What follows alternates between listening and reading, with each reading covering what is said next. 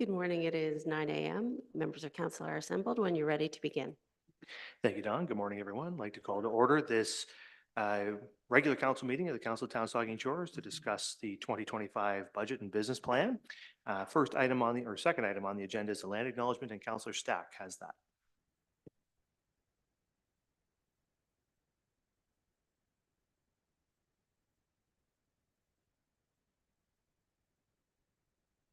Having technical difficulties here. Is anybody? They're all shut down. Here. We will pause for a moment while we figure out the councillors' microphones. It won't be the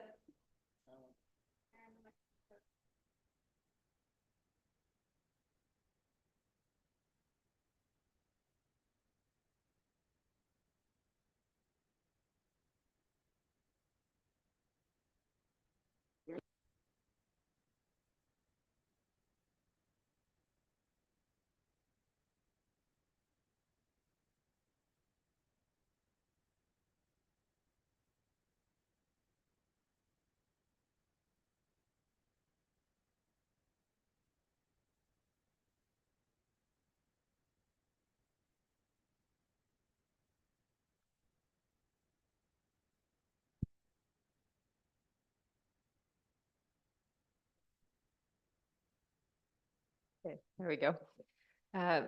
Okay, so we acknowledge that we are meeting on the traditional lands and treaty territory of the Saugeen Ojibwe Nation, which consists of the Chippewas of Saugeen and the Chippewas of Nawash unceded First Nation.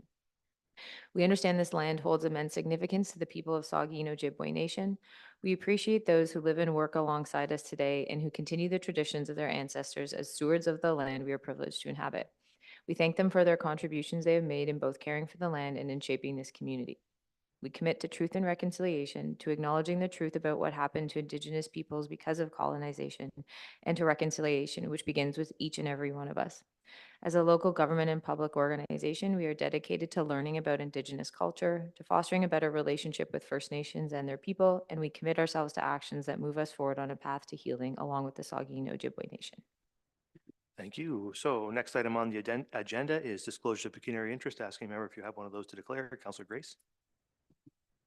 Thank you, Mr. Mayor. I'm declaring a conflict of or a pecuniary interest on 6.4 under Development Services, page 120. Division highlights for 2025 building services and bylaw enforcement on the municipal accommodation fee short-term rental licensing program. The nature is that I own a short-term rental property and have a pecuniary conflict of interest. Okay, thank you. Councillor Davinsky. Thank you, Mr. Mayor, and good morning to everyone. I'm declaring a conflict of interest in the fire department budget when it comes up. In the flow chart, it shows fire department chaplain. Although it's voluntary and there's no pay involved, it does involve my wife and Vavra Davinsky. And to be squeaky clean on the issue, I will declare a conflict there.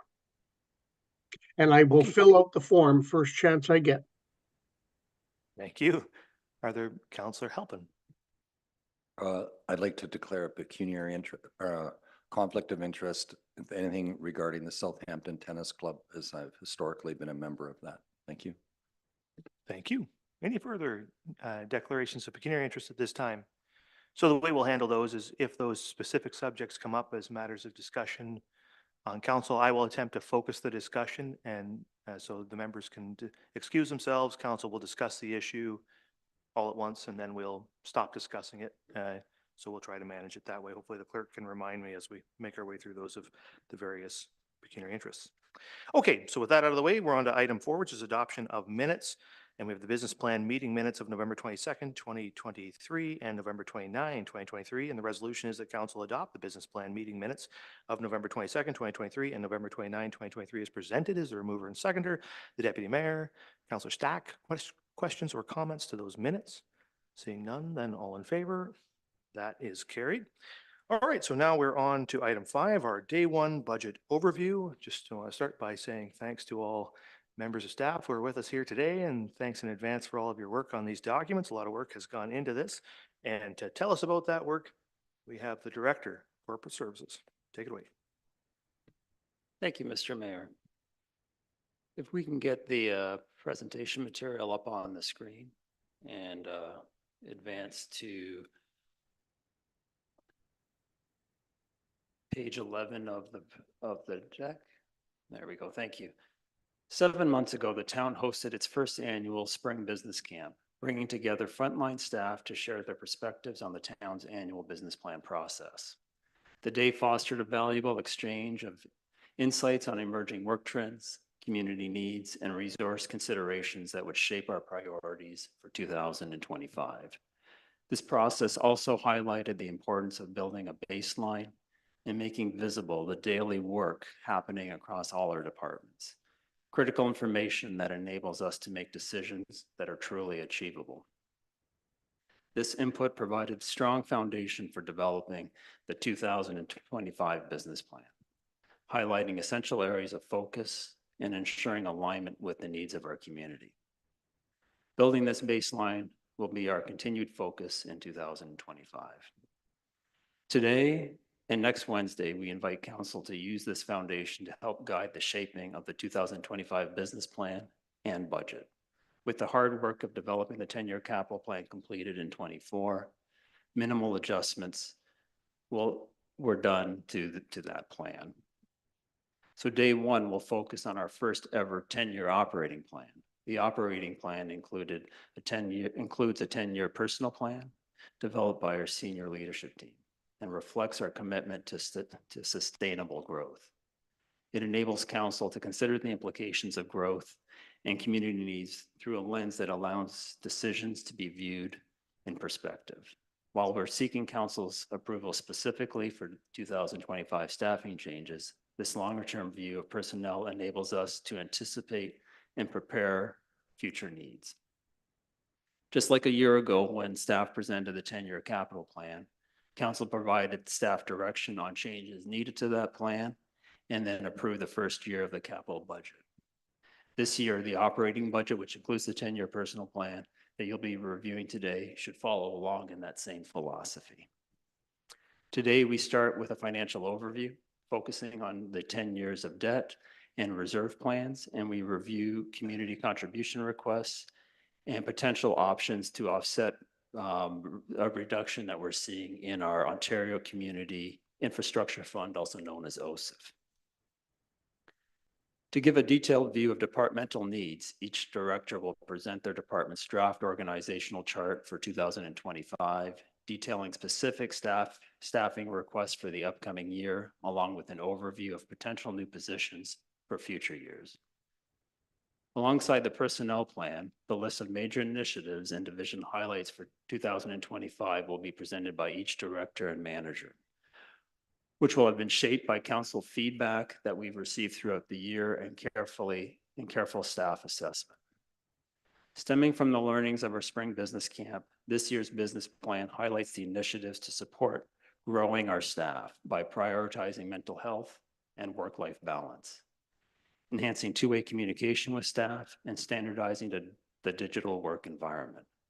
By working collaboratively as a team, we can create an environment where we have the confidence to bring forward problems and solutions so that we can respond to change, growth, and adapt. Next Wednesday, we'll begin by incorporating feedback from today's session. This is an important point to emphasize. Today's session is an opportunity for council to send staff away with questions and direction, which will allow staff to return next week with an improved plan.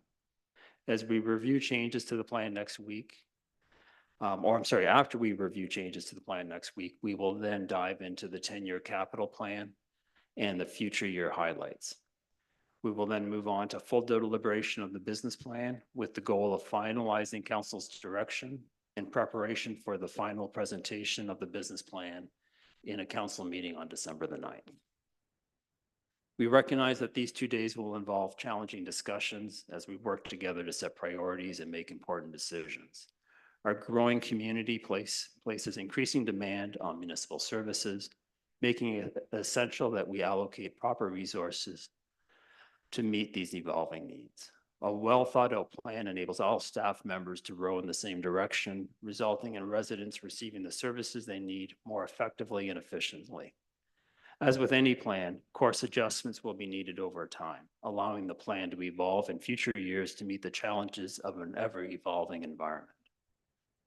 But the important thing to remember is that the results will always be better if we start with a sound plan from the beginning. By taking a balanced approach to growth, we can achieve remarkable milestones like the Aquatic and Wellness Center while preserving the unique qualities that make our community both an attractive place to live and a welcoming environment for business. Our discussions today and next week support this balanced vision through proactive planning initiatives exemplified by our work on Innovation Park, our commitment to improving the town's plans that facilitate affordable and accessible housing. This proactive stance ensures that we are not just responding to growth, but thoroughly shaping it to the benefit of our entire community. The budget we are presenting today and next week represents a 3.3% increase to the levy. This percentage includes a standard increase to police service. However, this afternoon at 3 o'clock, the Police Service Board will be here to outline for council what we have called an exceptional increase, which adds a further 1.7% to the levy, bringing us to 5%. Finally, I want to acknowledge the exceptional work of our staff, particularly our management, Dan and his team in finance, and the asset management team, who have dedicated themselves to presenting timely, relevant, and accurate information to support the development of the town's business plan and the 10-year outlook. This comprehensive framework equips council, both now and in the future, with the tools to make meaningful impact decisions for our community. Future councils will certainly modify the plans to meet the current needs of the community and adjust to the evolving external factors, but they will most certainly be well served by having a long-term plan from this council as a starting point. Town staff and I look forward to working together over the next few weeks to set a clear path forward for the 25 business plan and budget. And so now we'll move forward to the next slide, please. And I will take you through the business overview. So as I mentioned earlier, last year, the business plan included the first ever 10-year capital plan that was based on core assets identified in the asset management plan. For this year, the 2025 business plan, this will be the first time that we'll be including operating as a 10-year plan, which will include personnel. We'll be looking at reserves over the 10 years and debt over the 10 years. A reminder, similar to last year or the same as last year, low priority items in the business plan will be excluded from the approved plan. We only have 5 items on the list this year in low priority. The first is the tennis club grant for $175,000. We have $40,000 out of a legacy for the Lamont Sports Park Wi-Fi platform and security cameras. That's a low priority, set as a low priority. We have the municipal accommodation fee short-term rental licensing program for $20,000. A software platform modernization that would, if it was approved, would have occurred every 2 years at $50,000 biannually starting in 26 is in a low priority. And then lastly, the Municipal Heritage Student request from the Municipal Heritage Committee is $14,000 annually, and they'll be presenting on Monday to detail that, but we've set it preliminarily at a low priority. So each of the highlight tables that we'll be seeing in the presentation today has in the right-hand column, you'll be able to see the priorities that staff have set as a preliminary starting point. And its council then has the ability to tell us whether whether you'd like to see those priorities elevated or brought down. Again, as a reminder that effectively it's what matters. If it's a low priority, it's not included in the plan. If it's higher than low, then will be part of the business plan and part of the 25 budget. We can go to the next slide, please. And if we can switch to the addendum, because we've modified this slightly with new information. Thank you very much. On this slide, you'll see that inflation is impacting the levy by 2%. The staffing, which we'll go through in further detail, those staffing positions that are impacted by on tax add 0.8% to the levy. We have a request for a grant from the Southampton Arts Center for $100,000 annually, adding 0.5% to the levy. And that's been coded as a medium priority. The municipal housing subsidy, council has previously approved and funded $150,000 for that program. And this year, as was previously planned, a further $75,000 will be added. And that brings that total then to $225,000 annually to the program. We have some other items, miscellaneous items that add up to a further 0.3%.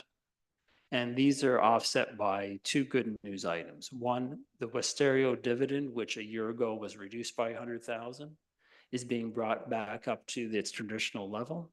And then we also have an extra 60,000 that we're receiving in OMPF, which is the Ontario Municipal Partnership Fund.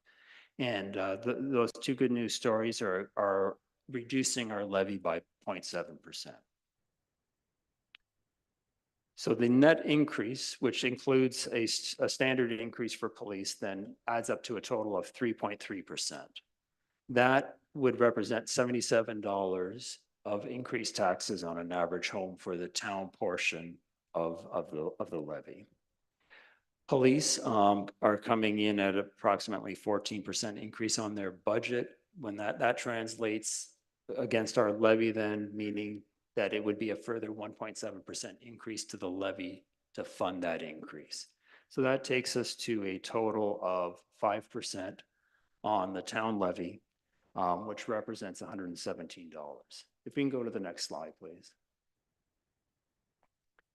In addition to that, the county is, although it's not finalized, it's looking like it'll be somewhere in the neighborhood of 5%. And the education has been set at a 0% increase. When you take those and average them together or weight them together, that works out to a 4.45% increase on the levy across all three components of the levy. And that equals $196 on an average household. If we can go back to the regular presentation and go to page 15.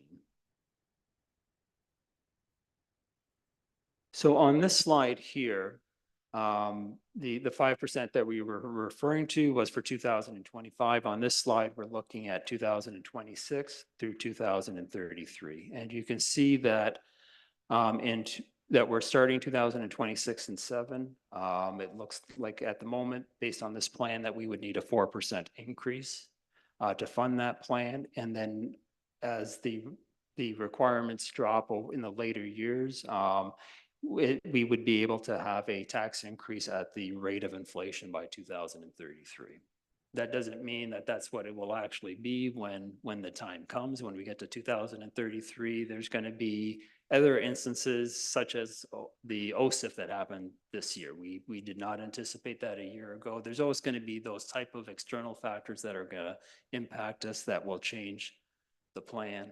But knowing that we currently have a plan that has a bit of room in the latter years will give council flexibility to be able to absorb those external influences much more easily. So it's a good plan that we have in front of us today. Moving on to the next slide, please. On this graphical representation of capital spending and funding, we're trying to put everything on one slide so you can see how it all fits together. The line itself is our capital spending, which totals $260 million of spending from 2025 through 2033. It averages 29 million a year, but as you can see, it changes dramatically from year to year with ups and downs.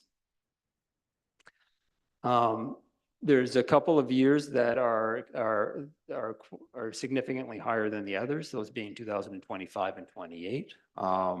We have the pool adding $18 million in 2025 planned water and sewer investment of 17 million in 2025. And then the standard projects we typically have going on at another $20 million in that year. In 2028, we have the fire station, which on this slide was based on $10 million. You probably have noticed in the addendum that we sent out on Monday, we've been looking at opportunities to make improvements to the plan. We've done a little more detailed work on the fire station analysis, looking at what the square footage needs really are and using some experience on the cost per square foot to come up with a revised figure. So that's been adjusted down to $7 million, which isn't reflected on this slide. Also in 2028, water and sewer will have another $19 million of investment. The library town hall in Southampton is $7 million, and a centralized operations center is a further $9 million. And then the standard investments that we typically see add a further $22 million in 2028. So that explains that bump that you see in that year. Debt will fund a lot of these special projects, and you can see here on this chart that the debt bar, and that adds up to $140 million of debt that we'll be acquiring in the coming years, and I'll be detailing that shortly on the next slide. Excuse me. Capital revenue, which the OSIF is a piece of, and as we've discussed is coming down, represents about $1.4 million ongoing based on the new funding levels. Reserves will be drawn down and significantly in 2027 and 2029. You can see those up and down arrows there showing that gap there where reserves will be more heavily used than in other years.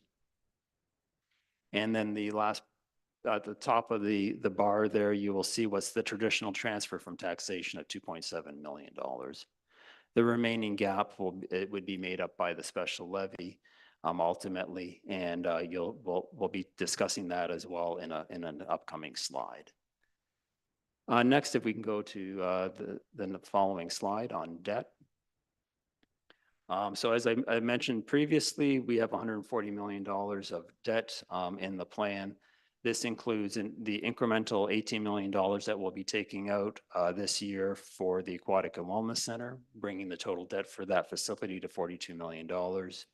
We'll be looking at debt on the large facility projects. This includes the fire hall, the centralized depot, the Southampton Town Hall, and the medical center, and that's $28 million that we'll be taking on in 2026 through 2028. Water and wastewater has significant investment in this plan, and that would require $80 million of debt from 2000 through 2029. Which will be ultimately will be funded by rate increases. That won't be finalized today. Those rate increases, those would be pending a study where council would then make that final decision. But we've included the investment and the debt in this plan. Other debt is required just again because as we're slowly ramping up the special levy so that it wasn't a huge impact, an immediate impact on residents, and we're doing it over time. We need to also take on a little bit further debt to get us through that period because reserves alone is not sufficient. So in 2006, we'll acquire $50 million of debt to support that. With all of this debt, that will mean that we will be having annual loan payments hitting a high of $11 million at a peak. And that will be taking us to our 70% of our annual repayment limit. We have in our policy that our goal is to stay below 75%. That remaining 25%, the purpose of that is because there can always be an emergency, and you want to leave a little bit of capacity in case there's an emergency that we need to address. Debt plans obviously will be reevaluated each year on an annual basis, and so that could change over time, but this is what's included in this business plan. Next slide, please. The capital revenue, as I mentioned earlier, will be dropping down to about $1.4 million ongoing. That's a result of the OSIF dropping by $1.3 million down to about $0.7 million. We also have gas tax on which we anticipate to continue on at about $500,000 a year, and we're averaging about $0.2 million or $200,000 in donations annually in the plan. Next slide, please. This slide focuses in on how tax will support the capital plan. As I mentioned previously, the traditional level that we have done transfers from operating taxation over to the capital program to support it is $2.7 million a year. Last year, we introduced the special levy at $486,000, and the plan was to increase that by $486,000 a year through 2032, at which point then that levy would stabilize and would be at a level to support maintaining our infrastructure in a healthy condition. With this plan of 2033 being the new year, what we're suggesting is that going forward, what's going to be critical that we don't end up in the future in the same problem that we've had in the past. We need to make sure that financial support from taxation grows with inflation, and in particular with construction inflation, which is typically higher than the normal CPI. So we've included that in 2033, that we're taking the special levy and the traditional $2.7 million base funding, that we increase that funding level at the rate of construction inflation. Also on this graph is the top part of the bar.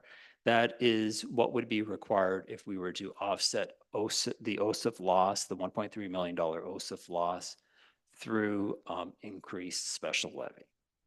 And we would then need to increase the special levy by the $1.3 million ultimately to fund that OSIF loss, but we would start with a $600,000 increase in 2025. Next slide, please. And so what I was just describing there is the base option, which is the increase, an incremental increase in the special levy over and above what was presented and approved in the plan last year. We have then two options for council to consider, or some combination of options obviously could also be done. And option A would be that rather than increasing the special levy, it would be to increase the regular taxation, the base taxation, and then do a transfer from base taxation over to capital. The effect is ultimately the same. The advantage of doing it via the special levy is that it provides transparency so that people can see how much of their tax bill is actually going to support infrastructure. That was the reason we introduced the special levy in the first place. And so I think it does make sense, if it were to be done via taxation, that it would be done via the special levy, but I put that forward as an option for council to consider. Option B, rather than increasing taxes, whether it's the base tax or the special levy, would be to adjust our spending plan. The advantage of doing that is we've told residents what a plan a year ago, and people hopefully are planning for what's coming on their tax bill. We've communicated to them so that they have that ability to plan. And to the degree that we can stay consistent with that plan, that provides security for obviously the residents. So there's an advantage in doing that. The downside of that is that that could very well then, if we're doing cutbacks in capital spending, it could be impacting their service levels. So they may not like it for that in that regard. It may also, if we're deferring spending, we may be putting ourselves in a situation that we've been trying to avoid, which is if we spend money at the right time, we reduce the total investment. If we defer that roof replacement, as an example, until 5 years later, you may end up having water damage. And so deferring is not always the best solution, may result in further spending down the road. In the addendum that we sent, excuse me, In the addendum that we sent out on Monday, you'll see that we've been working since what we published on November the 1st, looking for further ways to improve the plan. And I mentioned earlier that we've identified some improvements in the fire hall. We've looked at what the square footage needs are. We've detailed that. We've done some research on the pricing of construction for fire halls. And we're able to put in front of council today that that number should be reduced from the preliminary estimate that we had previously of $10 million to, based on a better estimate, down to 7 million. So we are already working partly to achieving what is in option B. Further to that, while we were doing that review, we've also identified that there's an opportunity to increase the funding from development charges based on the size of the old Port Elgin Fire Hall and comparing that to the size of the new fire hall that's being proposed for $7 million. That would suggest that we could generate an additional 1.8 million in development charges, having growth pay for growth. So that would then again reduce the need then to either cut spending elsewhere or increasing the special levy. So in total, almost 4.2 million. A further potential benefit that we've identified with the fire hall, but we don't have a number for you today, would be the sale of the old building. We could take that and use that to help offset some of these losses that we're seeing. So we're going to do some research on that and be able to hopefully come back to you shortly with a number of what that would be, what that would be, and we'll include that towards the option B. Won't get us obviously all the way there, but we have a good starting point with these changes in the fire hall. The next slide, please. So this is looking at a little more detail in terms of the numbers on what the impact of the OSIF loss is. As I mentioned earlier, whether we do an increase in the regular tax or the capital special levy, if the solution were to fund all of this OSIF loss through taxation, it would mean an increase on the average home of $189.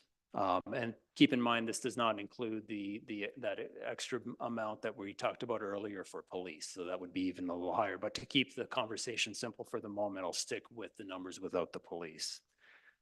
So that's $189. If we decrease spending, if we are able to do that, achieve all of that by reductions in our capital spending, we could bring that amount down to $130. So that's the option B scenario.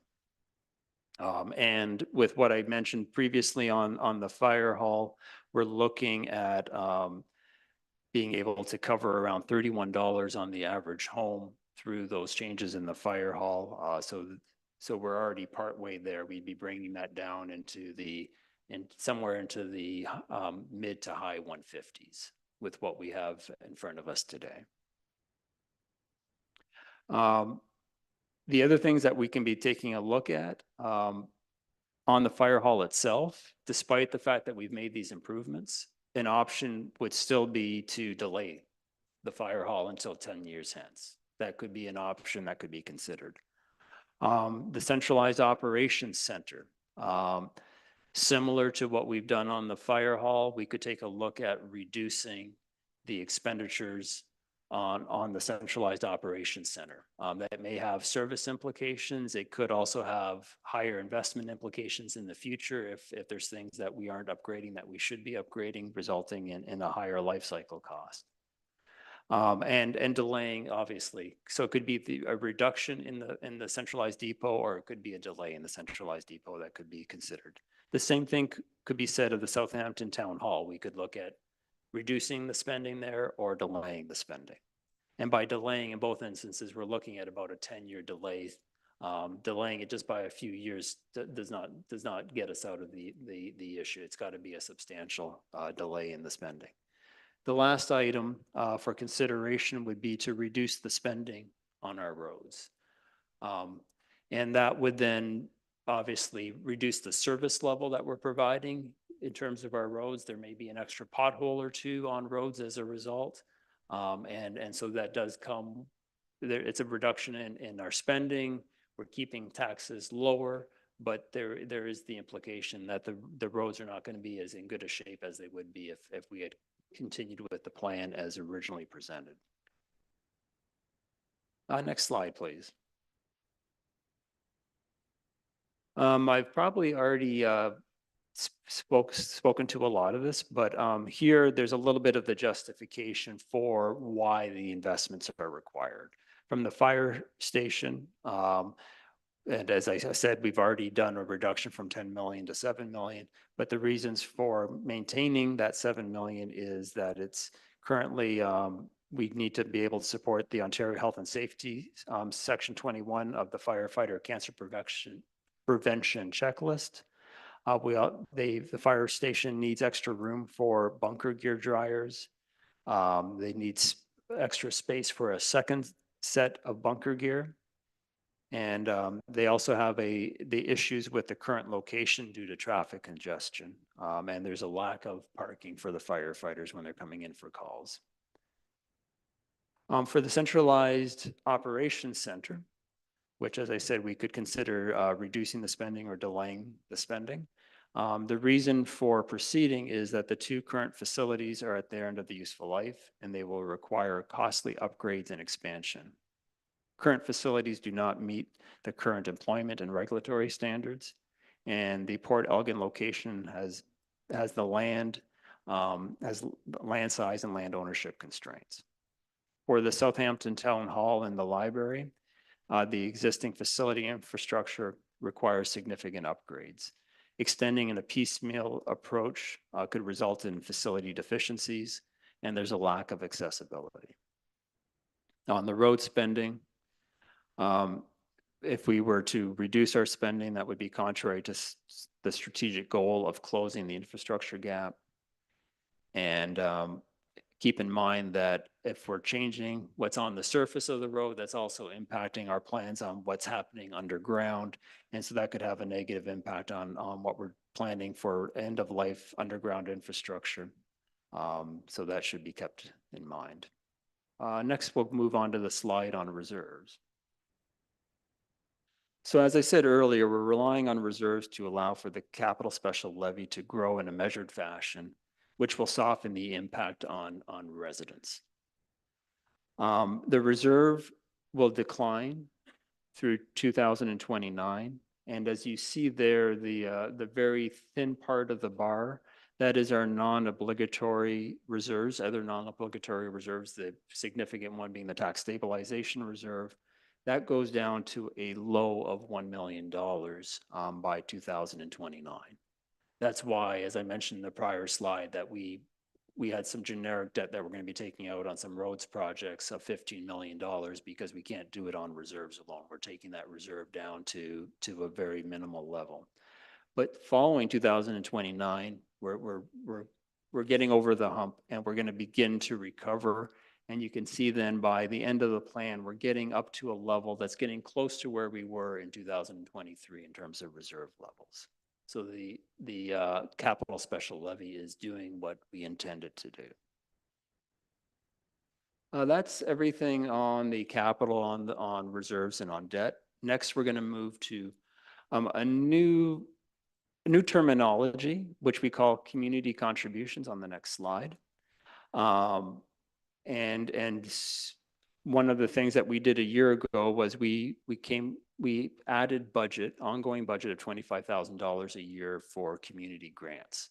We're kind of broadening that definition here for today, calling it community contributions, because in some cases, what we're doing isn't necessarily handing out money. We could be providing resources, we could be reducing fees, and I'll go through that as we go through these slides.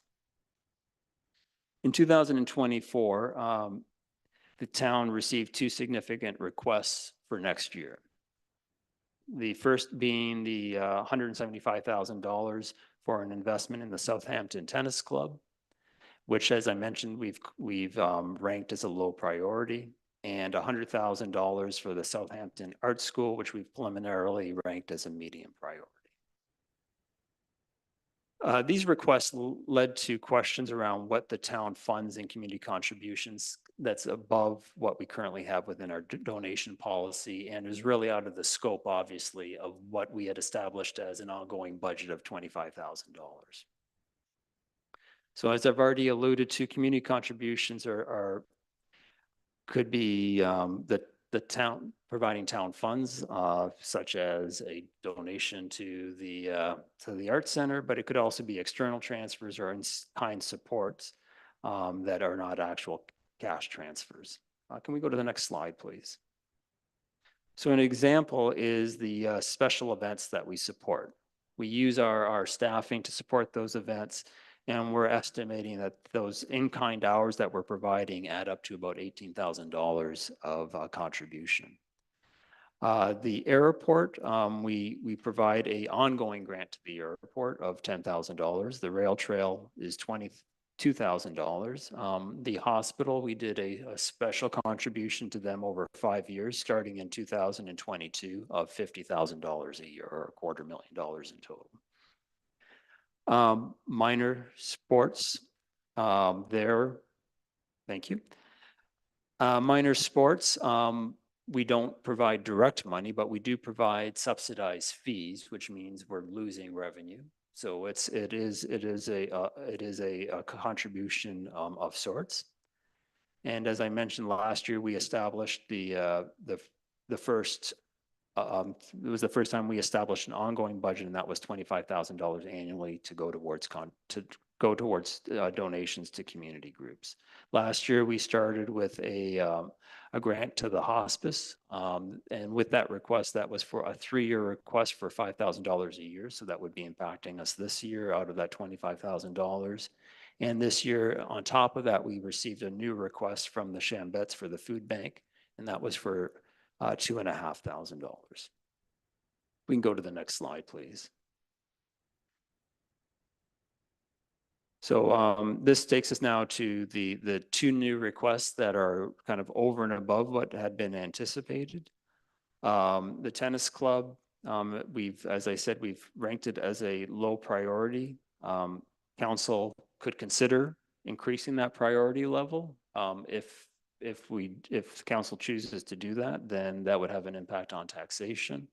One thing to consider would be perhaps doing that contribution over a number of years so that it's not as big an impact on any given year. And effectively, what you'd be doing is increasing that $25,000 base and providing a larger base for the future. So after the payments are done to the tennis club, there'd be money available then for other community groups. So that could be any range of years, whatever council would deem appropriate. The Art Society is a request for $100,000 annually.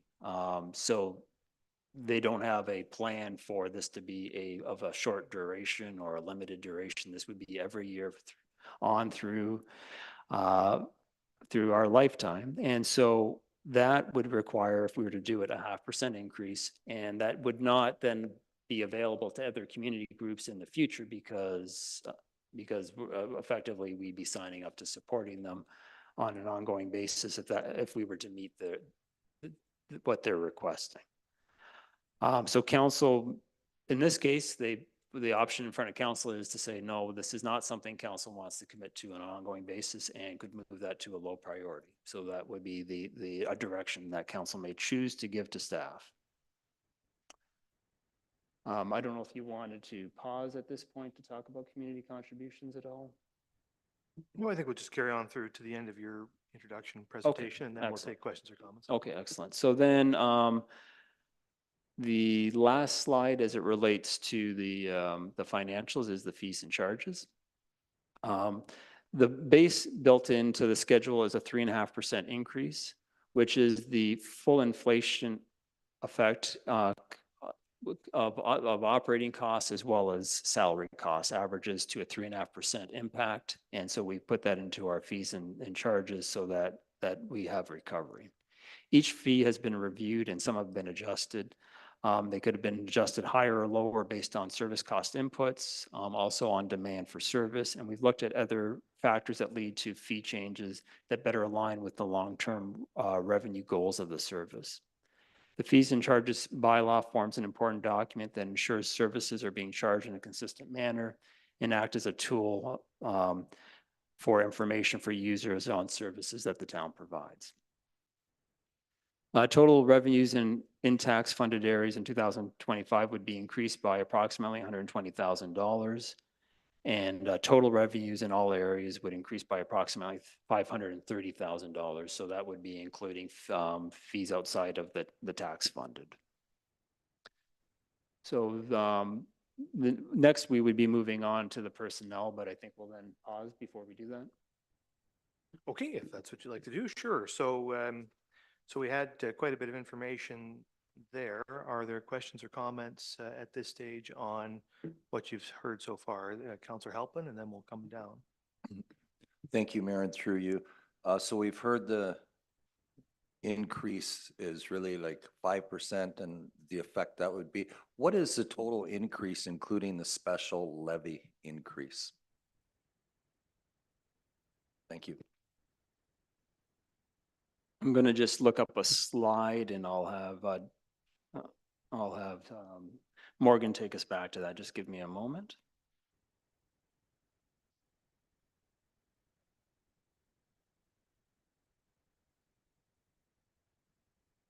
So that's page 14 is where we'll start. So here you can see that, and I'm sorry, let's go to the addendum. My apologies. So there you go. There's the 5% without the special levy. That's $117.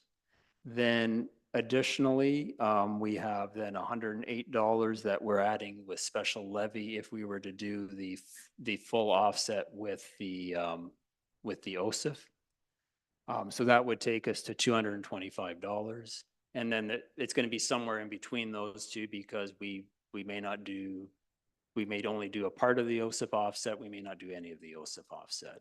If we do none of the OSIF offset, then it would be a further $49 on top of the 117. So that would take us to a 166. Thank you.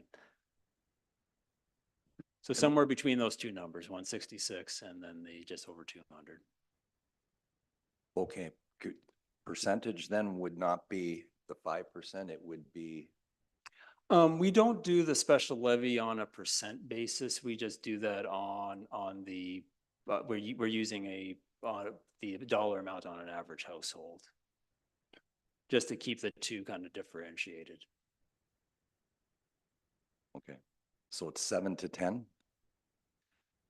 Like I said, I haven't done that calculation and we're trying to keep that so that the two don't get blended together on a percentage basis. Okay, I appreciate that, but that still is a higher, like, so when we say we're increasing the taxes by 5%, we're really increasing them more than that with the special levy, correct? That's right. And that's why we do show out the dollar amount so that people can see what that really adds up to on an average home. Thank you. Okay, so we'll keep coming down. Councillor Mayette. Yes, thank you, Mr. Mayor. With regards to the community contribution fund that we're proposing, would the administration of that fund be done by all of council, or would, as was suggested earlier, that a subcommittee of staff and maybe a couple or 3 members of council get together and be the administration to make recommendations to council on an ongoing basis? Or is it just handled through the normal budget process annually? I think that could be a direction that we take from council, could be either one. And we'll incorporate that into revisions to the policy. It's obviously going to be a very different policy based on the $25,000 versus if council chooses to increase that to a much larger amount. And we'd need to kind of rethink how we do that policy and take council's direction on that. All right, and the second question is around the Port Elgin Fire Hall. First, where are we proposing to build the new fire hall? We got a piece of land picked out for that, and B, what is the estimated cost of the asset as it sits today, building and land? We have a piece of land picked out. won't be able to tell you specifically where it is. That'll be a question for Ed to answer. I have been told, but I don't remember the exact location. We do have the land, so it's not, we wouldn't have to pay for that. It And is the- existing property. And the existing property would, you said maybe repurpose or sell? That's right. The existing building, yeah. And do we have an estimate of what that value is from a cost recovery point of view? That is what that the item just came up as something that we're investigating, so we don't have that number yet. It's in a prime location. The downside would be, there's probably going to be a discount relative to having to renovate that building to make it useful for someone else. So I'm sure that despite the location, that there'd be a bit of a discount that any buyer would put in, because they're going to have to pay for some significant renovations to make it usable. And that's what we'll need a real Similar estate to agent. this building, Pardon me? similar to this building. Sorry, this building being, Well, this building was the police station. Oh, yes. Originally, and then the idea behind building the new police station was that there would be some cost recovery Mhm. around the use of this building. Yeah. For a future tenant, which we have now. yeah, so we're gonna look at trying to get that number. Hopefully we can have that for next week's meeting. Good. But we need an expert in that, and we don't have that in-house, so. Okay, the Vice Deputy Mayor? And thank you, Mr. Mayor, and thank you for your report, Jim. So well laid out, and just a bit of history, and for the benefit of Jim's staff, and I see Peter Necto here today, and your Director of Operations. I want to talk about a couple of things, the Centralized Operations Center, just so staff's aware, and Peter, I see you here today, you're aware of this, but back in Bill Jones' days, studio, I think we spent in 2008-9, I think we spent like $100,000. I can't remember the exact number. But we did a Centralized Operations Center report through a consultant, and it's on file. It's on file. And so we shouldn't spend another 100. I think we can dust it off, I guess, is what I'm saying. If we're looking at that consolidated Centralized Operations Center, take a look at a number. I think we're looking at $10-12 million. But I just want to make staff aware of that, Jim, that report is on file, and we should go back and dust that off. Secondly, when we're talking about $10 or $12 million for the Southampton Town Hall, and Councillor Grace will be aware of this, there's a report called but Deputy Mayor Huber, there's a report called the Dingman Report, and that's the report that we spent, again, a significant amount of dollars on. I think it was $50,000 or $75,000 back in 2012, I think, maybe earlier. Long time ago. But there's a plan on file that staff should dust off again, and it talks about a new library and retrofitting the Southampton Town Hall and twinning in the library with the town hall. That report, Jim, is also on file, and we should really take advantage, go back and look at those reports, what they say, as we're moving forward with planning those two facilities, thinking about those two facilities with a Centralized Operations Center and the town hall. A lot of work's been done, so I think we should bring those forward. I just wanted to share a little bit of history with you there. Thank you, Councillor Mayette. We will add those two items onto our list of actions for follow-up for next week's meeting. Okay, Councillor Grace, and then the Deputy Mayor. Thank you, Mr. Mayor. Just to add on to the Vice Deputy Mayor's comments about the Town Hall Committee operated in 2016 and had a pretty extensive report with an architect that was commissioned to develop a plan involving, as you say, the twinning of the library. They took into effect those previous reports as well as the committee's recommendations and studies, and did engineering studies on the library and, lots of things involved in that. That's from 2016. I Okay. think it was presented to council either maybe December of 2016. There were even conceptual designs, as I Yes. recall, at that time. So I think with all these things, there's been work done for a long time. The Deputy Mayor. I'll pile on another element related to the town hall and the library. The reason why we created a legacy fund was because of that activity. Because when it hit the floor, it was, well, there's no plan. And then it was, well, we need to start saving for this. And that eventually led to the creation of the legacy fund. It was intended, I think, to be a consideration for that fund. So we've got the legacy fund now, so let's not forget, why we actually came around to it. I had three things I wanted to ask. It was brought up a number of times about the special levy. I'm still a little unclear based on what I heard today. I believe it's a percentage of the assessed value of a property. So it's different depending upon your assessment. It doesn't actually show up on somebody's tax bill though. So I would respectfully request that consideration for somehow putting it on the tax bills, because there's two other levy additions already there, the waste management fee and the police building capital fee. And, if it's a standalone item, I think there would be some good public relations to let people know, if we want to let them know what it is, to have it be noticeable on your tax bill. And I say that knowing that I looked for it, and there was a comment on the printed material that came with the tax bills this year, but it was, you couldn't tell based on your tax bill what number actually related to the special levy. And having said that, the legacy fund is an amount too that, certainly it was considered to be a savings fund, and it is a savings fund, but it's being used to take care of some pretty significant debt payments associated with the Aquatics and Wellness Center. There maybe is a good opportunity for transparency to enable some information to flow through with tax bills too, that tell people what their contributions are to that too. But definitely on the special levy thing, I see that as an opportunity.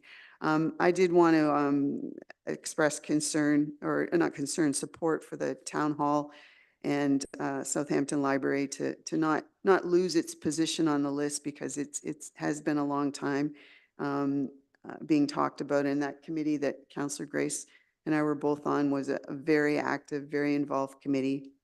And I believe the report was a great report. So it'd be nice to resurrect some of that. Another item that I just wanted to ask a question about, in the fees and on the fees and charges page, there's mention of long-term revenue goals. Is there some way that in the future maybe council could receive an indication of what we're talking about in terms of long-term revenue goals? And it might be an actual dollar amount. I remember a long time ago on council, we used to anticipate about $1 million in revenue above expenses, about $1 million in revenue from the trailer camps coming in. And a lot of that money was used to help fund some parks and recreation operations. The harbor used to have a kind of standard amount too. So it might be a dollar amount, it might be a percentage, or it might just be even an assessment that the intention is to break even. But, in the future, perhaps that might be interesting information if there's some way to pass it along. Because I think there are different revenue goals for different things. And certainly the two aspects of the town operations, trailer camps and the harbor operations, which are in many ways business operations, probably have a different kind of revenue goal than some of the other ones. And I just think that would be interesting information for council. Thank you. Yeah, go ahead, Jim. Yeah. I would suggest that what we add as a action item is that in 2025, we bring back a report on fees and charges, so that we can deal with that in a wholesome fashion in preparation for the following business plan. Thanks, Jim. I just wanted to echo the deputy mayor's comment about the special levy and reporting on it.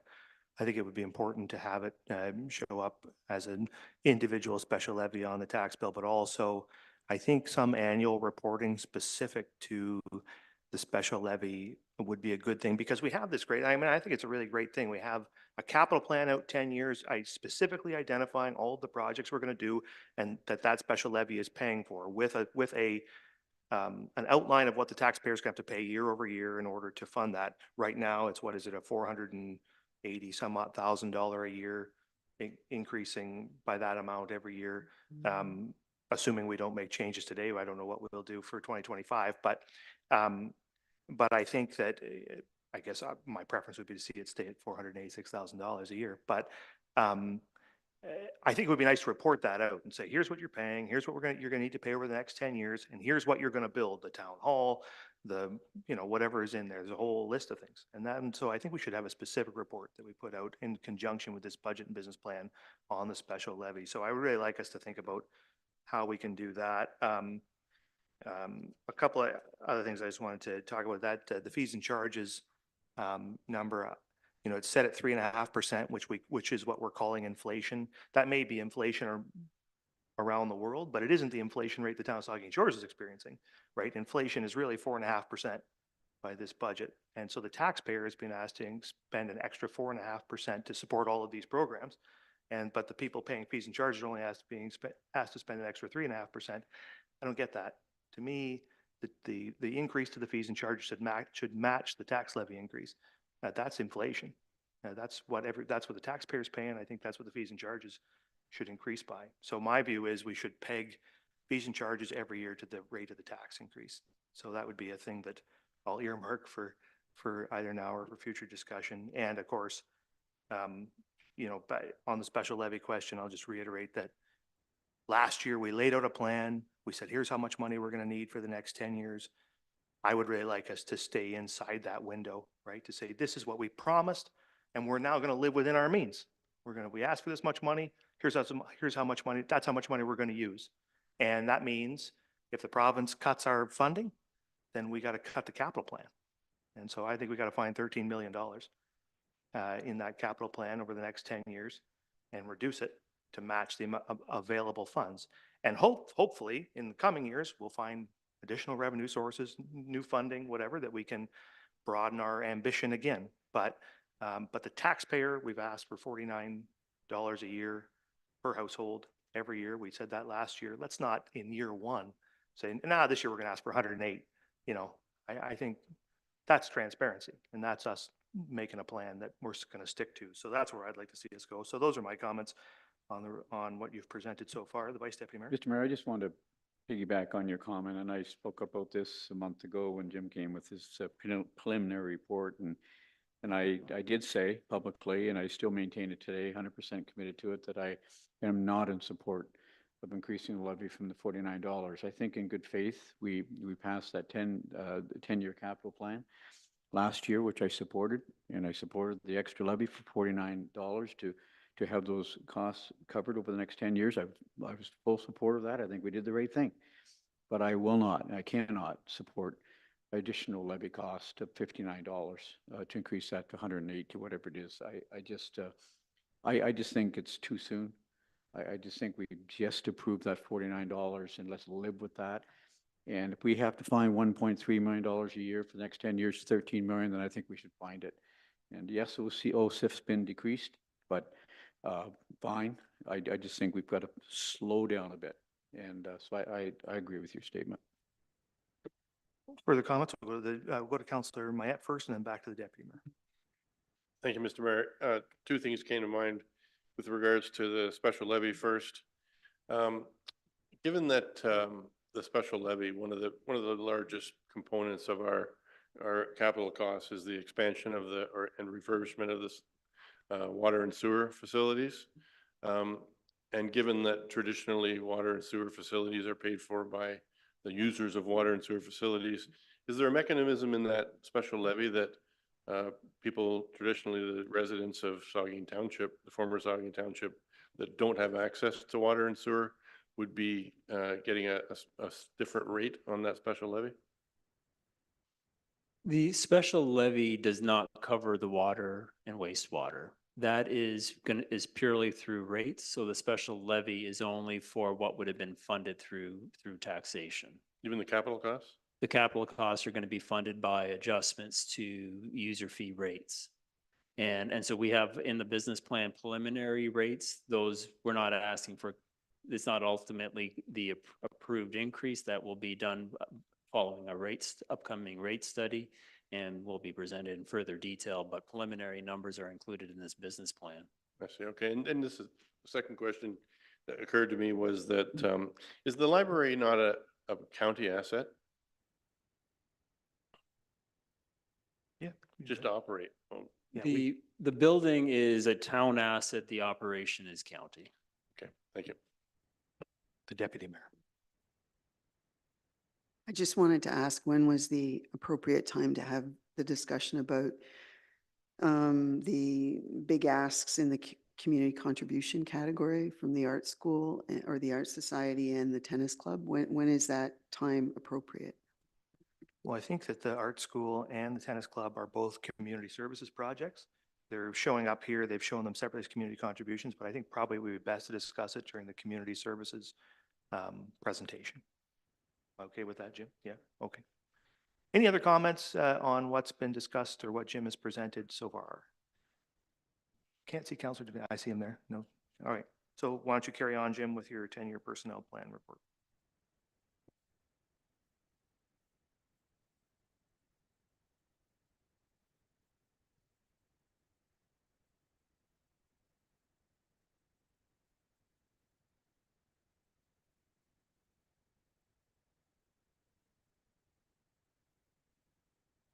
All right, thank you.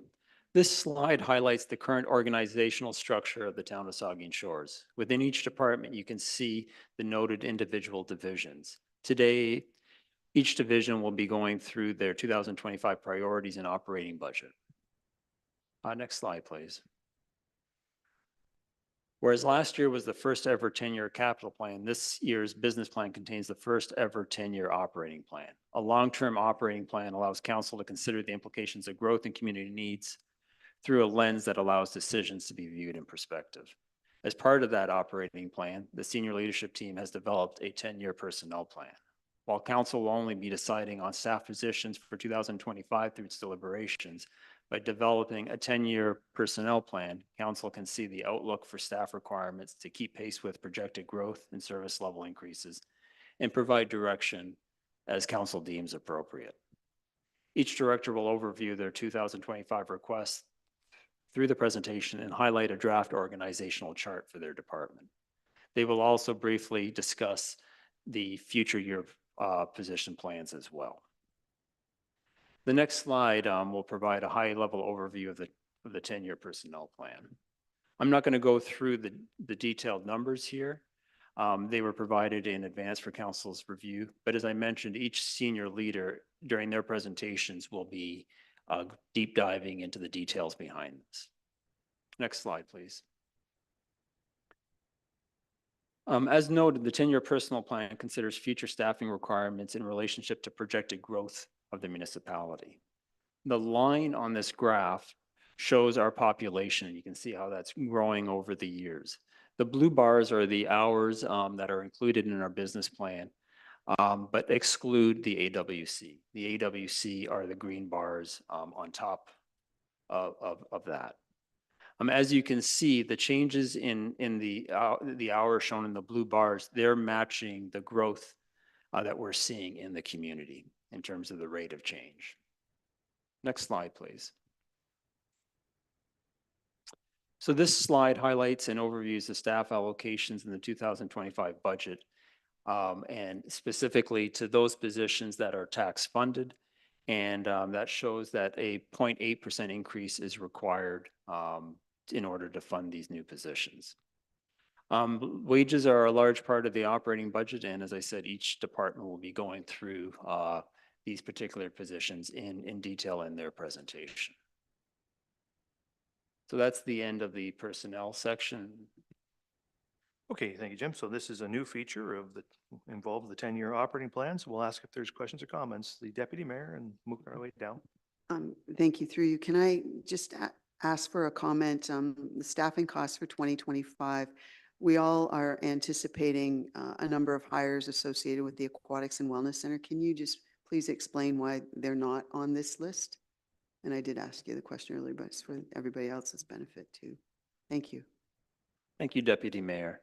The reason that the AWC positions are not on this list is that these are the positions that are going to be tax funded. The AWC positions are going to be funded by the AWC program and the user fees that they're generating from that facility. Okay, the vice deputy mayor. Thank you, Mr. Mayor. I have a question for the Director of Community Services or Lisa's here today. The tourist camps, I just, because I wanted this information because I'm going to make a comment on what is, with the tourist camp fee, rides, is that heat and hydro included with the tourist camp fee? Do they have heat and hydro included as part of their $3,367? Through you, Mr. Mayor, yes, it is. Okay, thanks, that's all. Thank you. That was Okay. easy, thank you. Jim, the supervisor of the Harbor and Tourist Camp reprofiled, and I see that staff are asking to move that to a full-time position instead of seasonal. What does that amount to, that 0.2% dollar-wise?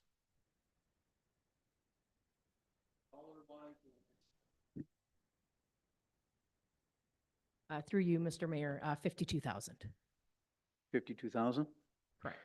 So I just, and I understand why you want to do that. I've been involved with Harbor and Tourist Camps in the past. I understand having a full-time reprofiled position for continuity. They're business centers. I think there's a lot more can be done with a full-time person. However, that $50,000, I'm not sure that we should be reducing the bottom line profit with our operations because we're hiring a full-time person. The $50 increase, we're going to 3367, I think should be higher. And I take a look at Selva Beach tourist camps, check it out, well over $4,000 for seasonal sites. And I think maybe they have to pay heat and hydro on top, but if staff can check that out. I think that our $3,367 is a very good deal for our tourist camp people. And we're 2 blocks from the beach, Port Elgin. In Southampton, we're a block away. And I think that $50 increase needs to be increased. And whether council has an appetite to increase it by $150 to cover that extra $50,000 for that full-time employee, but I don't think we should be reducing the bottom line profit for Harbor tourist camps. I really don't. And if we want to go full-time, then we need to recover that extra $50,000 in my view, Mr. Mayor. And I think that our fee of $33.67, heat and hydro included, for 6 months living. Tell me where you can live in this community for 6 months of the year for $3,367. Heat and hydro included. So if that increase went from 50 to 150, I'm perfectly okay with that because I believe we should be recovering that extra $50,000 that we're losing because of the full-time equivalent. That's going to be a benefit to our harbor and tourist camp operations. They're going to be able to do more things for the people living there and our boaters. So, Mr. Mayor, that's why I'm recommending that fee be increased from $50 to $150 per season to cover that extra $50,000. Thank you, and through you, Mr. Mayor, if that's direction from council, we can do that following day one. I look to Jim, but we could do that following day one and bring back that revision in day two to the fees and charges bylaw. Are we discussing fees and charges department by department as we go, or how do you want to handle? I just made a comment about fees and charges. The Vice Deputy Mayor made one just now. How do you want us to give you that feedback, Jim? I think in each of the department presentations, it would be good if we included the fees and charges discussion there. Okay, so what we'll do here, so this is just your high level.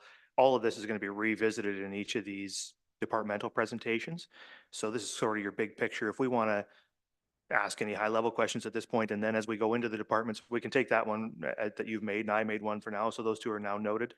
And then, but going forward, just why don't we resolve now that we'll discuss fees and charges for each department as we get into the departments and each of these individual positions as we get into the departments, just so we can have a clear So, kind of discussion Mr. Mayor, about it. Yeah. so that's my first recommendation for Sure. today as a starter. Yep. Is that we increase our fee to by $150. I do support that 0.2% for full-time seasonal harbor tourist camp reprofile. So that's my first recommendation too, is I do support that addition. I think it's a good change, strides and good few. I think it's good planning. We just need to recover. So the cost. we'll record that, that recommendation, and we will include it, I think, as we will come back next week with a list of things that council can vote on. That'll be one of them. I'd like my suggestion for an increase to master tax levy to be one of them. And as other members, as we go through the departments, if other members have other recommendations on specific fees and charges or on these positions, we'll record them and take votes on them next week. We'll just run through them. Okay? Jim, is that all right? Yeah, the other thing I'd like to do at the end of today is we'll review Mhm. all of the actions coming out of today so that it's very clear what actions we're taking away. And then when we start the next meeting, then we'll be reporting out on those actions. Yep. I just want us to do it in sort of a systematic way so that council can keep track of what we're working on and how we've done it. The And Vice Mr. Deputy Well, Mayor. Mr. Mayor, I'm just wondering, like, the other, like, bylaw enforcement, co-op student, the legislative council coordinator, when will we discuss those, when those individual departments come up? Yep. So bylaw enforcement will be under development services, legislative council under corporate services, Okay. et cetera, et cetera. Okay. Okay. Councillor Maya. Thank you, Mr. Mayor. Just looking at this last slide here, I'm not a mathematician, but 1 + 4 + 2 adds to 0.7, and then it says 0.8 in the left column. That's rounding. So the 0.1 is a You're- 0.13. Oh, you're rounding it up. Okay. No, well, it's not rounding up, but if they each have a little bit of extra and it does work out to the 0.8. Yeah. Excel does that to me every time. Are there further questions on this at this point? If not, that is the end of the introduction report, so we can move in now to department by department operating overviews.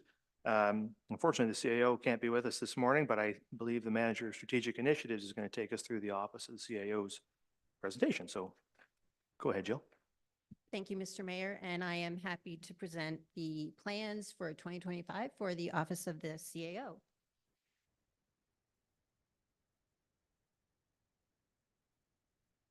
Am I in control or are you? Okay.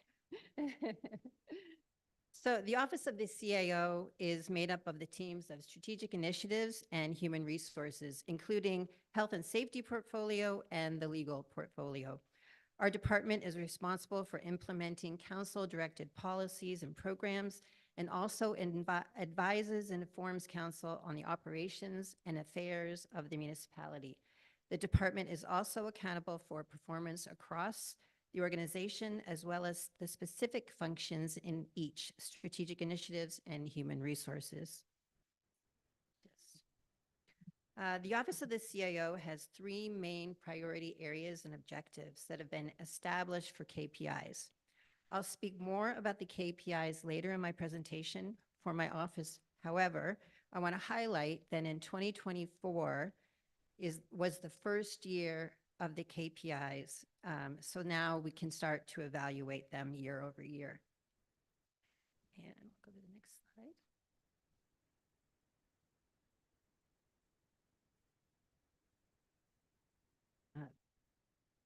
So this means council will start to see the emergence of trends with each director reviewing the department KPIs for council today. And I'll just go over sorry, I went ahead too fast. I'll just go over kind of our 3 main priority areas. So priority area number 1 is leadership and governance.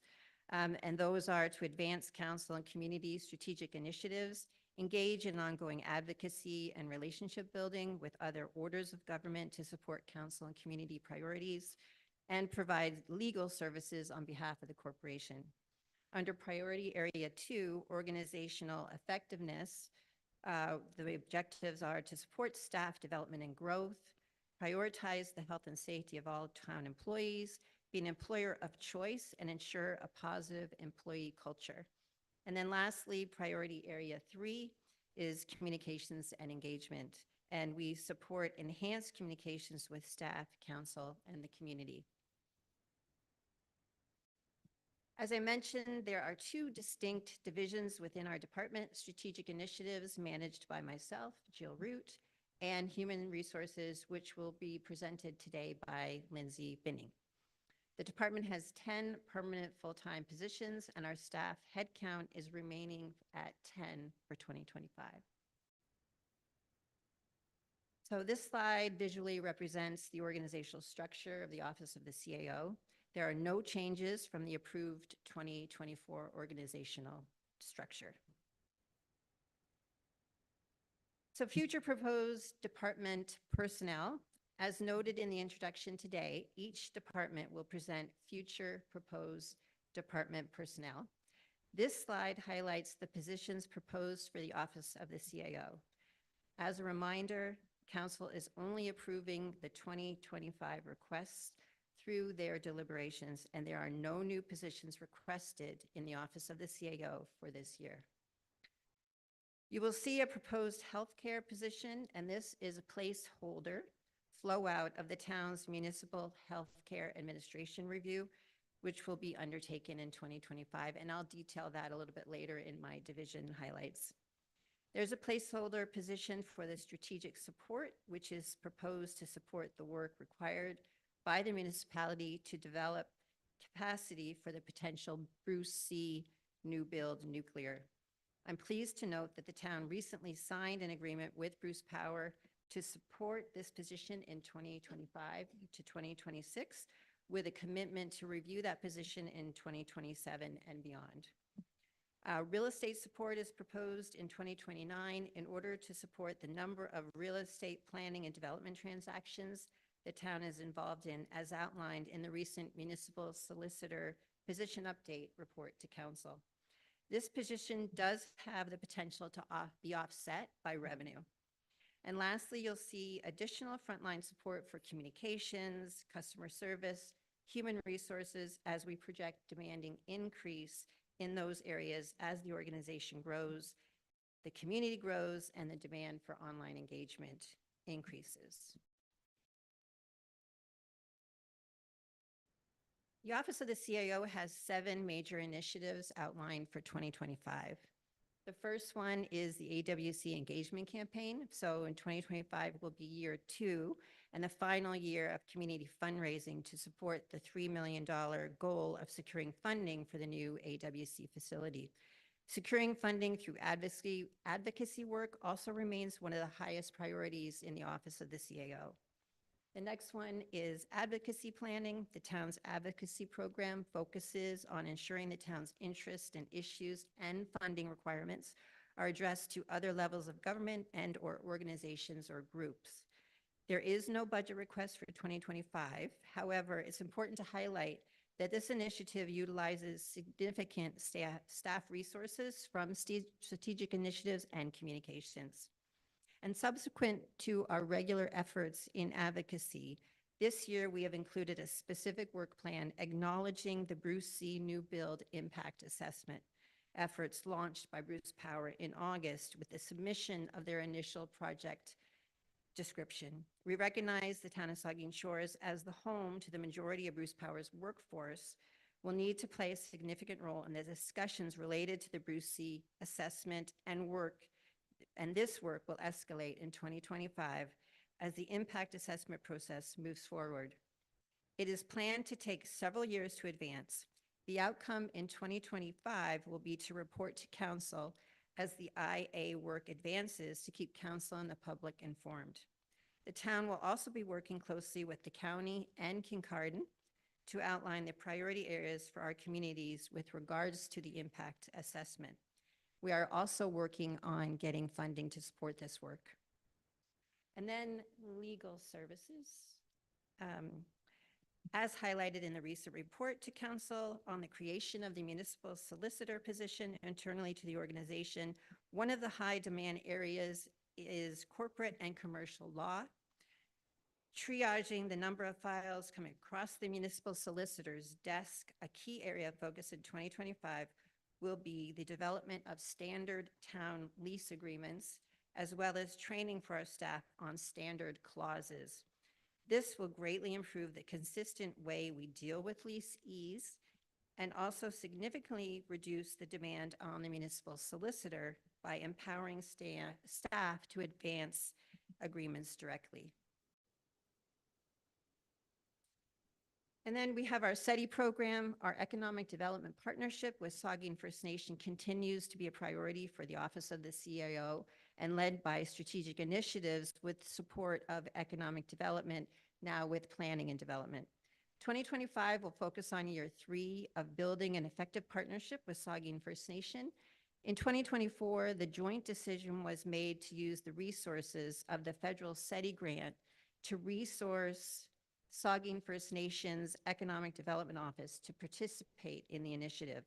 We are asking for $35,000 in 2025 to support the continuation of this position, along with a matching contribution from Saugeen First Nation. This shared position has the potential to greatly increase our shared initiative and working relationship. Under legal services, land acquisition, this initiative continues the work advanced in 2024 of identifying land for acquisition to expand parkland and other opportunities north of the Saugeen River. But there is a small ask of $3,000 to advance the necessary work to bring valuable options forward for council consideration. This is a multi-year project as land acquisition takes time, energy, effort, and potentially resource to advance. And then lastly, council governance. Creating a framework to support good governance is advantageous to public organizations. It creates stability, and with stability comes more benefits like effective decision-making, improved public image, enhanced economic development, grant success, and improved employee morale and productivity. With 2026, an election year, working with council to develop a governance plan in 2025 will create clarity and promote functionality and lead to confident decision-making to support long-term governance at the town. The next 3 slides are titled Growing People, and our new section of the business plan to highlight the town's specific commitment to our staff. This section is new to the Office of the CAO business plan and comes out of the feedback that we heard at the town's inaugural spring business camp held in April of this year. Over 50 staff participated in a half-day event to develop a roadmap for the town, exploring the latest work trends, needs, resource allocations, and considerations, all to help determine the top priorities for us in 2025. Again, and I want to say this on behalf of our CAO as well, as she would be delivering this to you, that we want to thank all of the staff that participated in this event. As you can see by the addition of this section, it had a significant impact on the 2025 business plan.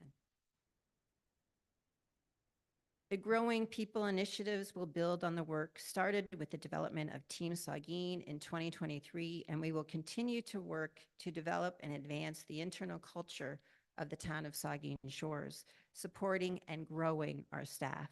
These initiatives build on the work are doing around staff growth and development. Growing people at the town of Saugeen Shores is who we are, and we will continue to focus on this important activity. Growing People will be led by the Human Resources team with the support of all our employees, Team Saugeen. This work is an extension of our strategic plan, driving employee engagement, productivity, and retention of our high-performing and high-potential employees. And there's a list of those. I won't go through those, but we'll be happy to answer questions at the end of our section. So Jill, before we get into strategic initiatives, maybe we'll just ask for council's questions on what you've just presented, and then we can kind of go piece by piece so we don't have too much on our plates. Are there questions or comments about these major initiatives and growing people sections in the Office of the CAO, the Deputy Mayor, and we'll go down. Thank you. Through you, the Diversity, Equity, Inclusion Action Plan, it's here too. I believe it's posted on the website. Is that correct? Is that posted? Oh, I was. We'll check and make sure that it Yeah, is. well, I was curious to know what impact it had directly on council and the public, or is it a staff focused piece? Anyway, I'll just reserve the question for another time. All right, I think I had Councillor Grace and then Maya. Thank you, Mr. Mayor. Thanks, Jill, for the report, and all of staff were involved in this. A couple of questions and comments. Back to the proposed real estate support position in 2029.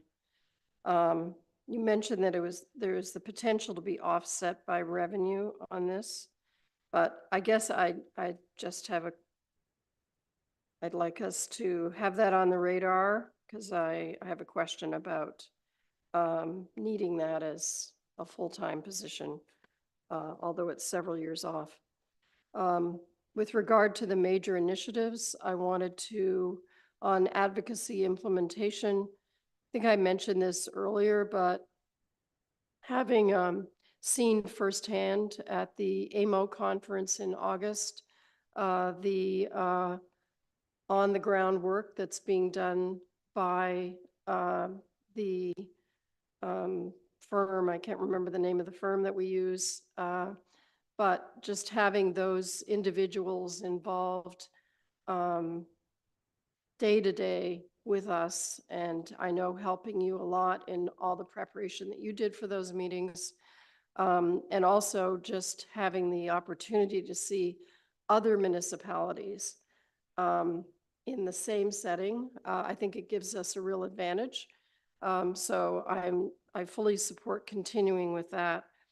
I wanted to know on the SETI situation, are we still getting a grant?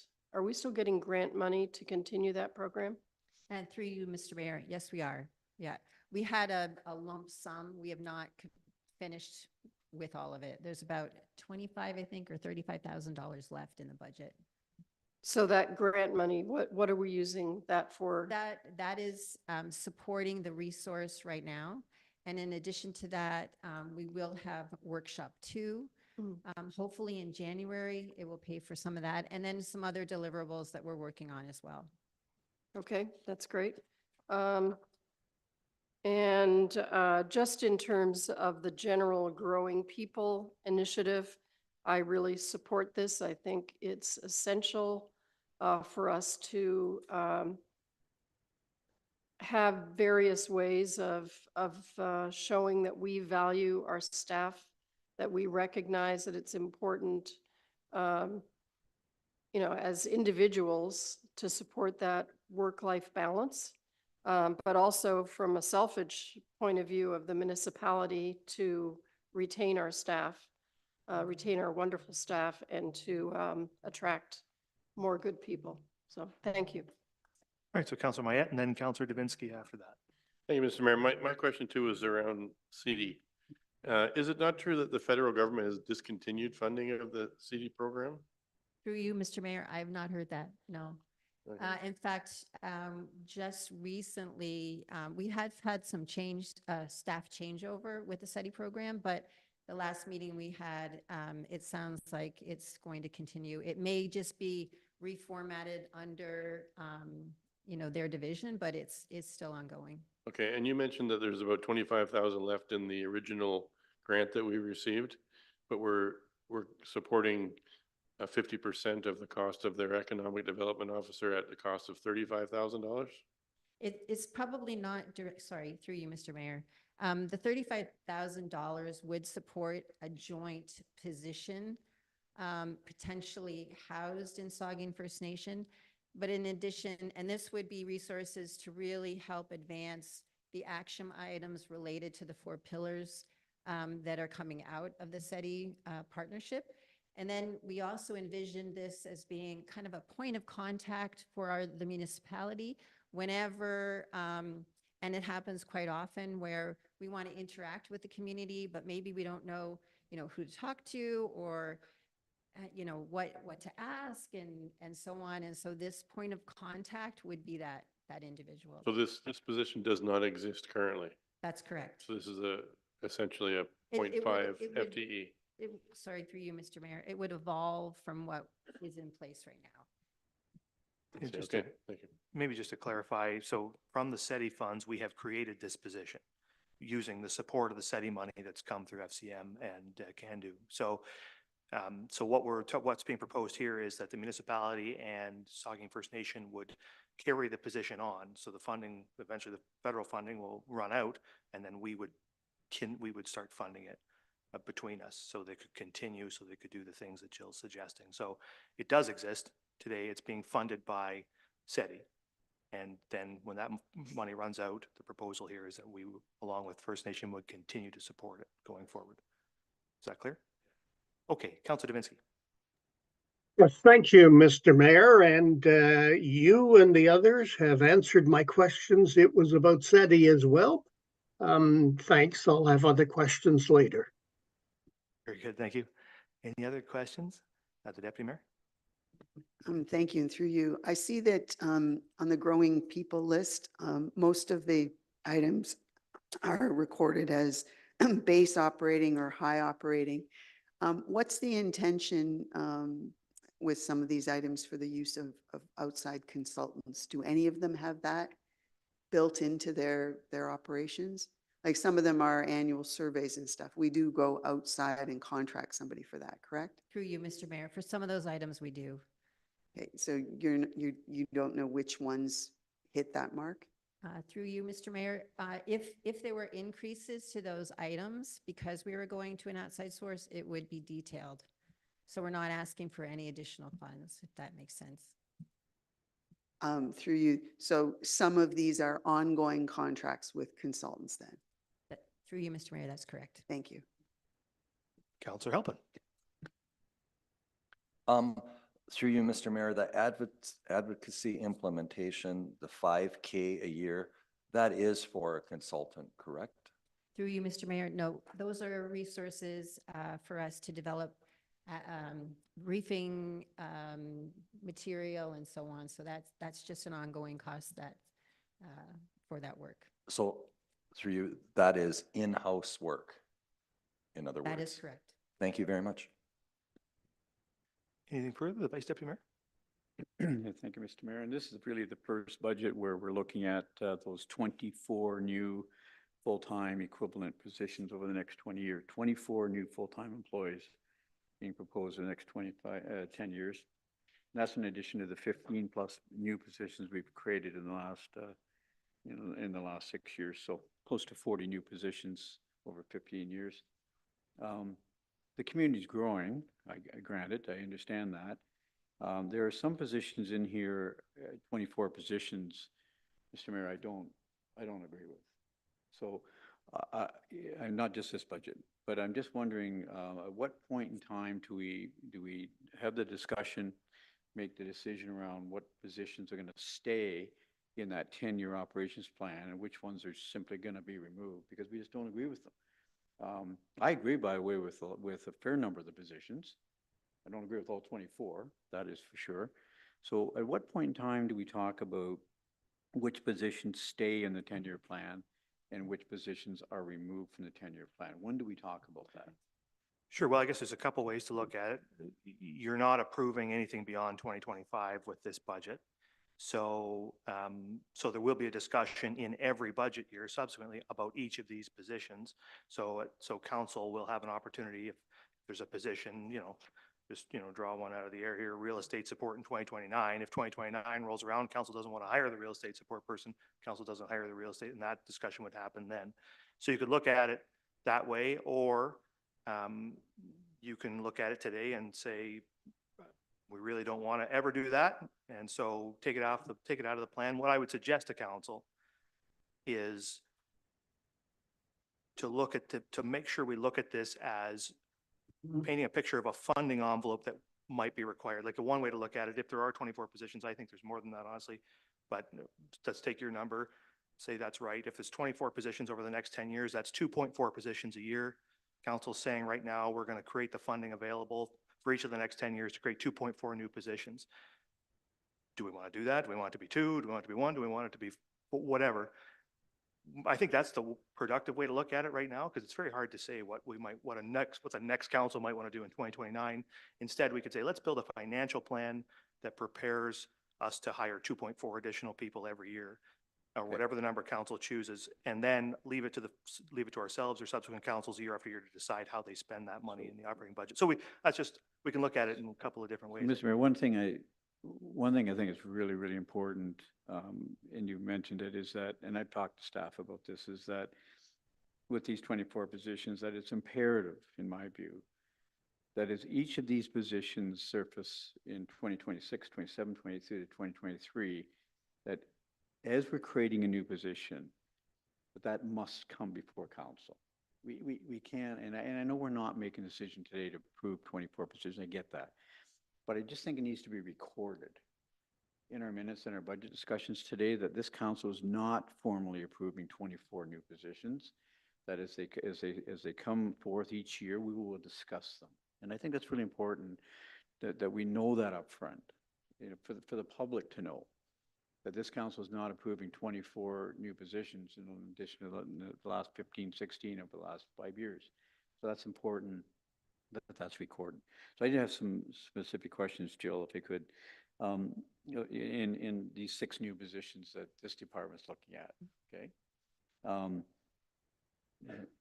Healthcare support, strategic report, to increase the capacity for short-term and long-term strategic level for the municipality.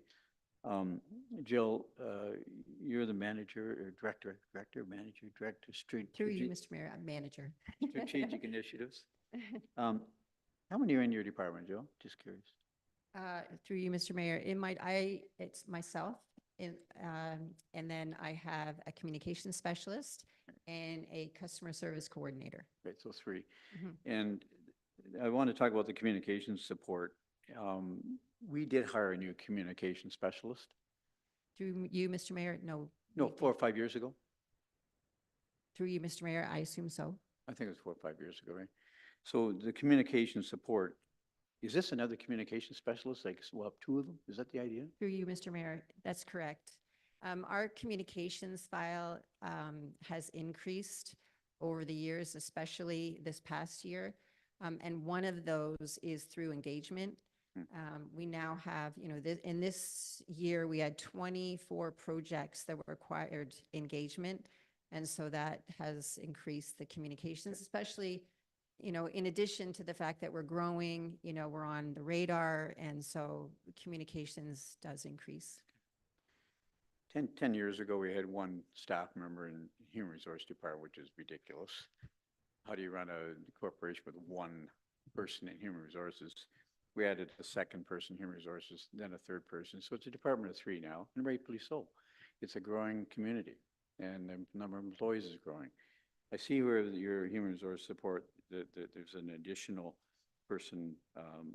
It's 2033, mind you, it's 10 years out.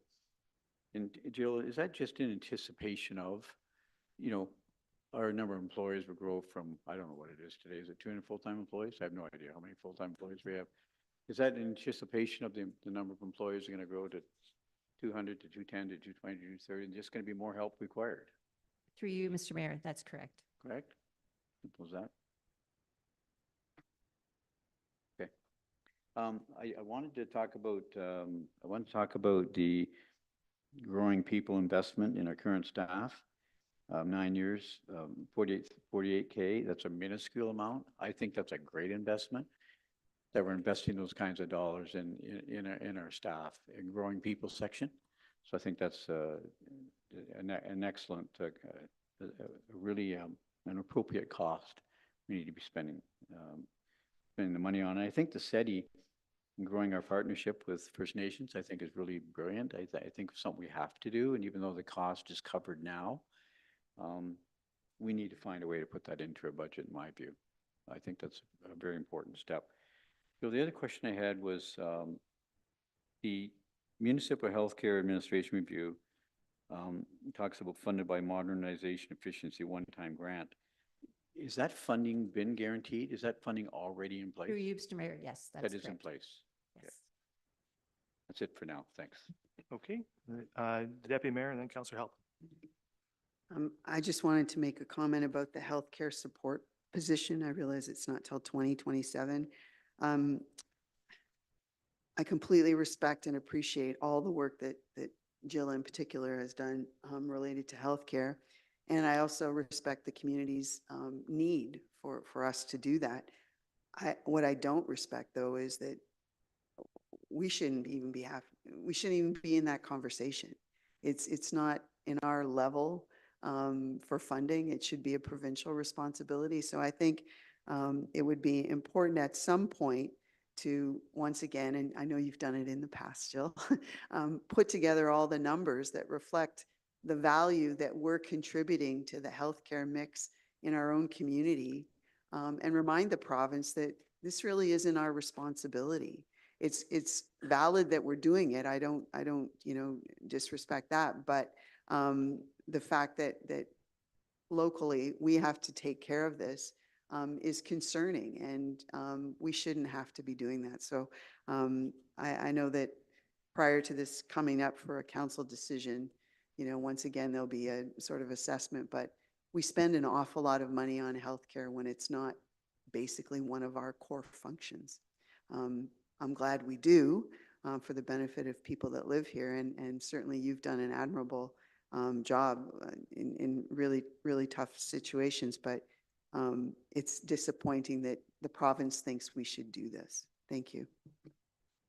Yeah, and I think one thing to note is the Municipal Healthcare Administration Review, which I think will provide some of that information should we choose to fund it as part of this budget. Councillor Halpin. Thank you, Mayor, and through you. I just want to say I support the CD funds, what we're doing. We make a land acknowledgement at the beginning of every meeting to say that we want to further reconciliation, and I see this as an actual step, a concrete thing. So I just appreciate that, and I want to support that. I have a couple other comments. Did we not get a grant from Bruce Power to offset some healthcare costs? Through you, Mr. Mayor. Yes, we did. Okay, and they gave us a grant, so that's covering us for a certain amount of years, or was that a 1 year? Just to be clear, that's going to come up in the strategic initiative section, which is Oh, next. So we'll okay, talk about that in a sec. Okay. Talking about the communications and the need for more communications, when you talk about increased communications, would that include things like the community engagement you did for North Shore Park, Jubilee Park, Through you, Mr. Mayor. Yes, that's cottage correct. street studies, et cetera, like that? That's correct. Okay, I also think that's money well spent, that the community feels like we're listening to them and engaging them. Thank you. Thank you. Anything further? Just two things for me. One, you noted that there's no new position being requested in 2025 in CAO's department. Just to be clear about that, though, there is a new position fully funded by Bruce Power, but a new position related to the Bruce C project, right, starting in 2025. So there is an additional headcount, which you will be, I assume you, Jill, will be responsible to manage. It should probably be reflected in the business plan in 2025 that position exists and it's coming into existence, fully funded, not, but that it does exist. So I'd probably be good to adjust the business plan to show that. That it's not just a 2020. In 2027, if nothing changes, it might become our responsibility to fund it. Just to be clear, I won't support funding it in 2027. But if it does, but that's good you've shown that, but important to show the 2025, that it does come into existence in 2025, and we appreciate that funding support. And the other thing I wanted to mention about SETI, just a brief note, what that position allows us to do is build an institutional relationship. Up until now, whatever successes we've had with Saugeen First Nation, and we have had some good successes, have relied on personal relationships between individuals and folks at the First Nation. The settlement of the land claim was very much dependent on a personal relationship between the CAO and individuals at the Saugeen First Nation. That was great, but it doesn't set the municipality up for success or the First Nation. So this creates an institutional relationship. So no matter who the CAO is, no matter who the mayor is or the director or the manager of strategic initiatives or anything, that relationship can carry on and continue to exist, and we can continue to have a productive relationship. So I really think that's what we're, more than anything, what we're buying with that $35,000 a year. And I think it's really essential for the good, successful operation of the municipality going forward. So those are my only notes. So we'll move on now then to the Strategic Initiatives Division. What we will do is we'll get through the Department of the CAO, and then we will take a break after that, okay? So we'll do Strategic Initiatives, Human Resources, and then a break. Clicker doesn't want to move. Advance. There you go. Okay. All right, strategic initiatives. Strategic initiatives is responsible for coordinating the strategic priorities set by council and the administration. The division provides strategic communications planning for the organization and for partners, both internal and external. This includes coordinating public engagement and developing messaging for the mayor, council, and the CAO. Under the Office of the CAO, Strategic Initiatives is responsible for the priority areas of leadership and governance, communications, and engagement. Oops. There we go. So I just wanted to highlight this slide on emerging trends because it does highlight some issues related to the division's work with the Bruce C project really being the most critical. So the Bruce C project is a significant undertaking with far-reaching impacts on the municipality. This project affects various areas, including water and sewer systems, road infrastructure, healthcare services, education, to name a few. Addressing these impacts requires comprehensive planning and coordination across multiple departments and sectors to ensure the community's needs are met effectively in the future. The evolution of social media continues, and the landscape for social media has transformed significantly. The public's use of these platforms has not only increased, but also diversified. This evolution presents both opportunities and challenges in how we engage with the community and disseminate information. Expanding municipal responsibilities is another significant issue to mention. Municipalities are now shouldering more responsibilities than ever before. Key areas include healthcare, climate change, and housing, just to name a few. These additional duties require us to adapt and find innovative solutions to meet the growing needs of residents. Challenges in healthcare recruitment are felt locally and across the province. A major challenge facing Ontario municipalities is the recruitment and the retention of family physicians. This issue is critical as it directly affects the quality of healthcare services available in the community. And then lastly, the impact of the aging population is also worth mentioning. The aging population is placing increasing demands on municipal services. As more residents require support, the need to ensure services are equipped to handle this is necessary.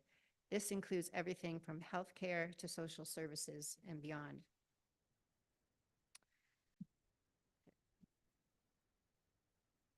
Okay, now I'm just going to highlight the division operational highlights for 2025 under this division. So we have the Municipal Innovation Council. The municipality continues to play a leadership role in helping to advance this collaborative approach to municipal innovation while working together with municipalities across Bruce County. This is a base level operating initiative with no new budget ask. The Kincardine Saugeen Shores Healthcare Partnership. This represents a 3-year pilot program started in 2024 and fully funded by Bruce Power. The partnership aims to address the identified gaps seen in both municipalities. With the generous funding from Bruce Power, together with Kincardine, the goal is to increase the number of family physicians recruited to the area and also ensure that the emergency departments stay open 24/7. This is a base level initiative funded $75,000 annually by Bruce Power until 2026. The next is Engage Saugeen Shores. So this was launched as a pilot in 2024. Engage Saugeen Shores is a web-based platform designed to facilitate public participation. Since its inception, the platform has supported 9 projects, resulting in 679 registered members. Total visitors, which is a single individual, to the site is over 9,400, and total individual contributions are at 1,045. As more projects are added, participation continues to grow. This is a high-level priority initiative that costs $15,000 annually. And then lastly, we have the Municipal Healthcare Administration Review. So currently, the town oversees the maintenance and administration of 2 medical buildings and 3 condominiums. The town is also engaged in the active recruitment of family physicians. The intent of the review is to assess how the town manages the provision of municipal healthcare services, focusing on resources and facilities. It will also include future considerations for resourcing the file. This is a high-level priority initiative funded by the Modernization Efficiency One-Time Grant. Thank you. Questions on the strategic initiatives division highlights? Counselor Halpin, and then the Vice Deputy Mayor. Thank you, Mayor, and through you.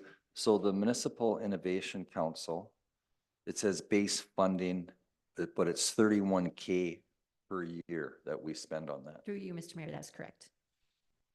So in the budget, it shows 0. Through you, Mr. Mayor.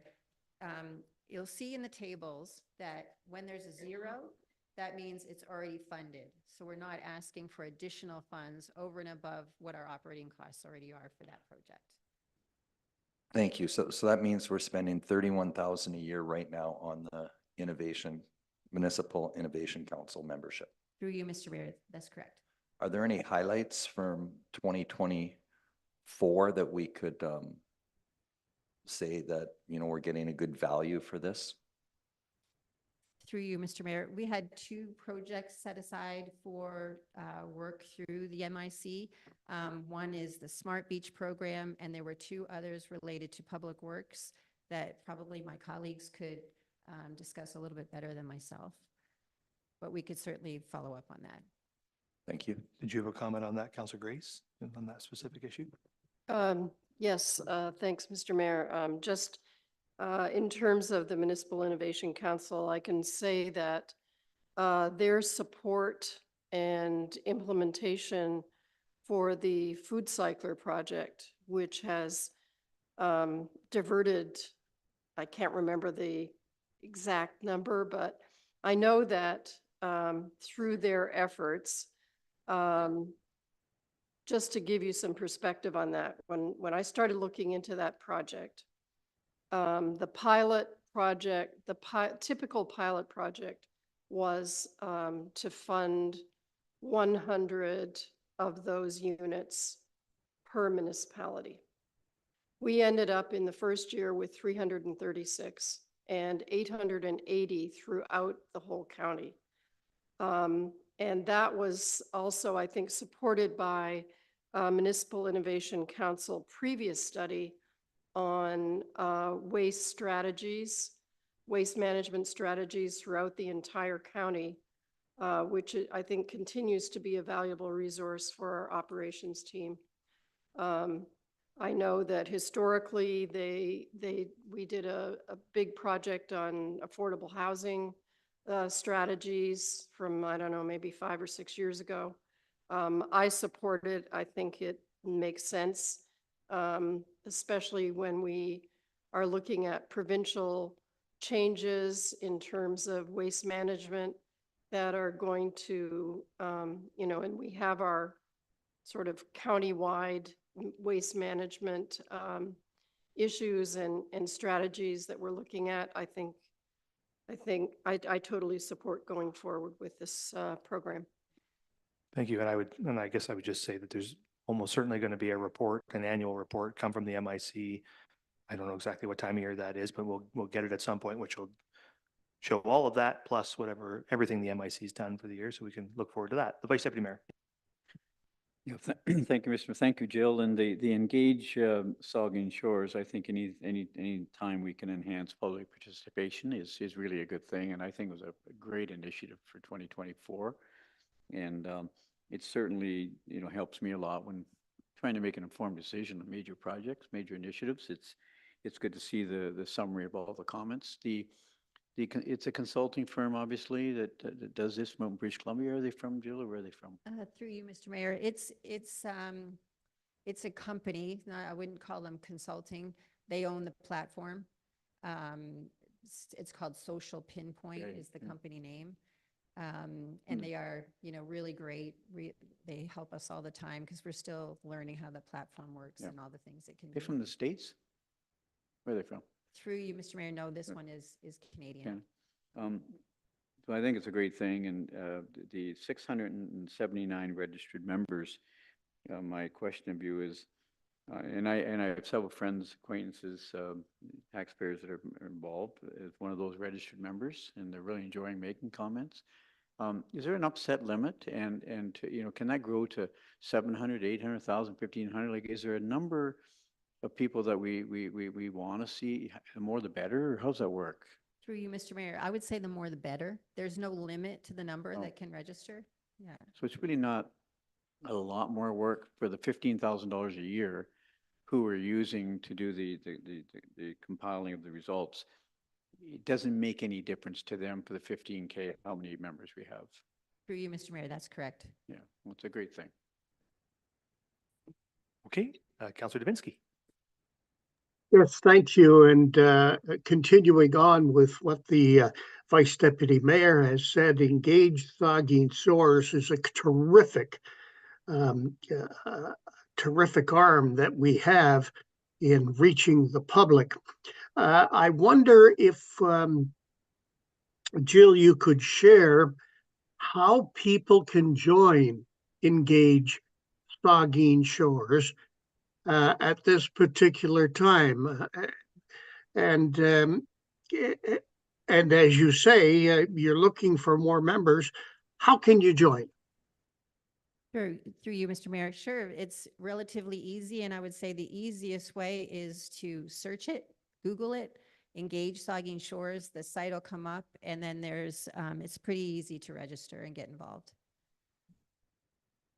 Okay, thank you. Thank you for your report, and thank you, Mr. Mayor. Thank you. Anything further? Councillor Dehane. Yeah, thanks. And through you, Mayor, just a question, Jill, on the Municipal Innovation Council. Have there been any discussions, or do you know, will there be, if that would be a good forum for, helping all the municipalities and the county work together on the Bruce C project going forward? Through you, Mr. Mayor. There hasn't been a formal discussion through the MIC. However, the county, Kincardine and Saugeen Shores are working together on the project since they are most significantly impacted. Okay, anything, Vice Deputy Mayor? Just a quick follow-up with the MIC, Jill. The interest I know was great in the beginning. Has it waned at all? How many municipalities are members of the MIC? Through you, Mr. Mayor, the only one, there's two that are not members. That would be South Bruce Peninsula and Brockton. And they were members that dropped out? South Bruce Peninsula was never a member, but Brockton was. Yeah.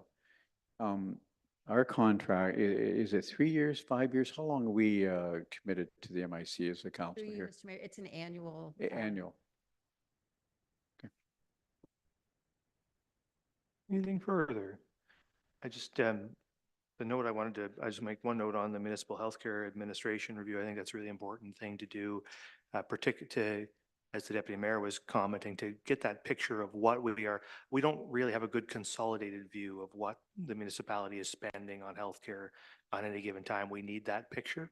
And then, so we get a good understanding of what we're spending it on.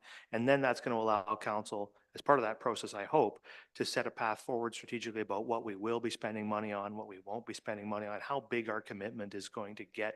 Because the Deputy Mayor is right. I mean, municipalities, it isn't a core responsibility of municipalities on healthcare funding. Every municipality is in the business. But we have this sort of very open-ended commitment without any sense of where our what we will define as what our responsibility is and should be, where that should start and stop. We need that picture. Council needs to discuss it. The public needs to be aware of it and to have input on it, so we can say, okay, if this municipality is going to be involved in healthcare, to what extent and to what cost to property taxpayers. So that's a really good one. It's an expensive study, but considering the amount of money we're contributing and committed to this, I think it's well worth spending the money. So a good one, and thanks for bringing it forward. All right, so now we'll move on to human resources, and Lindsay is going to come up and give us that presentation. Thank you, Jill, for doing that, and thanks for stepping in for the CAO.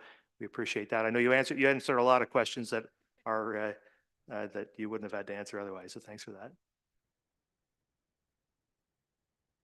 Thank you, Jill, and good morning. Human Resources is responsible for coordinating the strategic staffing priorities set by council and the administration.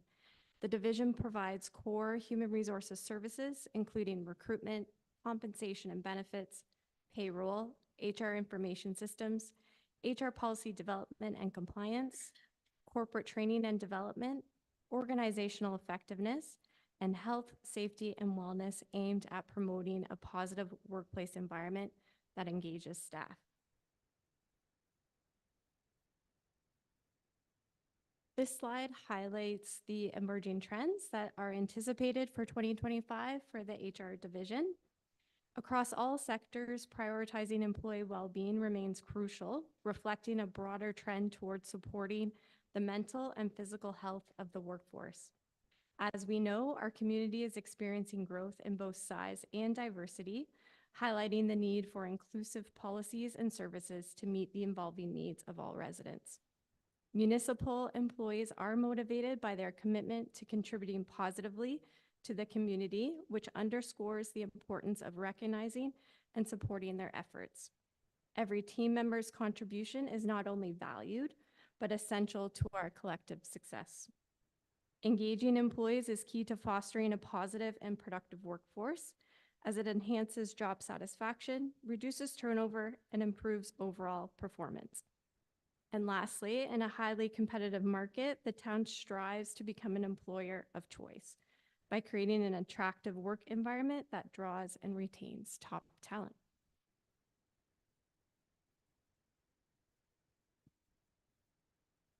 The Human Resources Division highlights for 2025 are as follows.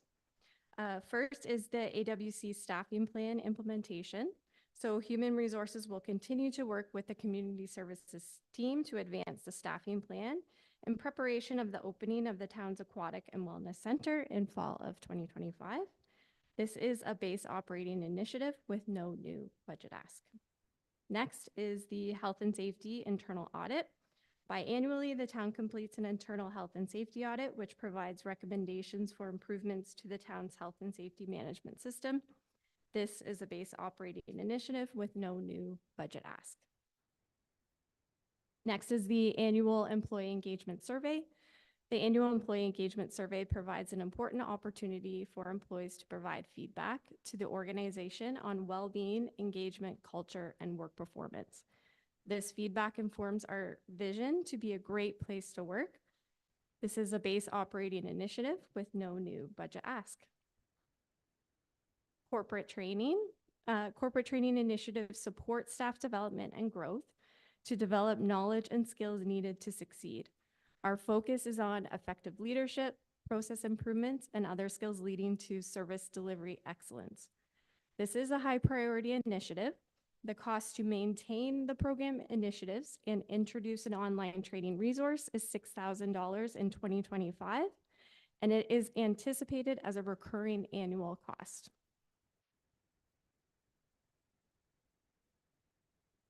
And lastly, HR policy updates. Human Resources regularly reviews employment policies with employee input to put the right practices and policies in place to support our staff and to ensure we meet all current legislative requirements. This is a base operating initiative with no new budget ask.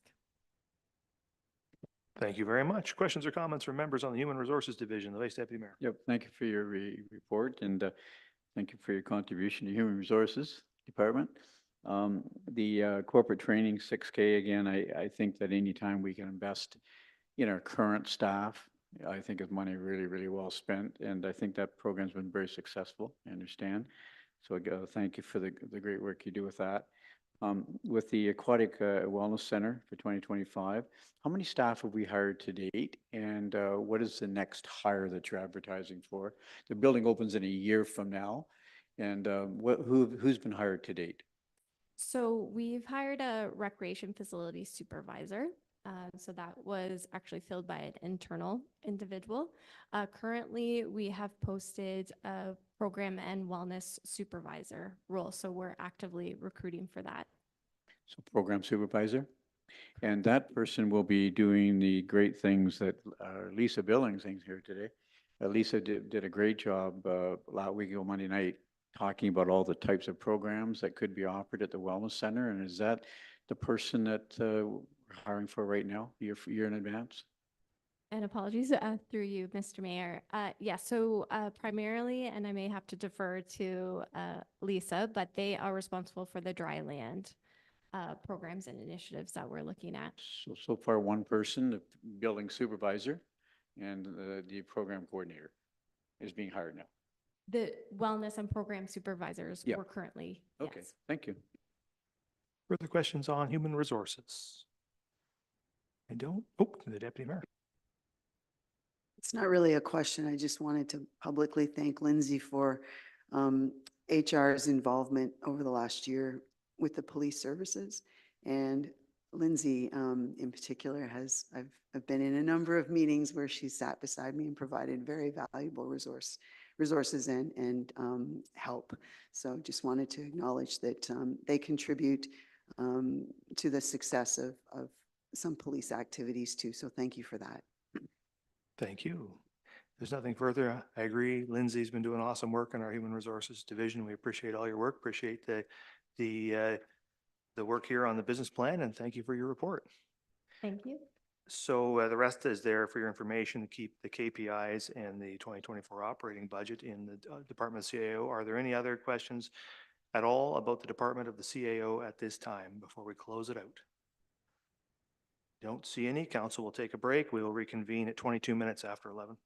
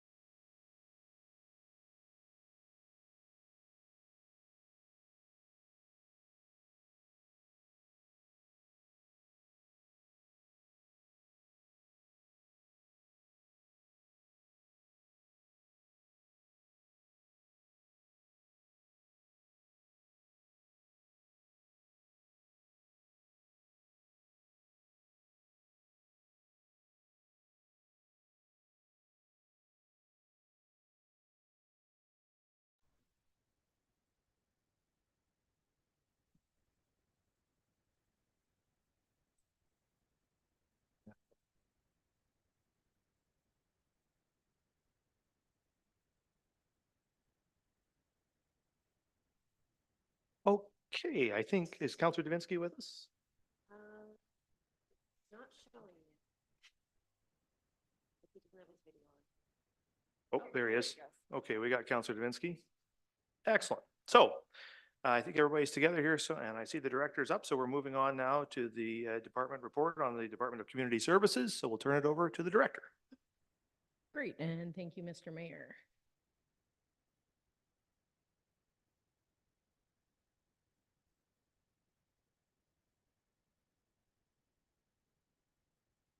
Just checking, yep.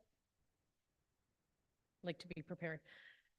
So thank you. So every year I mention critical infrastructure. And are we defined by the specification of critical infrastructure from an asset management or governing regulation? No. However, the Department of Community Services provides critical services and amenities contributing towards the health, well-being of the residents and visitors of Saugeen Shores, wellness, activity, sport and recreation, arts and culture, beautification, maintenance, and care. Each year, I will find a different way to reiterate that our services and amenities are critical. And each year, our team will demonstrate the way in which we provide and deliver the essential services that stand out amongst other Grey Bruce Community Services departments. The areas of responsibility for the Community Service Department include but are not limited to 2 arenas, 1 pool, soon to be the AWC, 2 tourist camps, 2 harbors, 9 soccer fields, 10 ball diamonds, 4 basketball courts, skateboard park, 24 playgrounds, 10 beach volleyball courts, over 33 kilometers of trails, 18 kilometers of waterfront, 17 seasonal washroom facilities, and 30 year-round buildings. Our priority areas that are tied to our KPIs, which will be highlighted later in the presentation, are shown on this slide. Our objectives are identified as priorities that can have a positive, significant impact on our performance and user experience. The objectives are divided into 3 priority areas: service demand management, sustainable development and planning, and infrastructure asset management. So how do we deliver all the critical amenities and services? The next 2 slides speaks to the department structure and staffing. The Community Services Department has 2 divisions, Recreation and Parks and Facilities. Lisa Billing is our Manager of Recreation, which is celebrating our 10-year anniversary with us this year. And Frank Burrows is our Manager of Parks and Facilities. And Frank has embraced over the last year the addition of the facilities to his portfolio and leading both teams into this busy 2025 year. So you will hear from them both shortly on the division highlights and again on day 2 on the upcoming capital program. Our core customers are residents, visitors, businesses, council, and staff. Our core community partners include but are not limited to sports and groups, leagues, service groups, BIAs and chambers, festival and event organizers, adult groups, facility tenants, and developers. As shown on the previous slide, our department has 126 employees, with the majority of the complement being temporary or seasonal. In the spirit to modernize the organizational alignment and group-like functions within the department structure, the reprofile of the existing seasonal tourist camp supervisor position to a permanent full-time supervisor position overseeing both seasonal operations of the harbor and the camps is being recommended for council consideration. This position will provide supervision and be responsible for the functions of administration, maintenance, finance, and overseeing the operations. One of the biggest impacts of this permanent year-round position will be in the off-season, coordinating the customer service contracts, opening and closing facilities, and office operations, maintenance, and capital program planning and strategic planning for the business units. The financial impact for the position reprofile is $52,000. The reprofile does not increase the overall existing complement of the department. It increases the permanent head count by 1 and decreases this temporary count by 1. As Kara mentioned in her introduction, we were tasked, or as Jill mentioned in their introduction, we were tasked to projecting future staff personnel needs over the next 10 years. Again, a shout out to Jim and his team to introduce and gently force us to step outside of our comfort zone and forecast things that are typically not easy to project. It is this type of planning and strategy that is setting us up for success not only for the upcoming year, but for multiple years in the future. The following 2 slides highlights the projected personnel needs for the department over the next 10 years. In 2027 and 2031 and 33, we have projected the need for additional summer students within the Parks and Facilities Division. In 2027, if the anticipated growth and demand for aquatic program warrants, additional lifeguard hour-based positions will be recommended for council consideration. If the demand is not there, those positions will not be advanced. The same projection for 2028, but on the dryland program side. If warranted, program and fitness staff will be recommended for council consideration. These are hour-based positions and will only advance if warranted. As described in the 12-month pilot program staff report this year, if following the pilot program, council approves the 12-month ICE to be permanent, new staff will be required. As a reminder, following each year of the pilot program, staff will present annual summary reports to council evaluating the cost and benefit of the program. So those are scheduled for Q2 in 26, 27, and in 28. Also, through the 28 business plan, council will receive the summary of the pilot program and a recommendation for consideration for a permanent program. At this time and prior to the pilot even starting, it's difficult to forecast the exact staffing requirements for if the 12-month ICE program becomes permanent. In task to forecasting potential staff needs, it was prudent for us to identify this placeholder, and we agree it's an aggressive contingency plan for staffing, but at this time it is unknown. We were confident in preparing the plan for the pilot program. Now we will need the pilot program to inform us on the cost and benefits to make an educated recommendation to council on the service level increase in 2028. The 292 shown here on this slide is the cost for 3 full-time operator ones. What is not shown, and my apologies, will be included in the pilot program summary report that's delivered for council is the cost recovery. This will include revenue and the backing out of existing seasonal positions. So for example, if through the pilot program, if we decide that one seasonal position should be backed out, that would range between $30,000 and $35,000. If it was 2 positions that we decide to back out on a temporary basis, that would be between $60,000 and $70,000. So what I can stress is the importance of the pilot program and how it will feed the final recommendation to council. The rationale and justification for whatever the required staffing model will look like will be presented to council for approval along with the recommendation for the future of the program itself. And the last 2 summer students positions in 2031 and 33 that I already spoke to. So over the next 2 slides, I'll highlight our 7 major initiatives for 2025. A reminder that everything that we do is critical, but these 7 projects stand out based on their scale, significance, and high profile for our community. All of our major initiatives are multi-year projects with an anticipated completion of 2025 or 2026. So Lisa put this in perspective for me a few weeks ago, and sometimes I'm still in awe of where we are today with the AWC project.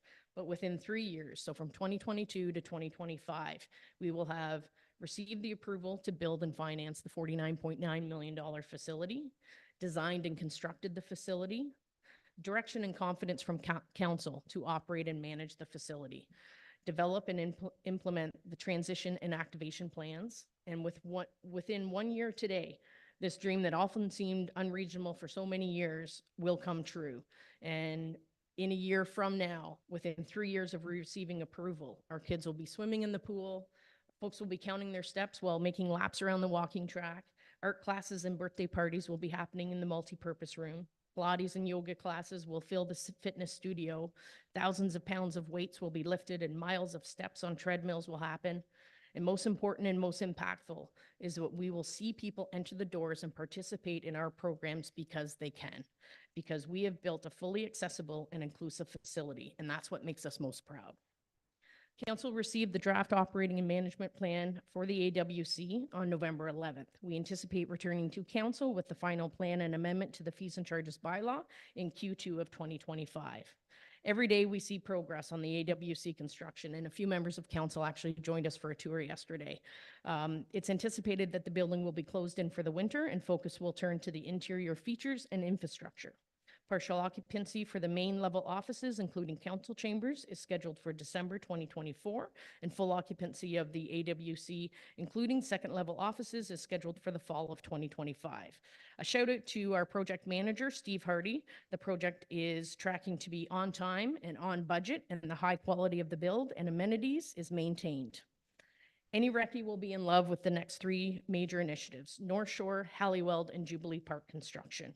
Council approved each park master plan in 2024, and these three project phase 1 will be complete in 2025. Included in the approval of the master plan in 2024 was $150,000 for both Jubilee and Halliwell, and the request in 2025 is to complete phase 1 of each for $500,000. North Shore Park Phase 1 budget is $1 million, and funds have been approved by council in previous business plans. We are looking forward to advancing the approved Phase 1, restoring the park from the 2021 storm, and rejuvenating the waterfront jewel in Port Elgin. The tender for North Shore Park has been issued and will be closing on December 17th, and we anticipate the site works beginning in the spring. Council will recall that Jubilee Park 2025 request was included in the capital budget pre-approval report that was presented on October 28th. The detailed design is currently being developed, and it is anticipated that tendering will occur in Q1 of 2025. Halliwell Park Phase 1 detailed design will occur in Q2 of 25, and construction to occur in the fall following the soccer season. Our sixth major initiative is a popular one, the rejuvenation of the Southampton Cenotaph. We want to thank Rahul from the Department of Development Services, who has been working with the invested community partners and has created efficiencies by including this project with the overall High Street construction. Rahul and the consultants from RJ Burnside presented the public engagement and feedback comments on October 28th, and it's anticipated that the final design will be presented to council on November 25th. The estimated cost of the project is $250,000, and half of that is being raised by donations and fundraising. The final major initiative for community services in 2025 is the detailed design phase of the medical clinic basement in Southampton. The preliminary design is able to accommodate 4 new doctors. The previously approved elevator installation project will now be included in the overall basement expansion project. The construction estimate for the project is $2 million, and it is anticipated to occur in 2026. It should be noted that all of the funding of the major initiatives in 25 have been previously approved budgets and or included in the approved special levy. So I'm pleased to have Lisa and Frank introduce their divisions related emerging trends and division highlights for 2025, So- unless you would like Yeah, to so take questions. before we go to the 2 internal divisions, let's just go through these major initiatives for the whole department while you're standing there. Yep. Director Schreider, so are there comments, questions, the Deputy Mayor? Thank you. I just wanted to clarify the $250,000 associated with the cenotaph. If you were to look at page 107, which is Development Services Major Initiatives, the High Street project is there for $2.8 million, and it says in its comment that that includes the cenotaph revitalization. So are they 2 that are together, or is it 1 plus the other one? Looks like the Director of Development Services is going to come up to speak to that. Through you, Mr. Mayor, the wording that says it's included means that the scope of the work includes, but the budget is as presented. Okay, thank you for that. And also, if I could just encourage, when we talk about the medical clinic possibility, basement sounds, lower level sounds much better. Very good. Absolutely, lower level. All right, done. So we'll keep going down, Vice Deputy Mayor and then Councillor Grace. Thank you, Mr. Mayor, and thank you, Strides, for your report. And I'm in agreement with majority of what's in here, but I have to make comment on the operators, the 292,000 for 12-month ICE on a permanent basis, 3 full-time operators replacing seasonal positions to support service level increase. I read the analysis from the summer ICE report from several months ago that you wrote. And in there you talked about 2025, 2026 hiring 2 contract employees. And then the following year, you may need another 5-month contract employee. And I think that's good, because I mean, you have to have staff to run facility for summer ICE. where I just don't get it at all, and you and I have had long chats about this.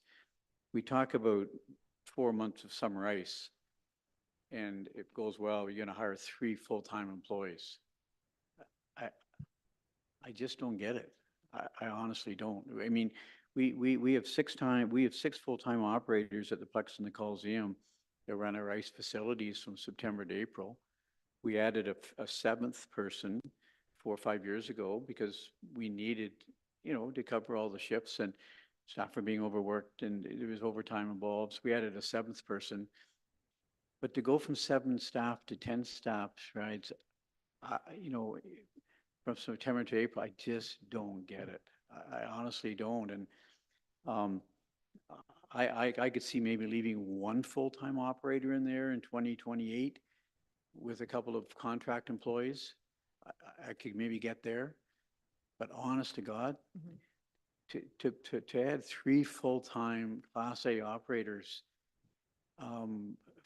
because of 4 months of summer ice, 36 weeks of employment for 4 months, I really don't get that. It boggles my mind. And Mr. Mayor, I really do believe this is one area that we need to either eliminate all 3 full-time. If we don't want to do all 3, perhaps leave 1 in light of the fact that, that 1 full-time operator can oversee the 2 full-time students or whoever they are in the summertime to help run summer ice. But honest, I just don't get 3 full-time employees to go from 7 to 10 in the wintertime. We've been operating with 6, 7 employees for the last 25 years. And all of a sudden, we're going from 7 to 10. I fully support additional staff during the summertime for ice. Obviously, you have to have help.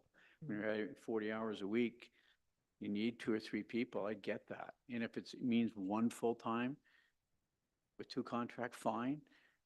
I can't, in good judgment, I just can't leave that in the report. 3 more full-time, permanent full-time staff to accommodate 4 months of summer ice. I just can't. Well, maybe we can get a comment from the director. Yeah, and through you, Mr. Mayor, thank you for the comments and appreciate where they're coming from.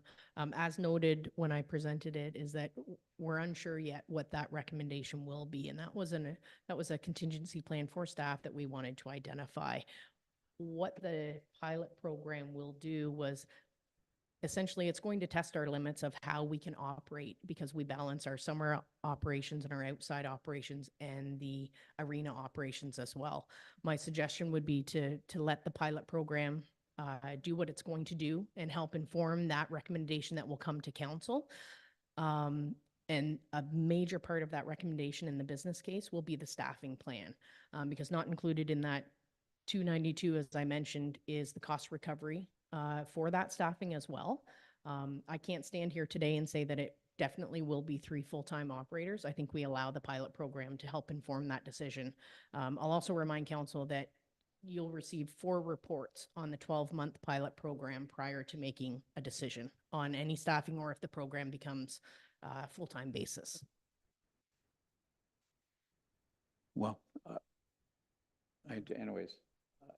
My recommendation is those 3 full-time positions to go from 7 staff to 10 staff in the wintertime when we've been operating with 7 for 25 years. We went from 6 to 7. I can't get to hiring 3 more full-time employees in the wintertime. I just don't get it. So I think what we can do maybe is give some direction back to staff based on the Vice Deputy Mayor's comments. I think it is unclear about why we might want to do that, but I think you should have a look, Director Schreider, at the language you've used there around 12-month ice and whatnot, and have a look at, because to my mind, we might want to retain the available funding for staffing in those coming years, but to say that it's going to be for 3 new full-time operators to cover 12-month summer ice is odd, and I don't know if we want to set that expectation up today. So maybe you want to take that back and reconsider how you're going to, what your staffing needs might be and set them out. I don't have any trouble with supporting the funding for staff through community services out that far, because I anticipate that we will need staff over the next 5 or 7 years in community services, but whether it's for that particular purpose or not, whether it's in that particular department or not, I guess is something that we'll have to decide in coming years. So why don't you take that back and revisit it? Are there further comments on what's been presented as major initiatives, Councillor Grace? And then we'll keep going. Thank you, Mr. Mayor. Thanks, Kristen, for the report. Just a question on the medical clinic expansion. You mentioned that this would accommodate 4 new doctors. Would this also be accommodating additional nurse practitioners? I know that Jill had mentioned at some point earlier, not today, but previously, that we need accommodation for nurse practitioners. So, and thank you for the question, and through you, Mr. Mayor. So the preliminary design it can accommodate 4 doctors or a blend of nurse practitioners as well. What that design is based on is an office, 2 exams room each, administration space and file space as well in that basement. So how we utilize that can be discussed. And I don't know if Jill has further comments as well. Through you, Mr. Mayor. Just wanted to update you a little bit. A while back, we had entertained adding additional nurse practitioners with the Victoria Order of Nurses, and that's coming along.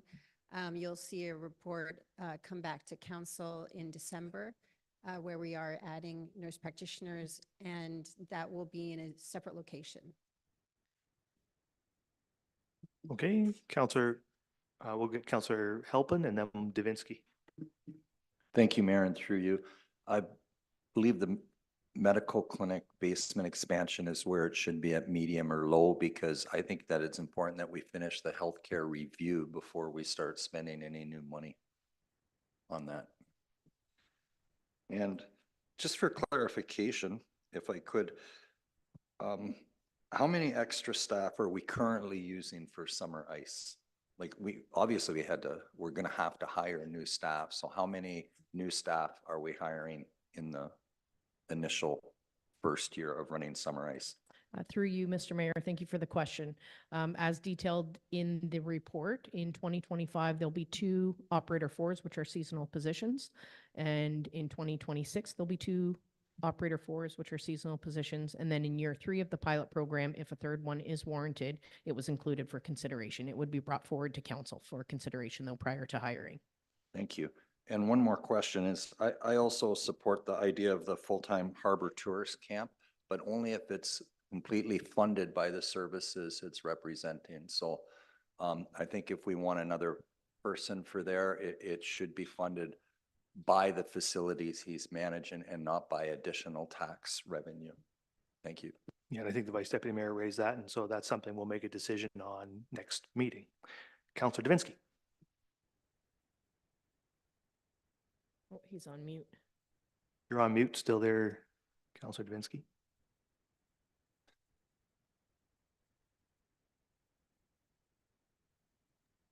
There we Oh, go. there you are. Yep. As far as the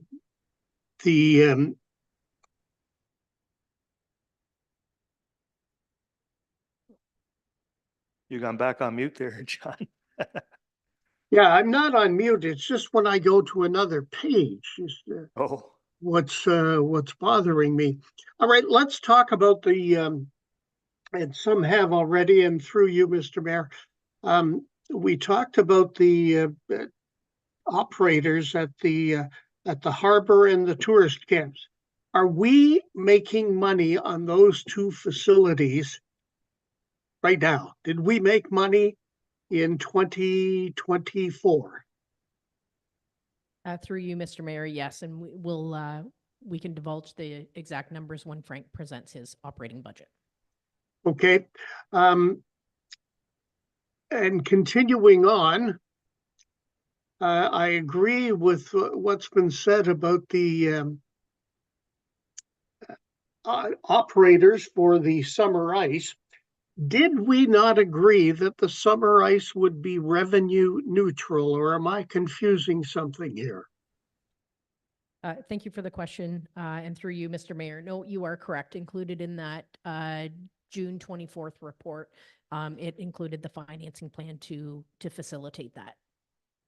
So that means anybody that you should hire should be covered by the groups that are using the ice. So it becomes user pay.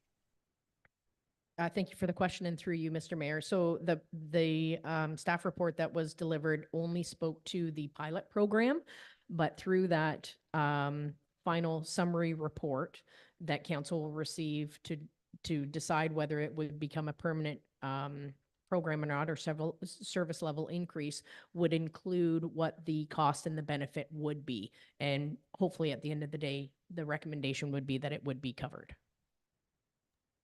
Okay, thank you very much. And thank you, Mr. Mayor. Thank you. The Deputy Mayor? Thank you. I appreciate, through you, I appreciate what Councillor Halpin said about the medical clinic expansion possibility. I just wanted to make sure, it's been talked about for so long, that are we anticipating that it's already got a few spaces that have potential occupants, in the sense that space is very important for the recruitment program, and we don't really have any space anywhere else for a doctor to go. So I'm just, because this has been talked about for a number of years, so I wouldn't want to, I understand and completely agree about we need to do this $100,000 question about, where we go with this, but do we have a real sense that some of the space is going to be occupied pretty quickly? Through you, Mr. Mayor, that is an issue currently, is that we don't have additional space for adding more family physicians into the community. So yes. Okay, further questions on these division highlights?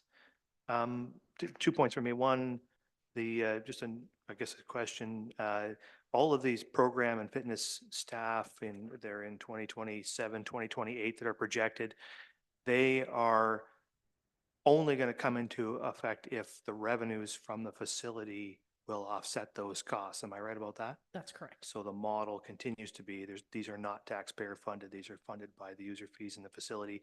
If the user fees don't justify it, people don't get hired. And the other question I had was just about the Southampton Cenotaph rejuvenation, $250,000 a year. That dollar figure was established 2 years ago on the basis of a conceptual design. We have a report coming next week with the actual proposed designs from the administration.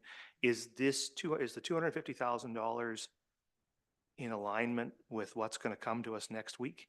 Is that going to cover it? Is it more than we're going to need, less than what we're going to need? I don't want you to have to preview the whole report, but I just would be interested to know today if this is the right dollar figure. Manager of Engineering Services.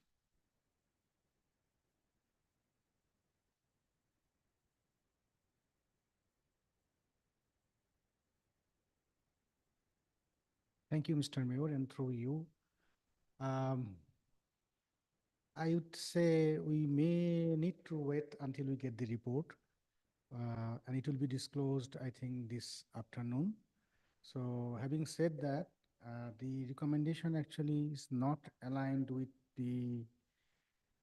whatever we will need with this number. Maybe it will be different than 250K. Okay, so maybe we should bookmark this one for our discussion next week after council has a chance to discuss the report on Monday. Yes. All right, well, we should highlight that and maybe get the staff to make sure that council does revisit that. It'll probably be hot on our minds anyway, so we probably won't forget, but we should make sure it comes back. Okay, so with that, we'll move on to the Recreation Division and the Manager of Recreation.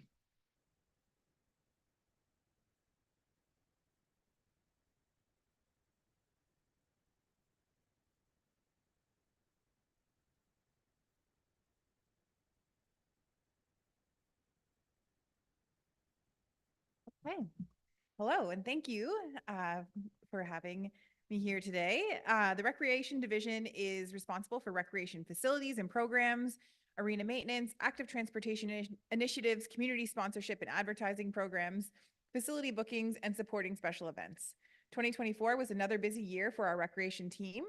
We have an incredible team of people who show up each and every day to make sure our community has access to the spaces they want to play, whether it's the pool, on the ice, or exploring a community event.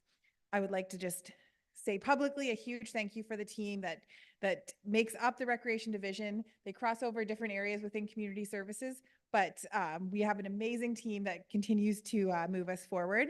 A couple of highlights just to touch on briefly is that we continue to expand our aquatic fitness and drop-in programs. We're targeting almost 58,000 visits by the end of 2024, which is about 6,000 more than we saw in 2023, which is awesome as we gain momentum to move into the Aquatic and Wellness Center.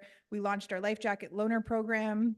We are seeing the candidates from our bronzed up adult aquatic training program starting to move into staff roles. It's an initiative that we put into place to start developing other individuals in our community with the certifications needed to work at the facility. So we're starting to see the efforts come to fruition.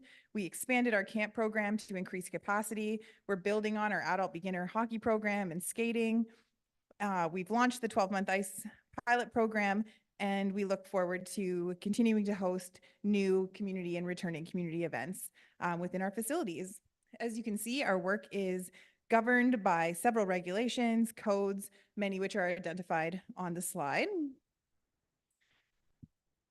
Next, I'm going to touch on a couple of the emerging trends that we see within the recreation division. First is around staying responsive to the demands of the public, and this includes actively listening to understand, managing the public expectations and balancing demands and the wants with, balancing demands and wants with our operational resources and realities.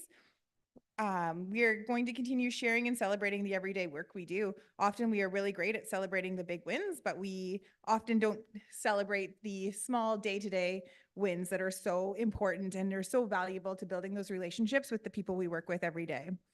We are also focused on celebrating these with our team and sharing more with the public on what we're doing. And then our third trend, of course, is the activation, the continued activation and transition for the new Aquatic and Wellness Center.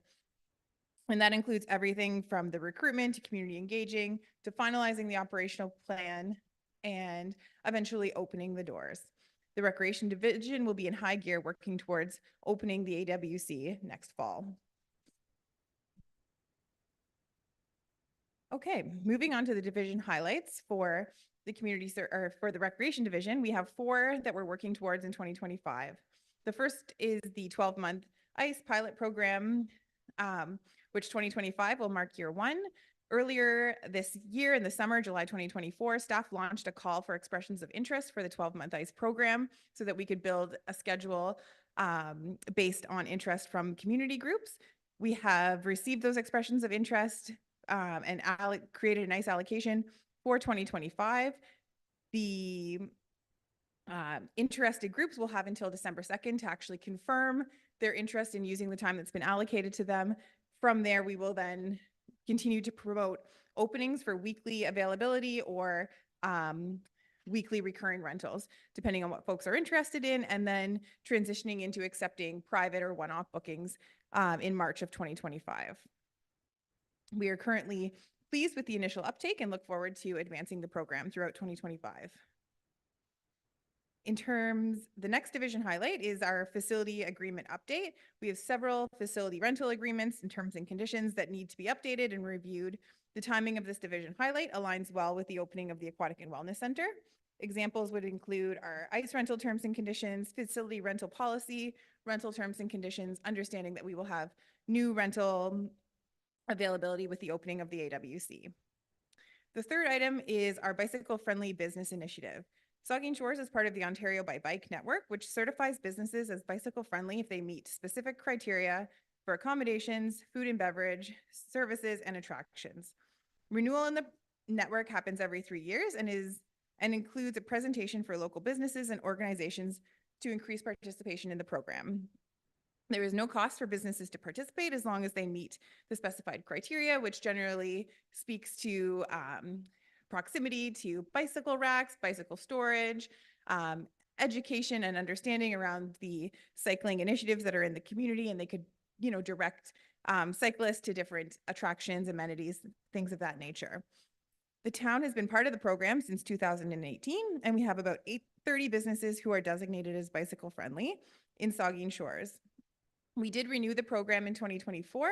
However, we're identifying the business presentation in 2025 as a highlight because we will advance it at the start of 2025, working with the Chamber of Commerce and both BIAs to promote the presentation and the benefits of welcoming cyclists to their businesses. And then the fourth item is the Centennial Pool decommissioning. This is included as an ask of $50,000, and the decommissioning will take place following the opening of the AWC and as we close the Centennial Pool and move forward from there. The decommissioning plan will be established in 2025. Okay, thank you very much. That's the Recreation Division. Questions or comments from members? The Deputy Mayor. Thank you. And through you, the Centennial Pool decommissioning, $50,000 that's here. There's a reference in the engineering section too that has a $0 value. This $50,000 is basically to plan for it. It's not the actual cost of decommissioning it, is it? I'm going to let the Director of Community Services. Yeah, and thank you for the question and through you, Mr. Mayor. So the $50,000 is for the planning to do it and also carrying out the decommissioning of the facility. It is a good deal. Whoever said that, it's a good deal. Maybe you could just answer, what does that buy? What exactly are you doing for $50,000? You're not going to fill in the hole, that's for sure, $50,000. No, through you, Mr. Mayor. So we're currently in conversations of what the detail and the scope of that is. Further comments, the Vice Deputy Mayor? Maybe I missed it. Lisa, have we got to the Recreation Master Plan update yet? Did we go through that? Did I miss that? Through you, Mr. Mayor, it's coming up in the Parks and Facilities Division. Okay, we'll get Councillor Davinsky and then Councillor Halpin. Thank you, Mr. Mayor, and through you, we talked about it might be a good deal for the Centennial Pool decommissioning.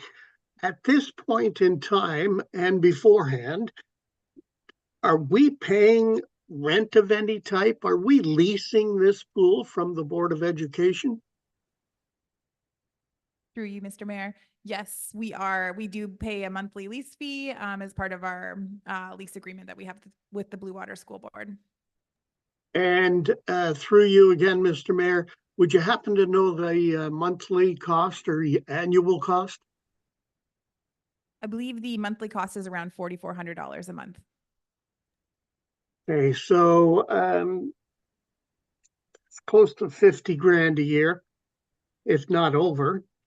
And if we are only the rentor, why do we have to pay for the decommissioning of the pool? Thank you for that question. And through you, Mr. Mayor, to clarify, the municipality owns the shell of the pool. So the actual pool itself, the change rooms and lobby space are owned by the school board, which is the areas that we lease and pay that monthly fee for. That's even worse, because I don't think we're getting our money's worth there. So anyway, Mr. Mayor, I still don't think we should be paying for the decommissioning of this pool, considering what our lease payments are. And I realize, therefore, things other than the actual pool. Thank you. Thank you. Hopefully we'll be out of paying those lease fees pretty soon. Who did I have? Did I have somebody? Oh, Councillor Halpin. Sorry, Councillor Halpin. Thank you, Mayor, and through you. Sorry if I missed this, but the bike-friendly business initiative was renewed for 3 years. What was the fee we're paying for that, or what is the cost of that? Yeah, through you, Mr. Mayor. The cost for the 3-year renewal is $3,000 and is included in the existing operating budget. Okay, thank you. Last year, I believe we had a part-time student who was involved in the bike-friendly initiative, giving out bike lights and stuff like that. Is that part of this, and will that be happening again in 2025? Yes, and through you, Mr. Mayor, we do have a dedicated cycling coordinator, which is part of our student seasonal complement. And they were a position in 2024, and they would attend community events. They participate in the trail program. They coordinate events around cycling and active transportation, and that position is included in our base operating budget. Okay, and how much is that position? Could I get an exact number on that? Through you, Mr. Mayor, the position is part of our student wage grid. I think the top rate for the position is around $22 an hour. It's a 4-month position, 16 weeks. Okay, thank you. Thank you. Further questions on this one? I just had a question about the fees and charges under this division.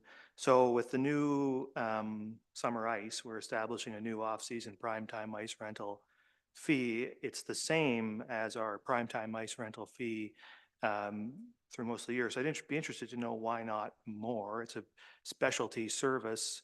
In my experience, at least in business, when demand is high and a resource is scarce, you charge more for it.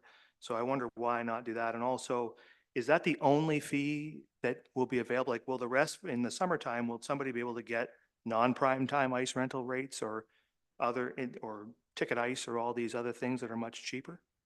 So yes, we included only one fee because there will only be one fee that is available during the summer ice period. That's our prime time rate. We specifically identified it in the fees and charges to create, even though it's the same as the regular prime time rate, we wanted to create clarity that that is the one fee we're going to charge.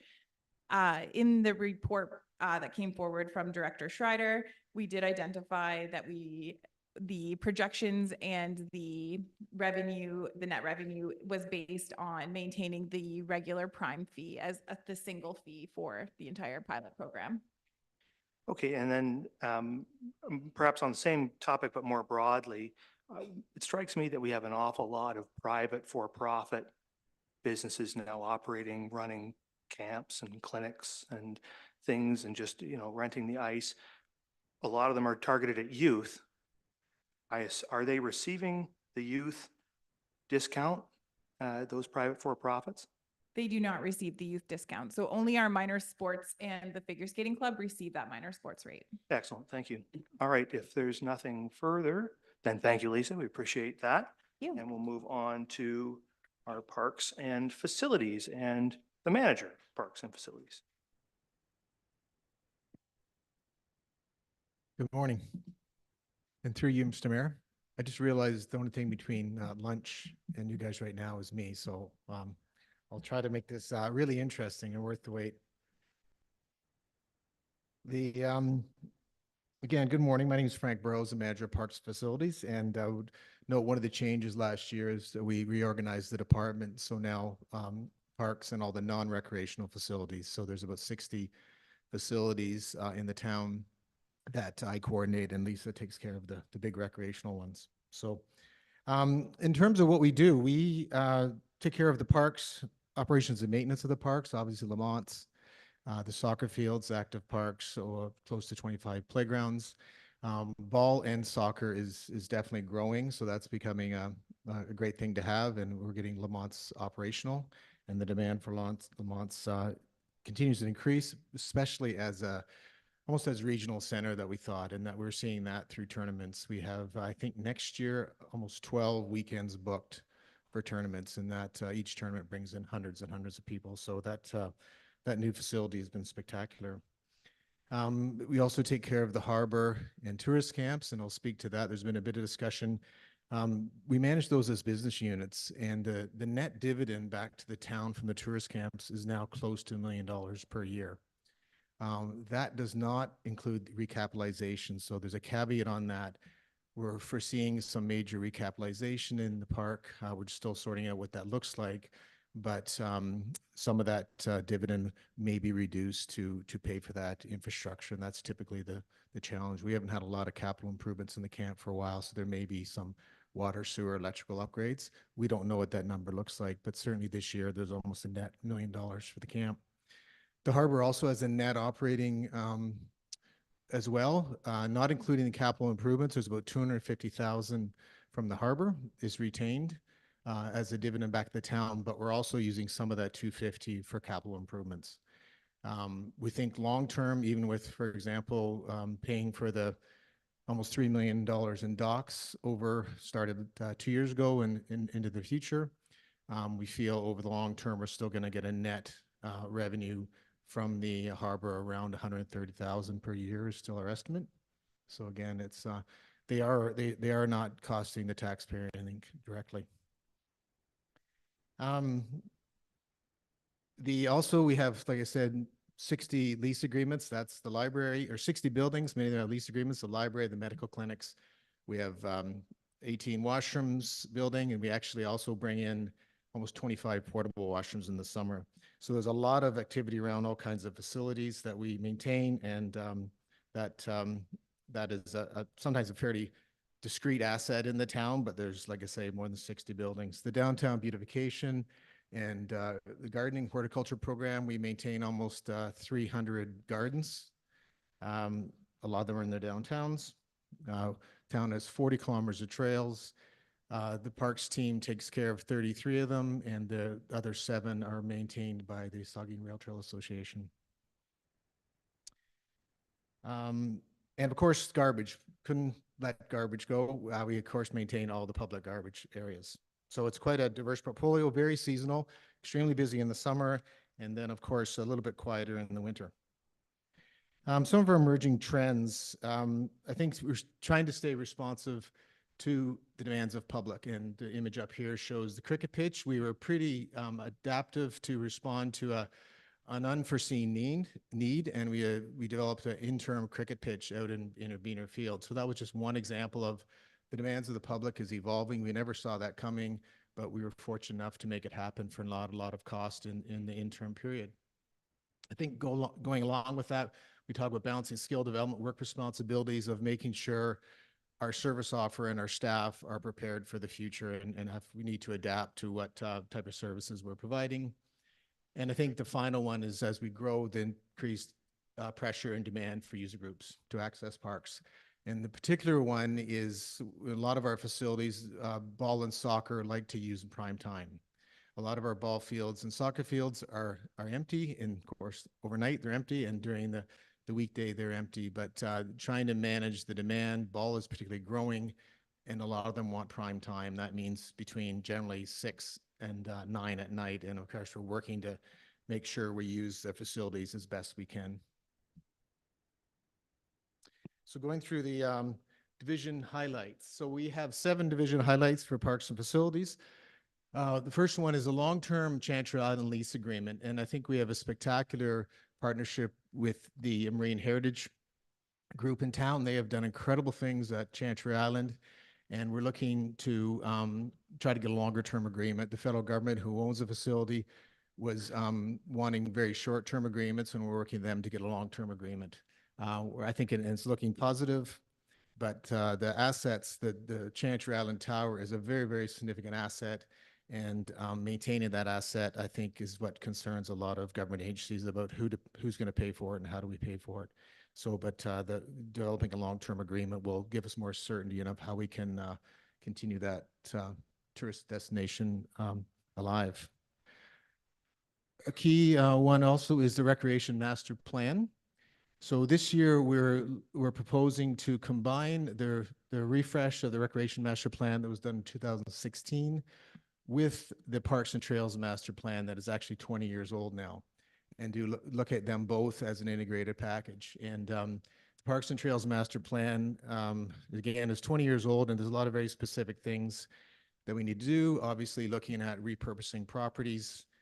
With Lamont, it's set us up to look at repurposing Cameron, Beaner, and Lakeview, a good analysis of that, establishing park north of the river.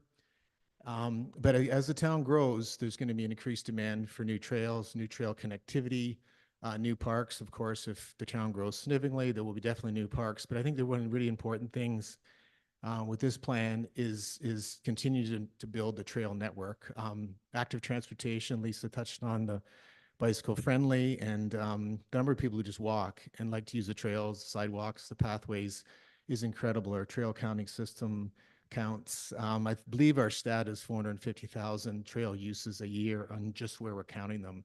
So it's an extremely important activity, and continuing that trail network throughout the town, making sure every house has connectivity to the main trails and all the connecting trails is, I know we get asked for a lot. So that'll be looking at how we can manage the growth of our community. I touched on the increased growth at soccer and ball is one example, how we manage that growth and what does it look forward going forward, but also as we manage the growth of the town, what does that mean for parks and trails and the whole recreation package? And I think we've put it together because it allows us a fully integrated look at our recreation and parks and trails. They're all related, and we're trying to look at them as an integrated way and not in a piecemeal way. We suffer the risk of, if we do it separately or break it apart, it kind of becomes piecemeal and they're not all related. So this is a key investment for 2025. Next one's Port Elgin Harbor dredging. If you can predict the water levels, we'll know if we need to do this or not. But we believe with the new dock placement, the water levels are dropping again. We'll probably need to dredge, and this is just only if needed. The next one is Harbor Strategic Assessment. We did one in 2018, and now it's due to do another one to making sure we're staying relevant and our recapitalization and capital investments are wise. Overall, the harbor has done well. We used to hover around 70 to 80% occupancy. Through COVID, we were up over 100% with a waiting list, and now we've dropped down to just below 100%. So the harbor's doing very well from an occupancy. There's a very high demand, and our business analysis demonstrates that the revenues from the harbor can pay for those capital improvements. And the main capital improvement is the docks, but this assessment will ensure us that we're well positioned for the next 5 to 10 years because the whole harbor business is evolving, and we want to make sure we keep up with those new trends and the harbor stays relevant and profitable. One other item, next one is review on open beach access points. As we know, the beach and waterfront is one of our premier natural assets, high demand to use the beach and access the beach. We have over 60 beach access points. Most of them are well established. They're signed. They're known as public access routes, but there's a number of them that we need to look at that have encroachments on, that aren't publicly used. We want to make sure that those access points are maintained, and the whole purpose of those was to allow public access to the beaches. So it's going to take some work on ensuring they're opened and maintained as open access points, these laneways. Most of the laneways are established on the plan of survey or the end of road allowances, but this will allow, because we're getting more and more concerned about, well, I can't access the beach, and this is where we have backlot development, that people need to use the beach access points to get down to the beach, and they're demanding that there's supposed to be a beach access point there, but it's not open. So we're going to spend some time on ensuring that access to the beach is good. Another waterfront one is in partnership with the Municipal Innovation Council. We're working on a smart beach program. That is essentially a safety program it's going to use monitoring of beach conditions, photography, sensors in the water to basically flag when there's dangerous water conditions and discourage people from being in the water. So it'll be, the details aren't sorted out yet, but the idea of a red, yellow, green scenario on the beach that you can use to decide if you want to go in the water. And I think there's one more. Yes, the last one is to investigate the Rick Hansen Foundation certification, and this is looking at how we can explore getting certification to ensure full accessibility in all our public facilities across the town. So that summarizes the 7 highlights. Great, thank you very much. So that's your Parks and Facilities Division. So we'll ask if there's questions from members. The Deputy Mayor, the Vice Deputy Mayor, and then Councillor Grace. Thank you. Through you, a couple of my colleagues made mention earlier about the Municipal Innovation Council. The item that's here doesn't involve any budget. That the dollars that we contribute to them are covering all of these expenses. There won't be anything else for signage, like any other capital expenses that we would be asked to contribute for this. It's like the director. Director can That's respond to that. that's a Yeah. question, even though it sounded like a statement. Thank you for the question, and through you, I'm going to say it was a couple of months ago, I brought a report forward and it outlined that, it was a funded program. So it is funded. It's at no cost to the municipality. Thank you. The Vice Deputy Mayor. Frank, can I talk to you about the Recreation Master Plan? Certainly. It's $125,000. I know we created the plan back in 2016. There was a Parks and Trails Master Plan done in 2004, 20 years ago, and of the Parks and Trails Master Plan, we've implemented a lot of those recommendations. And we have 41 kilometers of trails. With each new land development that happens, there's a call for more trails to link up with our existing trails. I think this council has a pretty good idea with trail development, where we are today. I'm not sure we need to spend another $20,000 or $30,000 as part of the Recreation Master Plan to spend on further study in terms of where more trails are needed. I really think we can trust staff to make those kinds of decisions with trail development. We spent $1 million on our shoreline trail. Our bush trails are developed. We've got all kinds of other trails that we've worked on with the 2004 master plan. And I don't see having to redo that. I think that from a parks perspective, yes, we know that there's park deficiencies north of the Saugeen River. I'm not sure we need to spend another $20,000, $30,000, $40,000 on determining what more parks are needed in our community right today. I think we need to take a breather with that, rely on that 2004 plan. I think from a recreation perspective, Lisa Billings, who was here a week ago Monday night, gave us a really good synopsis of what are some of the recreation programs that we could be offering through our wellness center operations. And we're just hiring a full-time program coordinator, program supervisor to implement programs for our community from the recreational standpoint, whether it's fitness classes or yoga or whatever those classes are. But I just think we need to take a breather. I think we need to get the wellness center up and running over the next year or two. Got a program coordinator, let them experiment, let that person experiment with various programs. I just think, I'm not sure we need to spend $125,000 on those three things I just talked about. I do, however, think that we need to do some facilities assessment on surplus needs, lands that are surplus to our needs. For example, two playing fields at Cameron Park, Lakeview, Beaner. What happens when those ball diamonds are shut down? Should they be shut down? Should we be keeping those fields for practice fields? How do we know that? Minor ball numbers have gone from 300 to 600 since that Recreation Master Plan was done in 2016, when we talked about 7 new playing fields required, and we built Lamont Sports Park.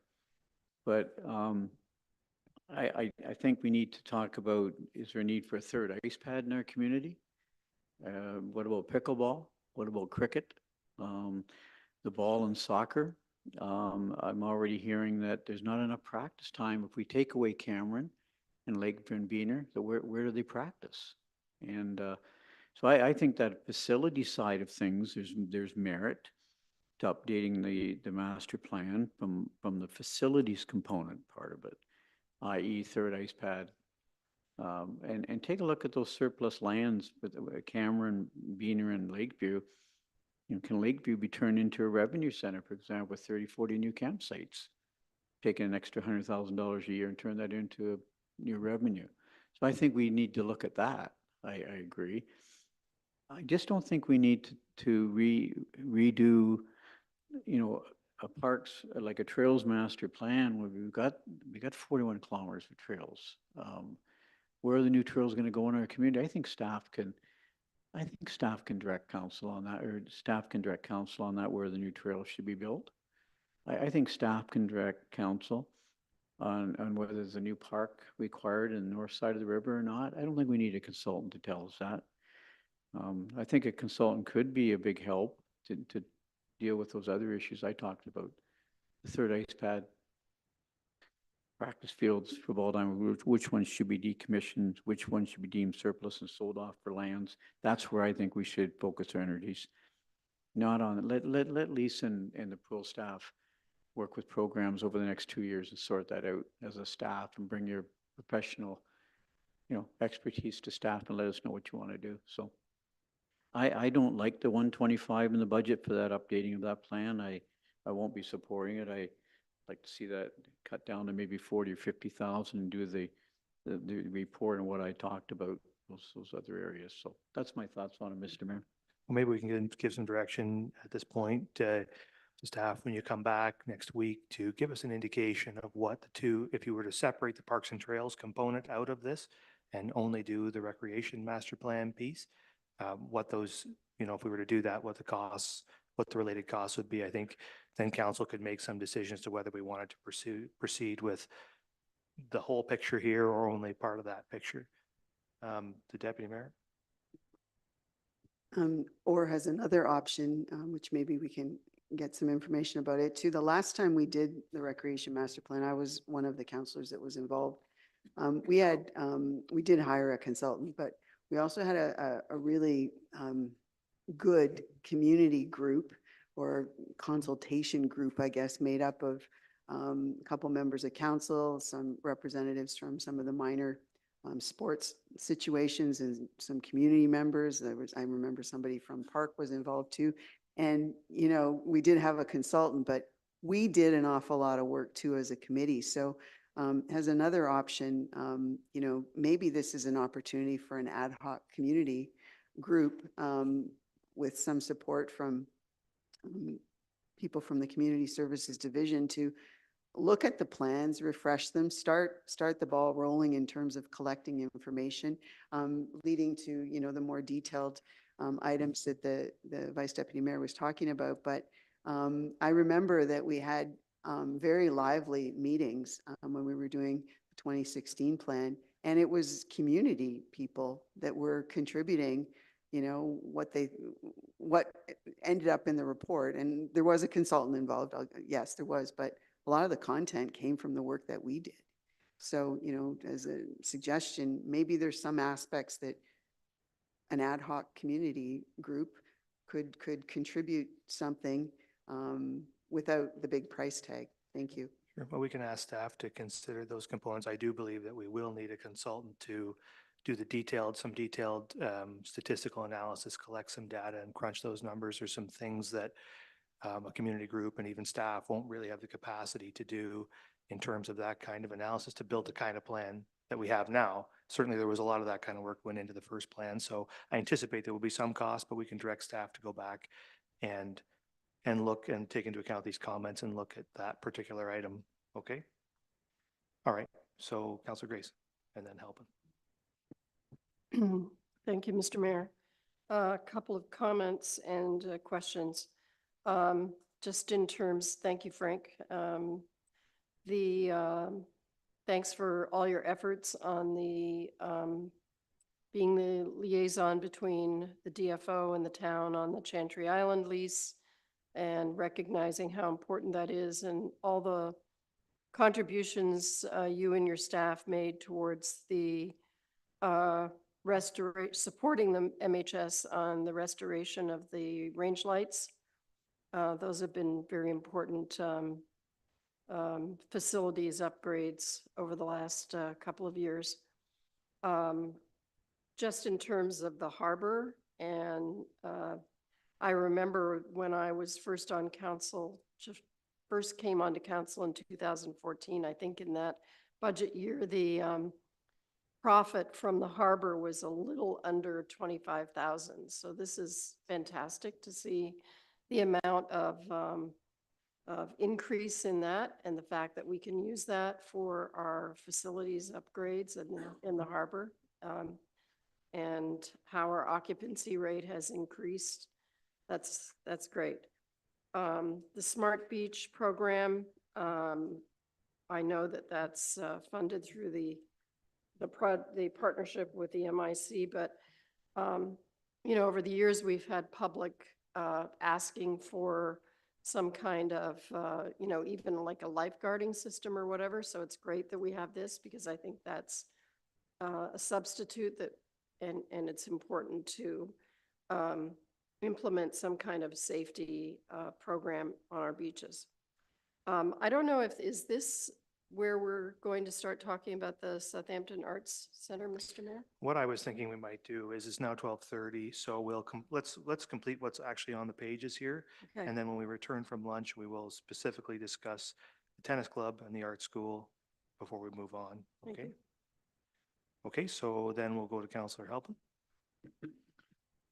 Thank you, Mayor. Some of my questions have been touched upon, but with the recreation master plan, is there such thing as just doing a refresh of a plan like that? Rather than redoing the whole thing, having staff look at it, see what's been completed and see where we need to go from there. And I feel like with recreation, like we've just spent 12 million on Lamont and 50 million on the Aquatic and Wellness Center, 500,000 on, like that's how much we're spending on them. Our parks, we just did a plan for 3 of our major parks. We just built a new park at Summerside. And so I know these are important things, but do we really have to do another assessment of it? Or could we let the dust kind of settle from all that money we've spent and everything, get that finished, and then decide if we need to do another master plan or something like that? So I'm not saying don't do it. Could we refresh it, or could we delay it till we actually complete all the works that we've set out to do on our parks and trails, right? Because we got 3 parks under construction. Aquatic and Wellness Center under construction, Lamont under construction, a brand new park. So I really feel like that should be refreshed or at least deferred or delayed. My other comment I wanted to make is in the harbor, redoing a strategic plan. They have a dock replacement plan. Should we not finish the dock replacement plan before we start doing another strategic plan? Like how many files do we need open at this time? If we're running at 100% capacity, must be doing something right. So, you know, and I realize that comes out of the harbor money. You might say it's not new taxation money, but it is still money that is being spent. So should we not finish the dock replacement plan, then look at doing further assessments? So Those on are the, my comments. on the first one, we'll turn the second one over to the manager. On the first one, I think we've got the direction now to staff and to go back and have a look at that rec master plan and come back to us with some suggestions. We'll have a vote on it next because it's a bit controversial. So we'll get some new ideas from staff, and then council will decide whether we're going to proceed with that in 25 or not. On the harbor question, I'll turn it over to the manager. Mhm. Yes, there's certainly always the ability to scope reviews, but I think the harbor is, we know the numbers are pretty clear in the tourist camp in terms of a business unit. The part of that we don't know is the recapitalization, right? We might have to get into some major hydro and sewer. We're doing a review of that. The harbor is because it's not quite as profitable. It's certainly paying for itself. Is in that we feel that whole market is evolving. So part of this idea of another review is just making sure we stay relevant. I know we did the review of the harbor. Was it 16, well, 5 or 6 years ago, and I remember bringing to council the advice we got is that people are building bigger boats, nicer boats. They want 50 amp, and I remember some discussion, you know, how big are these boats getting, and what do you need 50 amp service in a boat? That direction is happening, though. We're seeing that our biggest demand are in the large slips, which cause the more money to invest on. So that's kind of a strategic direction we shifted. Luckily we had that direction 5, 6 years ago that we adapted. And so I guess keeping the thinking around the plan is keeping an understanding of where the market's going and making sure that business unit is vibrant in the long term. And often these strategic plans, what we hear today, we may not implement for 2, 4, 6, 8 years, right? But at least we're positioning ourselves. So it's nice to get that advice up early. It doesn't mean we're going to take the plan and go out and spend a whole bunch of money the next year, but we're starting to position ourselves. And as we're getting on a 10-year planning horizon in our business planning, that's kind of the idea with the harbor and tourist camp, is that we try to get a high certainty on that planning horizon to ensure they maintain their profitability. Okay, Deputy Mayor? Thank you. Through you, further to the harbor, what's the length of the lease that the town has with the federal government? The 5 years is typically what it is with the feds.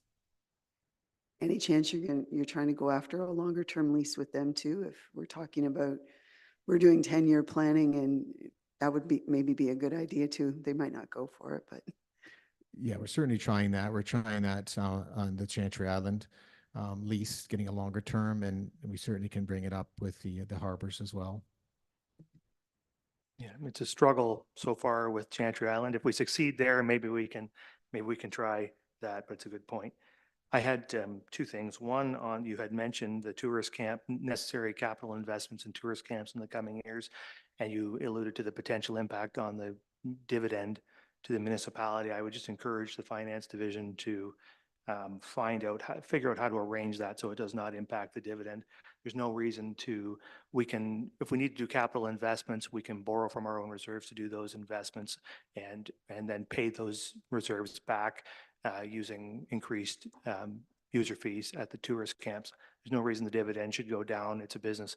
Businesses' dividends don't go down, they go up, and our dividend should be going up every year. It's a major investment by the taxpayer that should return a positive and growing dividend. And just I want to make my own comments before you go away and consider the recreation master plan. We routinely receive requests here to increase service levels in recreation. We just did one in 12-month ice. People are floating around saying we need new ice surfaces.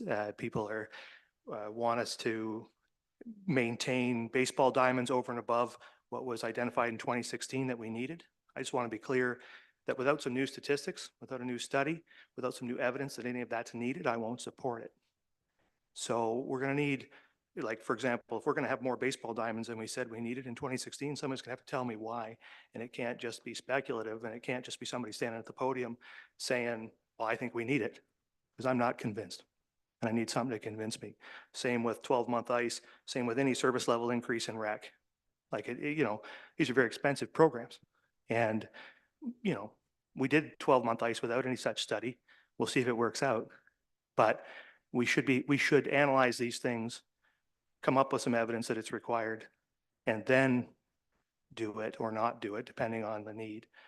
So to me, yes, this rec master plan costs some money, but we need to give ourselves good evidence before we start spending a lot more money on service level enhancements to have some good stats.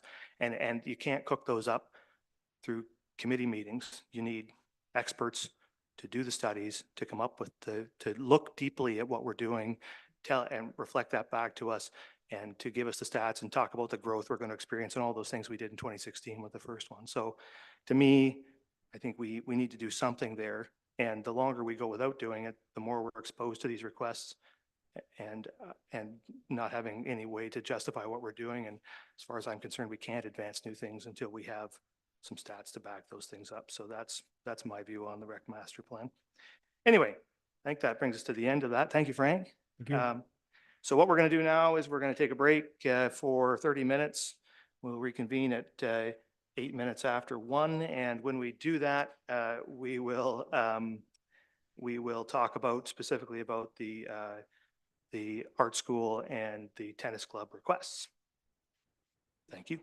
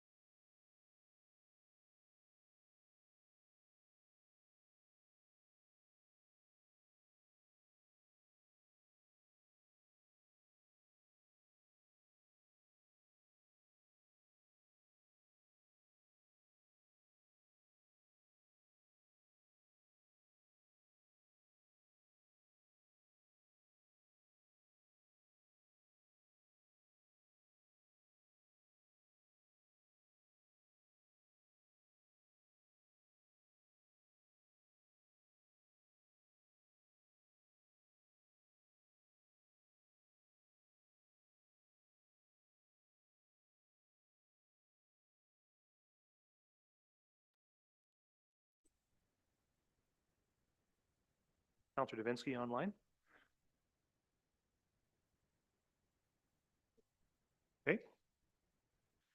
Is Counselor Stack in the building still, or? Okay. Hopefully, we'll give a minute here. Hopefully, Counselor Duhame was within the sound of my voice. Counselor Duhame, are you in? Testing.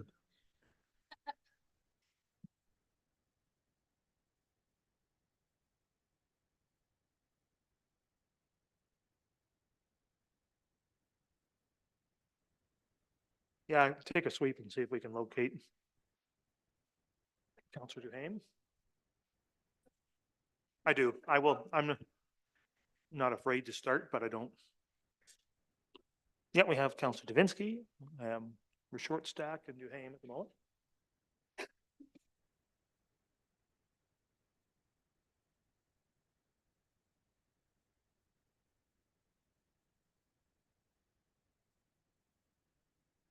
Yeah, we will.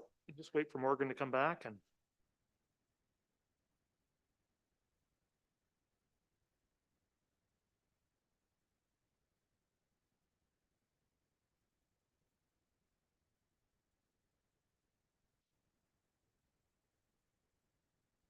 Can you bring up the,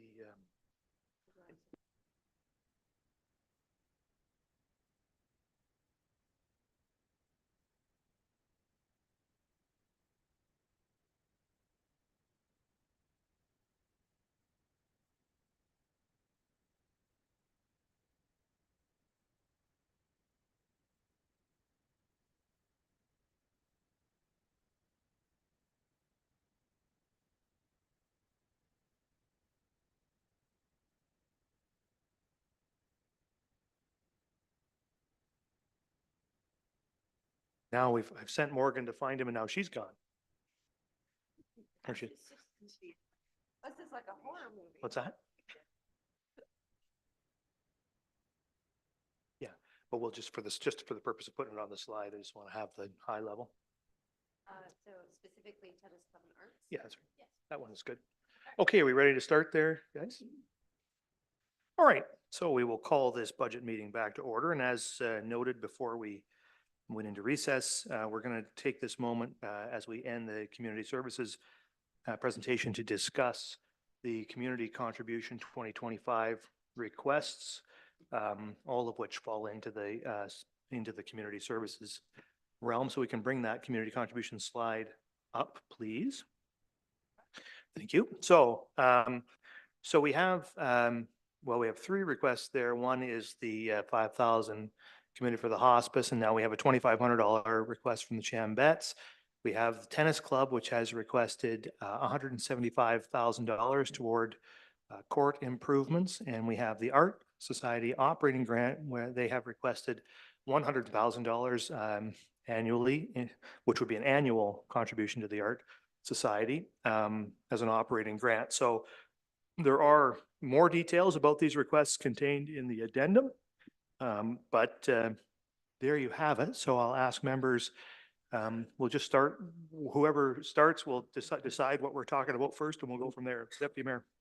Oh, sorry, Councillor Halpin. Through you, Mayor, can we discuss them separately so I Yeah. can excuse myself for We that? will. Why don't we then start? Councillor Halpin has declared pecuniary interest on the tennis club project. So why don't we start with we'll discuss Art Society and the Chambet request, and then at the end, we will discuss the tennis club. So the Deputy Mayor.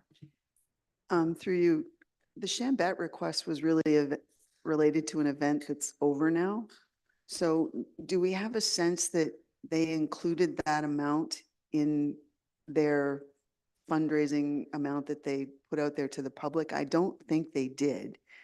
So this is technically then possibly a request for a future event next fall that hopefully will happen, but may or may not happen. Should maybe, and they asked, I think anticipating it would happen almost instantly for the fall campaign.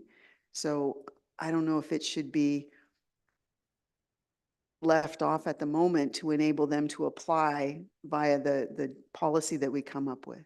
I think that's a good idea. There's $25,000 in the budget, 5,000 which is spoken for, 20,000 remaining. So if they come and make an application, there's $20,000 that could fund a request if it was approved. So we can do that. Is there consensus around that from the members that we just leave off the request from the Chambettes until they can make a request through the application process?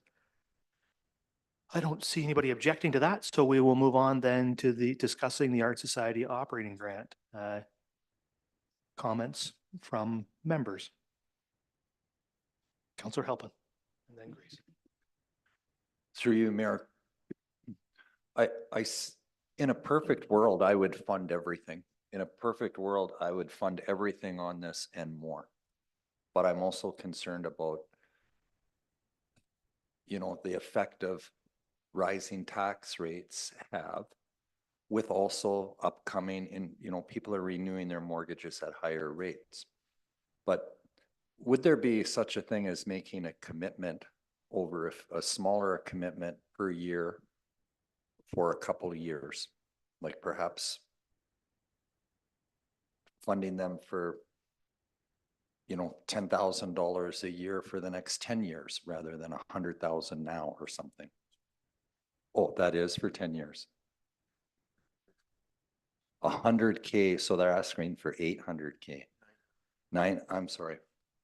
Yeah, the request, just to be clear, from the Art Yeah. Society is a $100,000 operating grant, $100,000 annual operating grant, which is shown here as through Right. the entire planning period of 10 years, which would be $1 million over the course of 10 years. I just can't support it to that amount. Thank you. Thank you. All right, I have Councillor Grace and Davinsky. Thank you, Mr. Mayor. I do have a question, and I see Fred is in the room. I just wanted, and I suppose Frank may also be able to answer this. But when I'm looking at the budget, which was provided in the addendum, the 2023 and the forecast 2024, there's an amount under expenses for rent, 74,74,92. That is not in the 2024 budget. So is rent forgiven now as part of our lease agreement? Thank you for the question, and through you, Mr. Mayor. So formally, rent has not been forgiven. The Art Society approached us earlier this year, and we had said that we could defer payment until this conversation occurred. Okay. Well, I just to follow up on that, I would be okay, I think, depending on maybe asking staff to come back with some comments on the repercussions of continuing or having an arrangement where rent is forgiven. But I, like Councillor Halpin, would not be in favor of $100,000 a year. A smaller amount, maybe 25,000 a year. I'm not, but certainly not 100,000. Maybe for a couple of years, see how it works out. Thank you. Thank you. So we have Davinsky next, and then Mayette. Thank you, Mr. Mayor, and through you, I too am a little uncomfortable with $100,000 being requested by the Art Society for a grant from the town. It's pricey at this time, and I don't know that we could continue that over 10 years anyway. I'm wondering, we are in the last year of our $50,000 request to the Saugeen Memorial Hospital Foundation. And I wonder if it would be feasible to have the Art Society delayed for 1 year. We pay off our commitment to the hospital, and then next year begin a $50,000 donation to the Arts Society for, say, the next 5 years. I'm just making this up as we go along. There's no rhyme or reason to it. My concern is that I asked when the Art Society made its presentation if they had any fundraisers they were thinking about, and I didn't get a definitive answer on that. And we, meaning the town, can't do it all.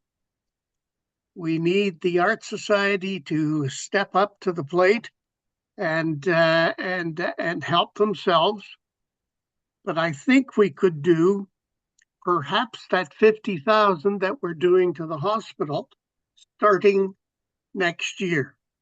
Anyway, that would be my my recommendation to council and town staff to come back with a report on whether that is feasible or not. Thank you, Mr. Mayor. Thanks, Councilor Vinsky. Just to clarify two things on that. One, our commitment to the hospital extends to 2026. So we're committed for $50,000 in 2025 and in 2026. So that that's when that ends. So we wouldn't not be committed to that until the year 2027. Also, that's funded from the NWMO reserve, not from taxation. So so we don't actually have, when that stops, there's no available taxation space for it, and the NWMO reserve is a limited reserve. So it couldn't support this for more probably than a couple of years after that, and then it would be depleted completely. So I just want to add those two pieces of context for council's information. That's it. That's important, sir. Thank you very much for doing that. Yeah. Councilor Mayette next. Thank you, Mr. Mayor. And at this time, we're speaking specifically to the Arts Society grant, right? Correct. Yeah. As with this request and any request, and I'm happy to see that we're going to have a fund going forward. I will be supportive of the 25,000 in the operating fund that we can use to support requests such as this. And I hope that the process that we come up with for we're doing allocations from this fund or any support that we give to community groups goes through a process that I'm familiar with through, I spent a lot of time with the United Way, and we do a lot of granting of money. And part of that application process is full disclosure of your entire operating costs, full disclosure of all sources of revenue, fundraising, as Councillor Davinsky alluded to show that you're not creating an organization that becomes wholly dependent on one grant stream, that they can diversify their income. And I'm not totally convinced that or haven't seen evidence that the Art Society is diversifying their income stream. I mean, I realize they make money by charging fees for going to art school, and presumably with the theater upstairs, there's generation of income there. But I would like to see if they're holding fundraising efforts, they're applying to other grant streams, they're sensibly and reasonably using that money. And I know that they did indicate that they had a couple of staff that they're paying for, but I would just like to see a more wholesome, formalized application process where we can be sure that we're not creating a long-term liability. And realistically, $100,000 over 10 years is a long-term commitment for this council and future councils. So as it stands, I would have a difficult time supporting the request as submitted right now. I just want to clarify, and I may have misunderstood you, so apologies if I did, but the theater upstairs in there is not that's a municipal operation not related to the art school. So that's not those aren't the same thing, just for clarity. The Deputy Mayor. Thank you. And through you, Mr. Mayor, I'm very supportive of what the Art Society, the art school the Art Center has been doing the last couple of years to improve their positioning in terms of attracting more people to display there and to participate in their courses. I have a great deal of difficulty, though, with us funding operating expenses.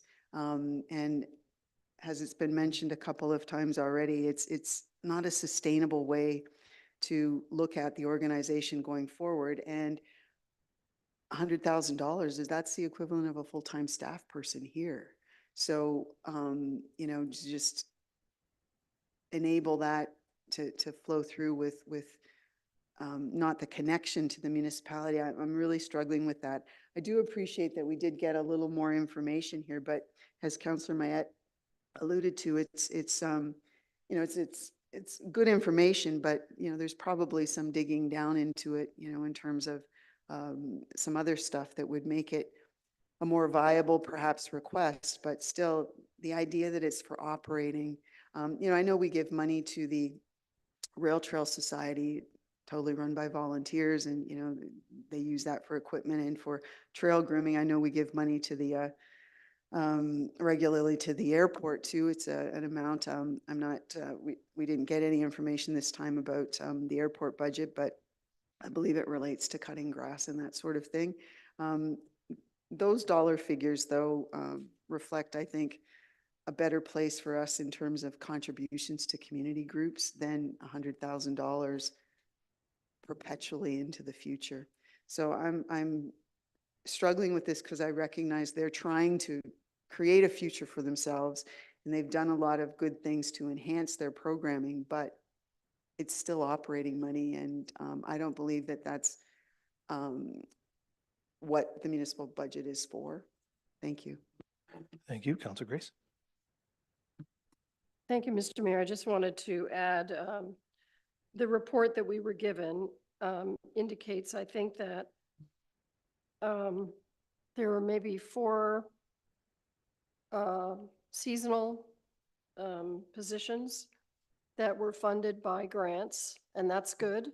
And I'm just wondering, because we do employ, or we do use a grant writing support service for ourselves, if that's something that we've made available to the Art Society to possibly augment their grants, their opportunities for grants, or is that something that we could even make available?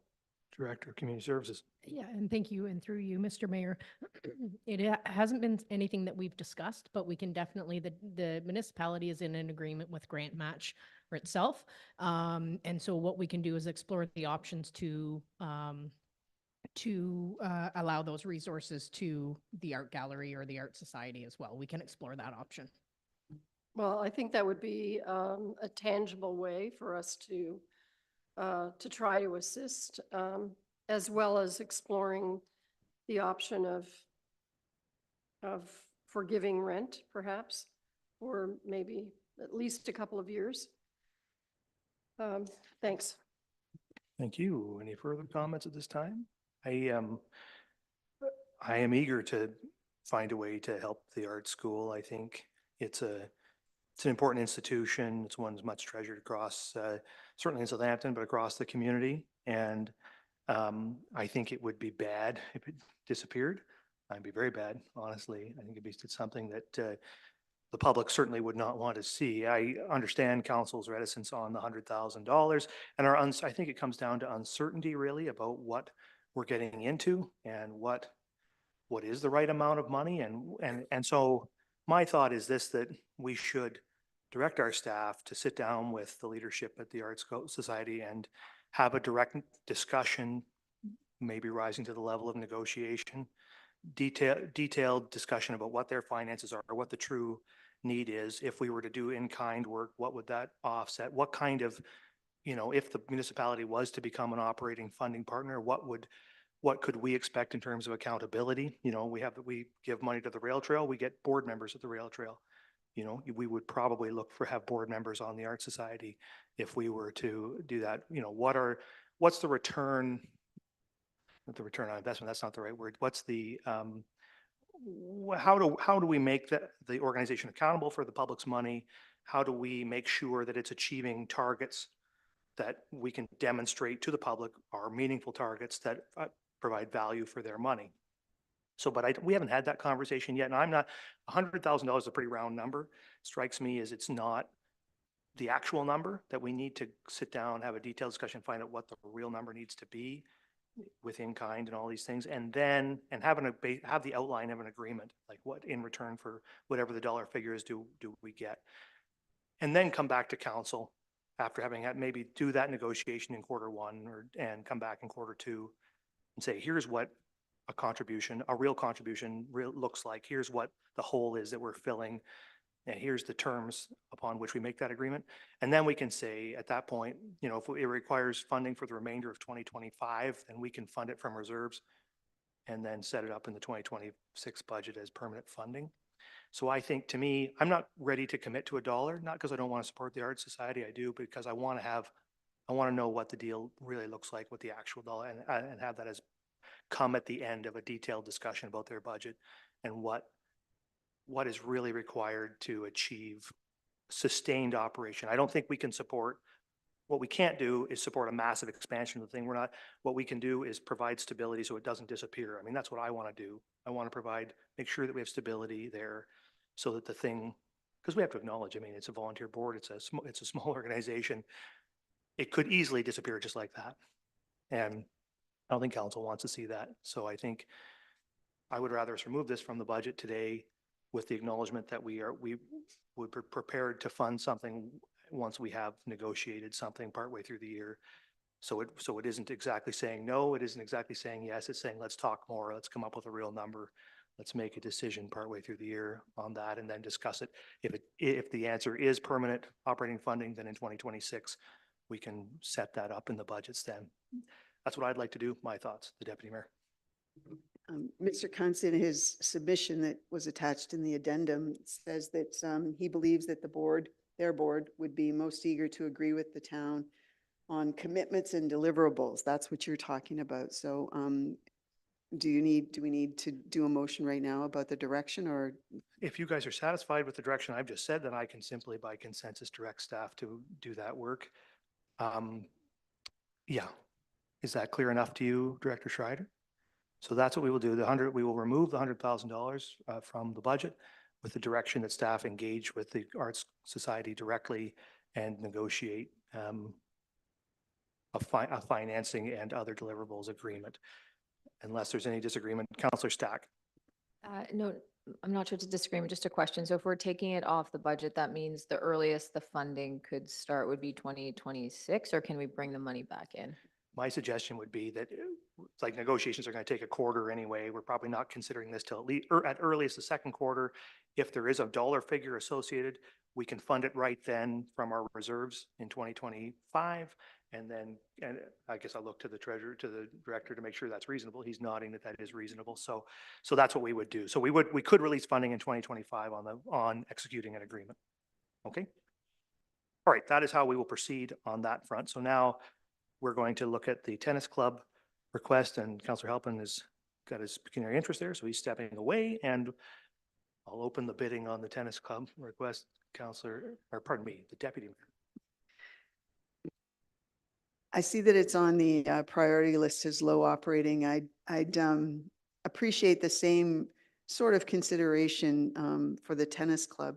They have an incredible operation, and certainly worthy of some consideration for a little bit of assistance, whatever that might end up being. I would like to request maybe that we consider bumping it up to a medium kind of priority so that it does get that discussion. I believe the improvements that they're interested in doing, the upgrades, are on property that the town owns. Is that correct?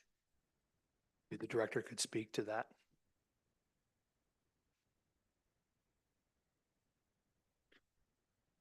Thank you for the question, and through you, yes, I believe that the capital upgrades are on the town-owned lands.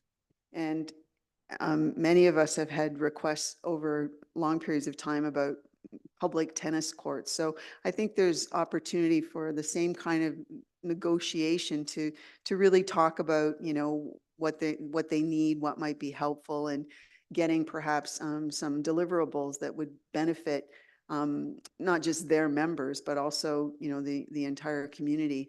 And because it is town land, it's an asset that we own. They're in a lease situation. I don't know the exact length of the leases that are there, but the value added eventually will come back to us. And so there's some merit there, and it may be, not necessarily as high the dollar figure that's there one time, but perhaps a smaller amount over a period of time, or some kind of other bridge funding to help them out. I know they've already started some fundraising, but some assistance with fundraising in some capacity that might be helpful. I think there's an opportunity here to look at another group in town that has a very long history and does have a built-in client base, and also has some facilities that the public is asking for, public tennis courts. So there might be an opportunity here to do something together that would benefit us all. Thanks for that. Councilor Grace. Thank you, Mr. Mayor. I agree with what the deputy mayor has said. It is a very valuable resource in our town. And I know the members and board members do a tremendous amount of work and to continue to make it valuable. I don't know what the status is right now of the tennis court and their ability to issue tax receipts. I know that maybe 6 or 7 years ago, they came to the town with a request to do that. And I wonder if we could ask our staff to look at that and ask them about that, talk with the pub about whether we could assist with that. Because that may really, the deputy mayor was talking about fundraising that I would think would be a real asset to their ability to fundraise. Through you, Mr. Mayor, thank you for the comments. And we have had some of those preliminary discussions with them and looking at what the community contribution of public free access also looks like. And we've had discussions on certain percentages, and then if it meets a certain criteria, that the town would be willing to entertain the idea of issuing tax receipts on their behalf for larger donations. Further questions or comments on this one? I would note that we have just reduced the budget by $100,000. That art school grant was pegged as a medium, so it was in the budget. So we've reduced the operating spend by $100,000. I think there would be room within the existing window of funding now for council to make some kind of contribution to tennis club, as has been noted. It is our property, so I think the primary responsibility for maintaining and enhancing those courts ought to fall on the tennis club. They're the primary users, but I think there is a role as the property owner for the municipality to be a funder and to participate at some level in that program. So we could contribute some amount of money over a couple of years. There's $100,000 there now. You could contribute 50 a year for 2 years or something, or you could contribute 25 a year for 2 or 3 years. I don't know. We could do it that way. Reduce the single year impact. One thing I will note, and it isn't a criticism of the tennis club, they're doing what they should do from their perspective, but more broadly, we have a business to run, we have a program to deliver. Our staff spends a lot of time structuring it, and then we have people kind of show up randomly and ask for money, and we kind of throw that off by responding, and because council always wants to help people in the community. That's why we're here. So, but does become problematic. So I think what I'm saying there is we don't need to give them all the money on the timeline they've laid out for us. I think we could structure funding it in a way that works from the municipal perspective. And if that's over a couple of years, and then I think that would be okay. And I think that there's a strong argument for that. So, I mean, I would be okay to fund this, even to the $100,000 level over a couple of years. I don't think I'd want to spend all that up front, but maybe over 2 years in 2 installments or something from the tax levy. But I don't know. I hope I see whatever others think. That's just my thinking at this moment. Councillor Duhaime. Yeah, thank you. And through you, Mayor, maybe we do the same with the tennis club as we did with the art school and just have some negotiations later, see what they're gonna do with fundraising and things like that before we jump into anything. We could do that. I would say, based on what I heard from the tennis club when they were here, is that 175 is, if we were to negotiate, that's the number that we'd end up at, right? Like, that's the number they want. That's what they've built into their fundraising budget, right? So what we're saying, if we contribute less, is they need to fundraise more. But I don't think a negotiation probably is going to result in a different request from them, is my impression. That's just me talking out of school, but that's how so I don't know, but I'll get Davinsky and then I'll come back to the deputy mayor. Councilor Davinsky. Thank you, Mr. Mayor. Through you, is this one that could be sent back to town staff to see if we do donate, say, 50 a year for the next 4 years, or 100,000 for the next 2 years? We don't want to leave them, just like we don't want to leave the art gallery high and dry. But is there something that we can do on a time basis that could help us along, and would they be agreeable, and would they survive? Simple as that. Through your ideas. Thank you. Council can give staff whatever direction it sees fit, but maybe we'll carry on with the discussion. The deputy mayor. Thank you, and through you. I like what you said about giving some assistance financially, perhaps over 2 years. But I wouldn't want to lose the conversation about public use. And if there's a hook there that the director can follow through with to get a little opportunity there to respond to some public requests, I think that would be advantageous to the whole process. And if it is possible, maybe with a little help with fundraising in some capacity, I think that would work well for them. But I like your suggestion of $50,000 over 2 years, because it's takes care of it. But having said that, I just can't remember exactly what was in their report in terms of their timing, because they had stuff spread out over a period of time. So are you aware of what their phasing situation was, to sort of suggest perhaps better what the timing should be of any potential donation? Through you, Mr. Mayor. So off the top of my head, I don't remember the exact numbers of the years that they're spending. In conversations with the tennis club, though, they would be very appreciative of what council can provide and what the municipality can provide. And what I'm hearing today is it's giving us or staff a little bit of direction to go back and have a conversation with them. Likely that could happen before next week, and that we would bring back a proposal for council consideration. We have worked with them on the community contribution, including free access, so they're definitely on board with that, which is great. And we've also put them in touch, or we provided a letter of support for a grant that they've also applied for for the capital project as well. So we're there to support them, and they appreciate that. Just so I'm clear, what are you suggesting you would talk to them about over the next week?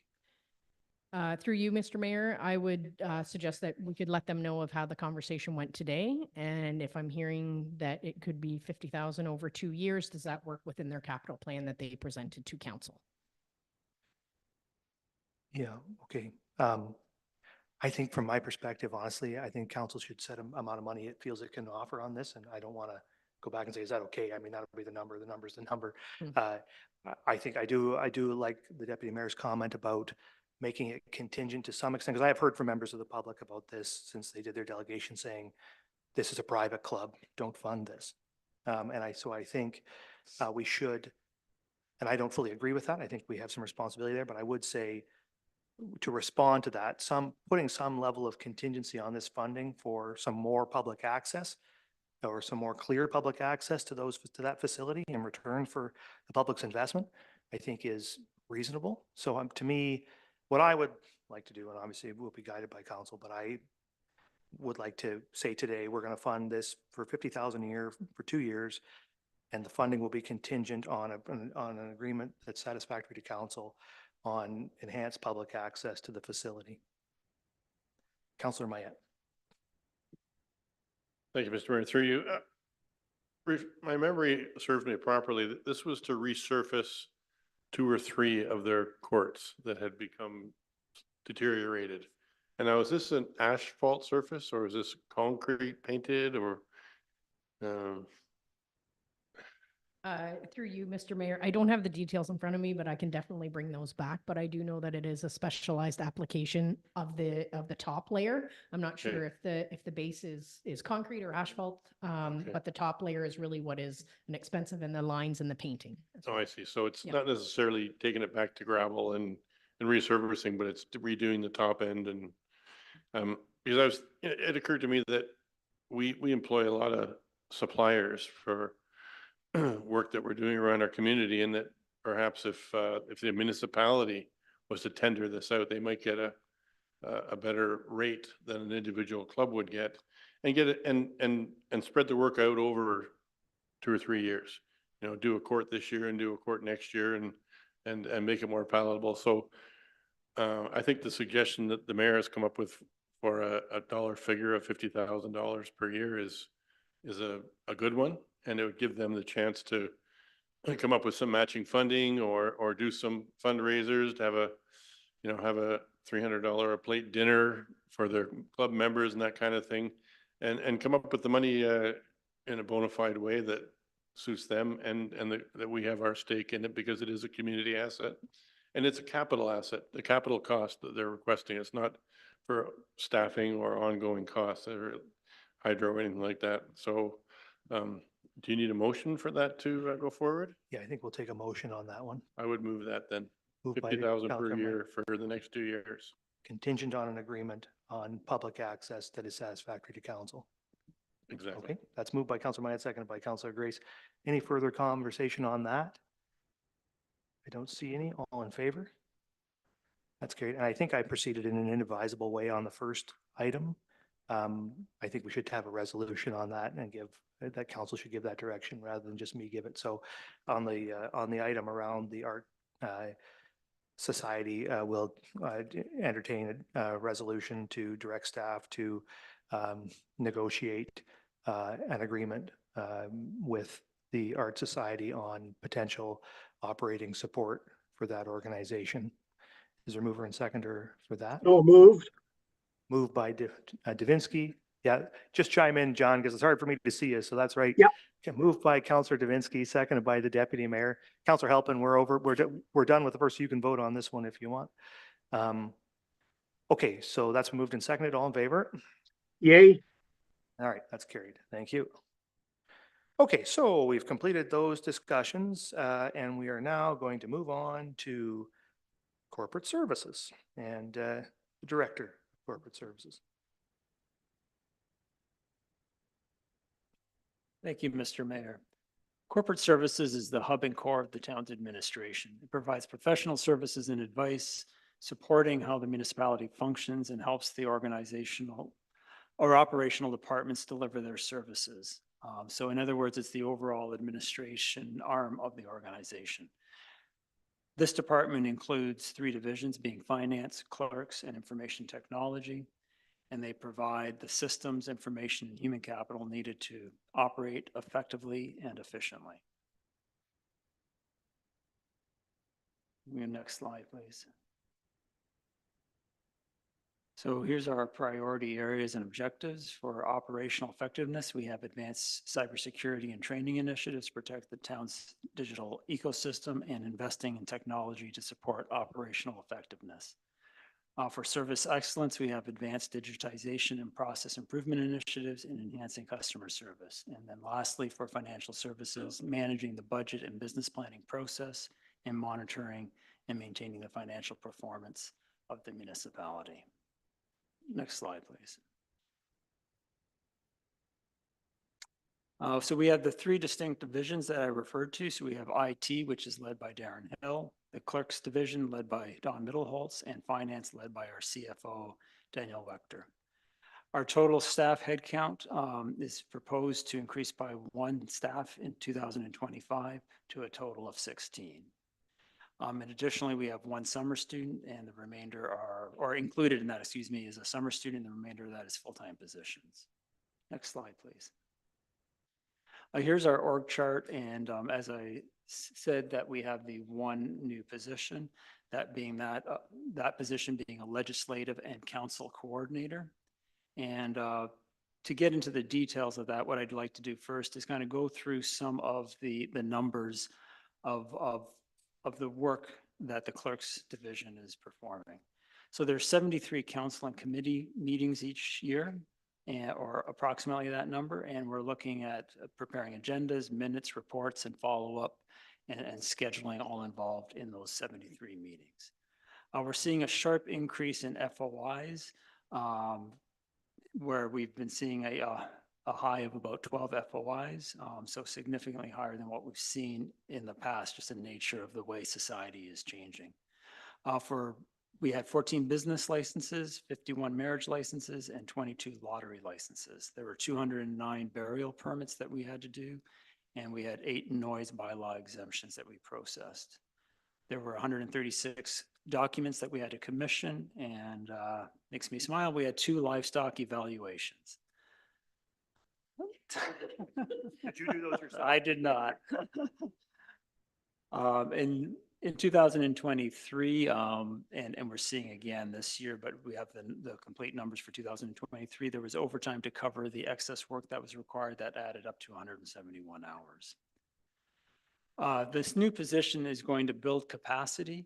We'll be trying to do work internally, so that will reduce some need for consultants. We'll be updating governance documents in a more timely fashion. And we'll be looking at perhaps maybe some revenue generating activities that could have some offsets. As I mentioned, the overtime, we'd be looking at reducing that overtime with the additional person. We have had projects that have carried over from year to year, and that's just purely the result of being understaffed, so we'd be able to address that. And then taking that added person and the resources provided, we'd focus in on doing process improvements, so that we then make ourselves more efficient and effective. This position would be providing the mayor and council assistance within the office. And so right now that support is being split between the clerks and the CAO office. And so that way you would have 1 point of contact. This would also provide our manager with more time where she could focus in on frontline, move away from focusing on frontline tasks and focusing instead on management tasks and more time on regulatory oversight of the clerk's sphere. We'd be building on existing improvements made to records management, and we provide assistance with complex searches of the town's records on a more timely basis. The cost of this position is $75,000 in wages plus benefits. I see Councillor Davinsky's hand up. Councillor Davinsky, did you have something at this moment? If I could, sir, and through you, I see we're talking about the legislative and council coordinator. And I've heard what the job description is, and I've heard what it's going to cost. And yet I also heard, and I hope it was just me not hearing correctly, that we're going to hire a consultant to look into this position. Please tell me I'm wrong. No, perhaps I didn't communicate clearly. My apologies. I was suggesting that we would be able to reduce the need for consultants as a result of having the division fully staffed. Oh, that's So a it's the good opposite. answer. Thank you. Yeah. Jim's full of good answers. All right, carry on, Jim. We can go to the next slide. So on this slide, we are looking at our increases in positions over the coming years. And I'll break it down into 2 categories. One being on the finance side. And you'll see there's a couple of new positions plus a couple of reprofiling. And what I want to point out is that when we take a look at finance departments or divisions in other towns of comparable size. We are understaffed. We typically are understaffed by about 1 or 2 positions, and that's where we are today. Our town is growing quicker than other towns, and so when you look at where we're going to be growth-wise, that's increasing that gap as well. The same applies as it relates to the structure of the department in terms of supervision. Typically, a finance department will have a couple of supervisors reporting into the CFO position. And so again, that's for the town of comparable size. So we're just looking to get ourselves to a position where we're staffed appropriately. The same holds true with IT in that it's affected by growth. In addition to growth, it's not just that the number of employees across the organization is growing to meet the demands of our growing community. On top of that, I mean, the reality is, and you're seeing it, I'm sure, in your personal life, every one of our employees, their need for IT is growing exponentially. It's just the nature of, there's so much benefit from IT, from using the software and the hardware to work more effectively, that the demands on a per employee basis are going up. So it's really a twofold effect, and that's what we've incorporated in recommending in 2030, the addition of an analyst. If we can move to the next slide, please. Now reviewing our major initiatives, the first being a review of the taxi and ride sharing licensing with the end goal of adopting a bylaw by council. You may remember that in June of this year, we brought forward a council report discussing this topic. So this would be looking at vehicle for hiring service opportunities across lower tier boundaries without requiring a license from each of the lower tier municipalities. We would be looking for a countywide approach, and we would, as a result, be working with area clerks. To do this, we would need to understand the legislative requirements, and we would need to engage both the current licensees as well as potential new licensees in order to make an informed decision. There's no cost associated with this, but there is significant staff resources to conduct this work. The next item on there is a financial platform. Currently, our finance division is using a product called Keystone, which is a 1990s era type of software. So it is, needless to say, outdated. We would be looking to modernize by going to a cloud platform. And one of the key things would be that such a platform would be able to provide integration with other town systems that are being used by the other departments within the town, so that we could have an integration across systems via what's called an application programming interface. So that would then, as a result, improve efficiency and accuracy in not having to take information from one system and then manually update the accounting system with that information. This would have a $100,000 impact on the operating budget starting in 2026. And when we're kicking it off, there would be a capital investment that would be $350,000 as a one-time capital investment. The last item on the page there is the ward boundary and council composition review. This was discussed on August 12th via a council report. The outcome would be direction from council on changes to be substantially subsequently implemented, and would be a factual summary of the town's current state. Public consultation would take the form of a survey, and it may then require subsequent public engagement depending on the responses that we get from the initial questions. Council would then direct the clerk to pose the bylaw as a question on the ballot for the 2026 municipal election.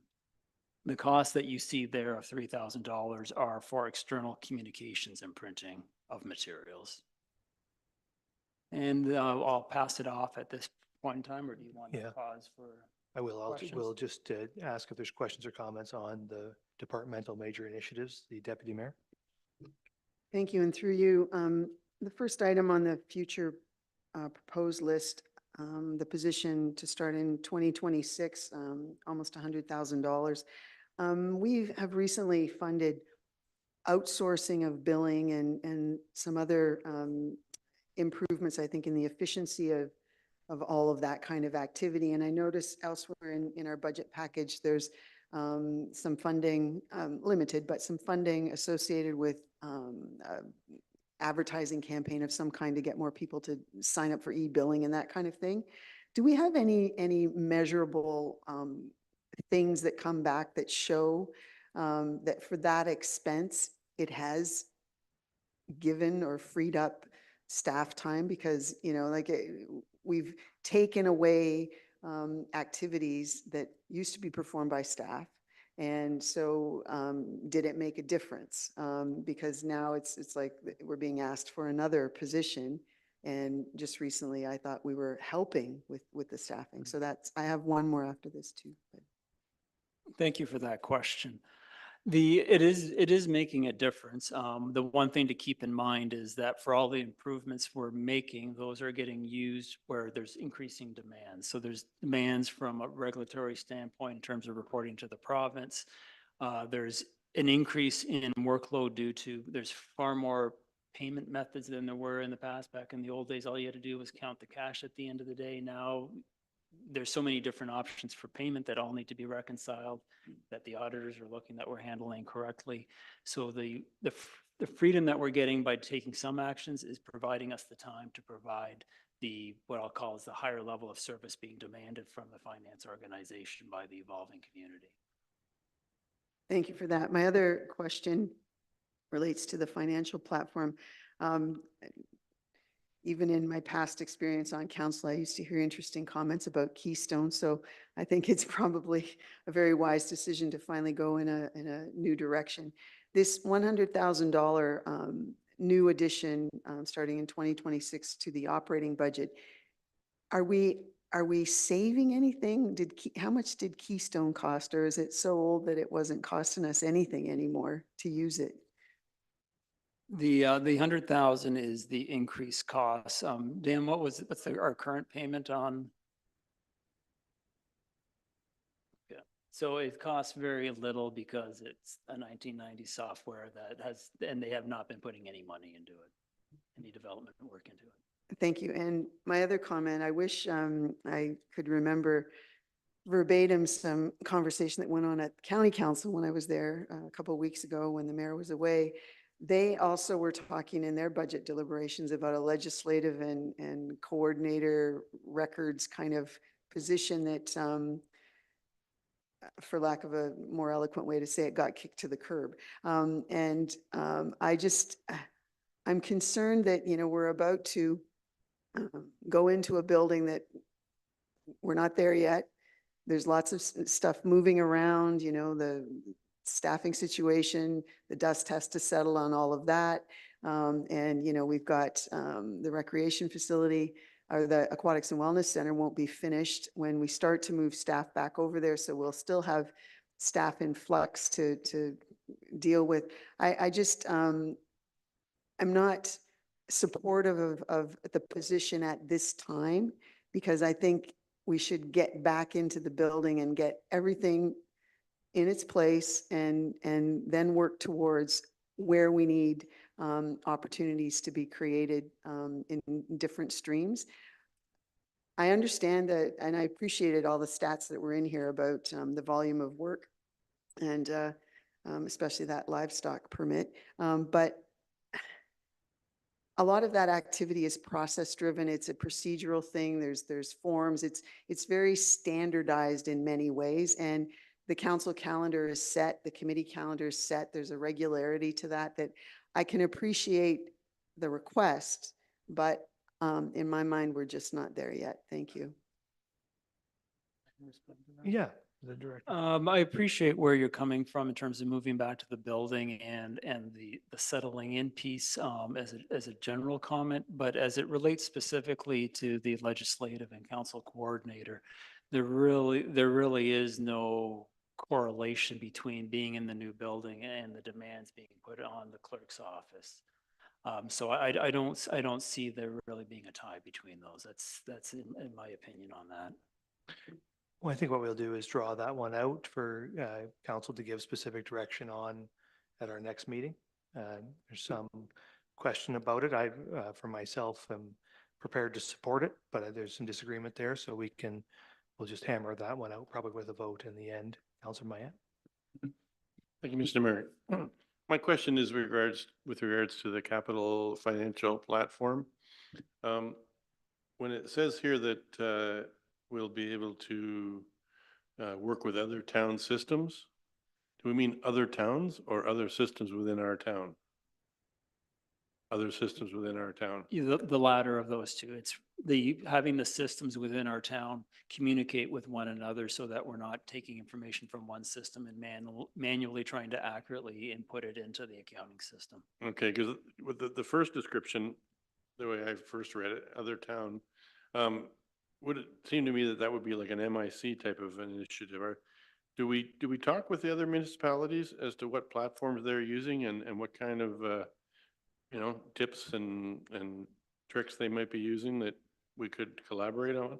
We are, with this initiative, we're working with Bruce County and our sister municipalities to look at a new ERP system. So, yes. Okay, good. Okay, further questions on the departmental major initiatives? I just wanted to say I'm pleased to see the taxi rideshare item there. And as it says as you said in your report, it takes a fair bit of staff time to deliver that, not so much cash. And I just wonder, are we confident, because this will also require a coordinated effort with the county and other lower tiers, are they also going to, are they prepared to contribute the necessary effort to make that a worthwhile, productive conversation for us? The clerk? Through you, Mayor Armstrong, or sorry, Charbonneau. I don't know where that came from. Call me whatever you like. So these discussions until council indicated that they wanted to go ahead with it, those discussions haven't happened in a very fulsome way at this point. Everyone has been made aware that this was coming forward. So the knowledge of it is out there, but as to whether or not they have made that commitment at this point from their end, I can't say that that's been made. Understood. Well, we should leave it in there. Hopefully they will take it up. I spoke to Uber just last week. And I think I can say that these efforts to streamline and standardize regulations as far and a wide as way as we possibly can will be the best way to encourage large rideshare providers to come to our community. So it's important work. Glad to see it in here. Okay, so now we'll move on to information technology and the manager of information technology. Thank you, and through you, Mr. Mayor. As you can see, we've got a lot on our plate coming up into 2025. 16 locations and growing, not including our staff that are more mobile than ever, flexing from home, from work locations, as well as growing our fleet. Both police and town vehicles have a lot of technology in them at this point. We talk about devices we're supporting. When we say devices, tablet, cell phone, laptop or desktop, it doesn't include all the hidden bits that actually make it work. We're closer to 500 now. And by the time the AWC is opening over the next 10 years, with 20-ish positions proposed, that's obviously climbing at a significant rate. Software lifecycle management. So we've talked about, since I've been here in the last 4 years, we've either retired or migrated a lot of our platforms. Keystone literally was written in the 1990s. It looks like Windows 3.1 if you've ever used it. So that's a long time coming. Something we'll talk about a little later is automation enhancements. So what can we do to make people as efficient as possible, reduce the manual repetitive work?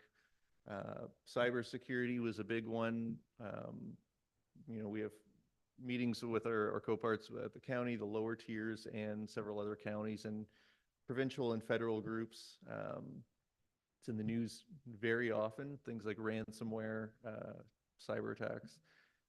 Training. So with our new help desk position we've had filled for the last few months, and then going into 2025, a lot of lunch and learns. We'll be visiting all the different locations and sitting down with each division to get a better idea of what training they want to see and do some more sessions.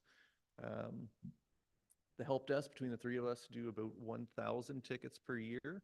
And we track the time spent on those, and Jim and Dan will attest to. So the actual labor is reallocated back to the divisions or departments that use it the most. And then police services, 135 hours so far in 2024 is the rough number we've done just on police services itself.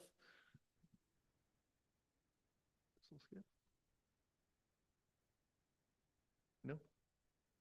Oh, next slide's fine. That's okay. There we go. So as kind of alluded to, some of our emerging trends, so security requirements, including as people are flexing work, they're using their phones more. We've talked about the number of platforms we're using. In the last year, we have moved to single sign-on, if you've ever used that. So just using their town email address and password for almost every platform. So that it really reduces the number of usernames and passwords people are tracking. Asset management.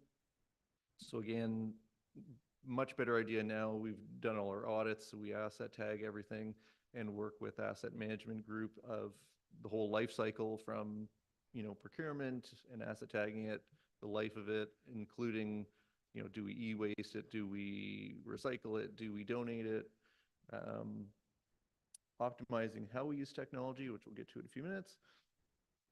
And then, as I alluded to, just the number of people and devices as the AWC comes on board, and the extra office space and the proposed positions.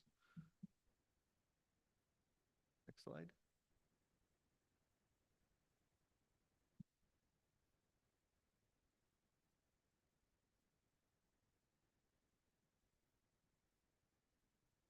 So business support services is just a general term, but I think I did this last year, and we were saying, you know, just the things we do in finance and clerk to a degree would agree. Corporate services is kind of in the background. We don't have flashy vehicles. We don't have parks or anything that people see on a daily basis. So just listing some of the things that we are either involved with or leading, but it's not as visible. So next year there is a proposed public website, but the big one obviously is the Aquatic and Wellness Center. The amount of time working with community services and all the other groups for designing all the wiring and the door systems, and how is the signage going to work, and how is everybody going to have connectivity in the meeting rooms and all that kind of stuff. As part of the police budget, you also see there's some server replacement as part of the Police and Services Act, and just in general with growth and the amount of data and retention and demand for pulling all those files isn't growing. Finance will report a little more, but on the ERP as we spoke to. And there's one extra item, which is currently all the data for the police station is stored there. It's not able to be stored at just any data center or any town location. So we are working with Owen Sound Police to host a complete encrypted backup at their police service. So for disaster recovery or business continuity purposes, if the worst should happen at that police station, that all the data is still there and retrievable so they can continue working from an alternate location. Another item will be working with operations and Aqua. They'll be performing an audit or just review what they call SCADA, but basically the technology that runs the water and wastewater treatment plants. We did an audit last year of our own services. This is something similar. They'll be using their vendor just to do an audit, make sure everything's up to date. One of the big ones that we've been looking at is Microsoft 365 going to enterprise licensing. So the county and the MIC, for example, does use enterprise licensing. We started off with the business package, which is what we're on currently. Microsoft does recommend between 200 and 300 employees, or if you have other needs such as retention, compliance, that you go to the enterprise licensing. It does add a lot of things like when we get a Freedom of Information Act, it's much easier to pull that information and log that you search for it, save it for a retention period. If we offboard somebody right now, it's a very manual process to make sure we keep that information, keep it for the proper retention period. This adds a lot of automation to that, as well as some extra security features that we currently do not have for the cloud files. And then the last one is cloud-enabled printing. So when we were all in one office, it wasn't that big of a deal. COVID hit and we rapidly discovered, how am I going to print? And now that we're flexing different environments, and we'll have 2 office spaces that aren't not just on the same floor, but they're going to be separated by a long tunnel. So what this does is it is a technology that adds on to our existing printers. It allows staff to print from anywhere in the world. It stores it securely in Canada in the cloud, and it reuses their existing building fob, so they can go to any printer in the town and then securely pull that print job. So there's no concern over spitting in a print job and someone accidentally sees something that's they shouldn't. And the big thing is it gets rid of almost every manager, director, and department each had their own printer for things that they either felt was confidential or they needed access to. So this reduces a lot of printers, a lot of maintenance for a fairly low cost. Next slide, please. Permit Central, engineering will probably touch on this. It's a new platform that simplifies and basically allows template use for the road closures permits, as well as collecting payments for certain engineering projects and related permits from contractors. And Microsoft Copilot, some of you that work at Bruce Power may have used it. It is being rolled out there and in the school boards and a lot of other organizations. So it's artificial intelligence assistant. There is a free version that lots of people could try. The difference is with this is it's tied into our Microsoft 365 organization. It's the only artificial intelligence that's certified for use in the enterprise. It maintains the security settings we put in. People can't search for things that they don't have access to. It also keeps all our town data secure. It's not the same as the free version that you can just go out and use. So we have been testing it with a couple of test licenses for generating certain things, summarizing a huge email chain. It can even do things like transcribe meetings for you, or if, say, you were double booked, it'll actually attend the meeting for you, give you all the outcomes of it, and send you the summary so you can get a quick summary of it. It's insane. Yeah, you still have to go to council meetings, but so what this is we've got a couple test licenses. This is to roll it out to key users that would be, so maybe some customer service coordinators, admin assistants, or management that would benefit from those specific features. We also discovered trying to do some of the slides for this and people that barely use Excel, it was a godsend to type in your information and it makes your chart for you without learning how to do it all. So it does save a lot of time for things that are otherwise tedious or something you don't do on a regular basis. And I believe that's the last slide we have for division. Thank you very much. Are there questions from members on IT? The Deputy Mayor. Thank you. I have a question, but before I get to it, just much like I did with Lindsay this morning with HR, I just wanted to express on behalf of the police services our appreciation for the support that comes down the road related to IT. And there's a lot of technology requests associated with the new Community Safety and Policing Act, and also, upgrades and changes affect every single officer because they use technology when they're out on the road in their cars. And we also deal with dispatch from Owen Sound. And, I know a couple days ago, someone was over there making sure that something new all came together well. So thank you very much for the support that you provide. I did want to ask a question, though. My attention was caught by this new public website comment. Is that saugeenshores.ca? Is it getting a? So it was in the plan, so so it was in last year's budget as proposed for this year. It wasn't in the IT budget, but we would be basically assisting with that, so I'll have to check with communication. You got me excited there about a Yeah, so potential launch, so there was 50,000 stay tuned, I from guess. last year that was still in the budget proposed. Okay, I'll wait. From communication, yes. Thank you. Okay, are there further questions on this? Don't see any. So thank you very much, Darren. Appreciate that. So we'll move on to the clerk's division and the clerk. Thank you, through you, Mayor Charbonneau. The Clerks Division is a relatively small group. We support the council committees as well as the corporation in supporting them in doing what it is that they need and want to do.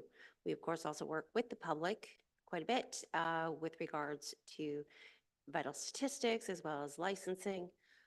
We work with corporate records management, vital statistics licensing, as well as having regulatory and provincial legislation within our portfolio that we work with on a daily basis.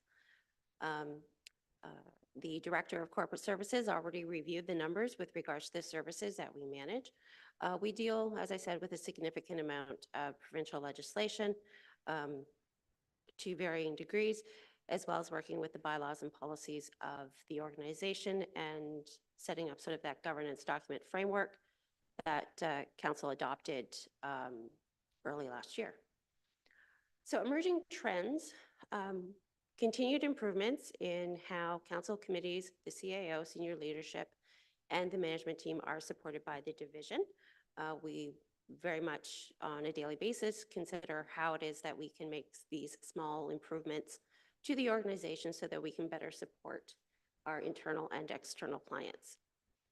Implementation of electronic filing system is an area for ongoing continuous improvement. You've likely heard us mention Laserfish a fair few times. That is the system that we use to manage our records electronically and wanting to bring paper records more into the digital space. As well, there's also opportunities for automated workflows and business processes. Continued focus on ensuring legislative compliance with all applicable acts, which helps to foster public trust and confidence in local government, and growing people through the management of work-life balance and minimizing work-related stress while meeting the expanding needs of a growing municipality. So division highlights for 2025. The first three that I'm going to discuss came about throughout the year as we realized the needs, and it's a really good example of how we help to support other divisions and departments in the organization. So the facility donation policy, this would be a policy that would be developed with regards to receiving donations. And this is about not only just the expectations, or sorry, the regulations, but also sort of what are those expectations and having those established right at the outset, which really is what we want to facilitate with the writing of various policies. So whenever the corporation receives a donation specific to a facility, such as the Aquatic and Wellness Center, then this policy would have taken effect for that. And then sort of a partnership with that is the municipal asset naming policy. So when someone provides a significant donation, what rights do they potentially have with regards to naming?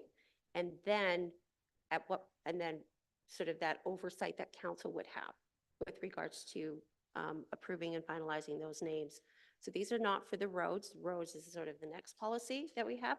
And as you may recall, that was a report that came up earlier this year where we were talking about sort of how do we name the road.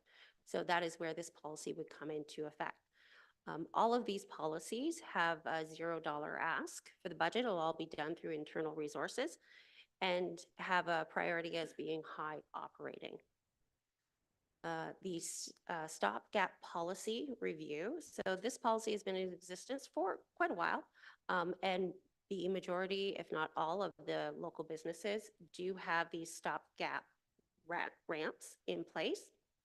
So it's just taking a look at the policy to make sure it's still meeting the needs of the community and also looking at sort of that ongoing maintenance of these for things like replacement and maintenance. So it's a good idea to look at policies every 5 years anyways. So this is one that's coming up. Again, $0 ask and with a medium operating priority. So the council leave policy, this is sort of the first division highlight that is we're doing in preparation for the 2026 election. With any council-related policies, it's good to look at them per term. So this one is in legislation, they refer to this as the parental leave policy. We're just calling it a leave policy.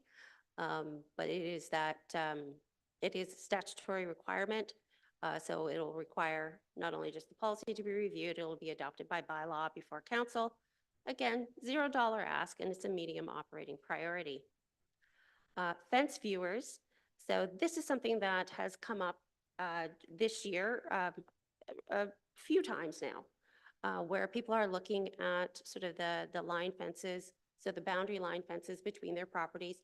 The ones that we've been getting requests on are in the urban area. So we want to take a look at sort of how does this legislation fit for the municipality and whether or not the way that we have it best serves the public needs. So we'll be taking a look at that and coming back with a report to council. Again, $0 ask, and this one has a medium operating priority. The delegation of powers policy is a carryover from 2024, where we are reviewing, refining, and adopting the delegation policy. So these are mostly administrative delegation, right? So it's not a delegation of what council approves on a large scale. It's more of administrative in nature. So it's good to look at this again every 5 years. As I said, it's carried forward from 2024. $0 ask a part of this. It's being done internally, and it has a high operating priority. And then the community contributions and a reevaluation of that policy to encompass all forms of community contributions. And this would be part of the 2026 business plan for implementation, $0 ask, and a high operating priority. Welcome any questions that council may have. Thank you. Thank you very much. Questions of the clerk? I don't see any. So thank you very much for all of that, Dawn. All right, so then we will move on to the finance division and the treasurer. Thank you, Mayor Charbonneau. The Finance Division controls, manages, and administers the corporation's financial accounting and data processing functions in the areas of planning and budgeting, accounting, investment and fund management, capital assets, tax and water revenue, risk management, and procurement. The bulk of this work is done every day by outstanding finance staff who do things like administer the property tax and water billing systems, process over 10,000 accounts payable invoices per year, and manage all of our different financial transactions. On the next slide for emerging trends, the past couple of years have really seen growing organizational complexity and a growing number of services delivered at the municipal level, and that has challenged us in terms of delivering internal finance reporting, managing all of the different transaction streams, and delivering procurement support. The division is focused on trying to scale both external and internal services through technological and process changes to be able to handle the increased volume for tax and water billing, and also for things like the increased number of operating and capital projects. Accounting standards are continuing to evolve. 2023 saw 2 major new standards implemented by the Public Sector Accounting Board, and 2024 has 3 more major new standards for us to evaluate and implement for our organization. Legislative requirements are also increasing, such as with asset management and energy reporting requirements, as well as increasingly complex audit standards for financial IT systems. And moving into our division highlights, We start with the goal of transitioning our tangible capital asset reporting from our legacy citywide platform to the CityWorks platform that is used for broader asset management activities. This is a multi-year project that involves some policy work in 2025 and continued work planning with the asset management team. The aquatic, you've heard about the Aquatic and Wellness Center and all of the different divisions that are supporting it. Finance is no different. So this just highlights some of the finance activities involved, such as seeking the second debenture for project financing in 2025, as well as the financial setup of the reporting structure and supporting the software setup for revenue streams.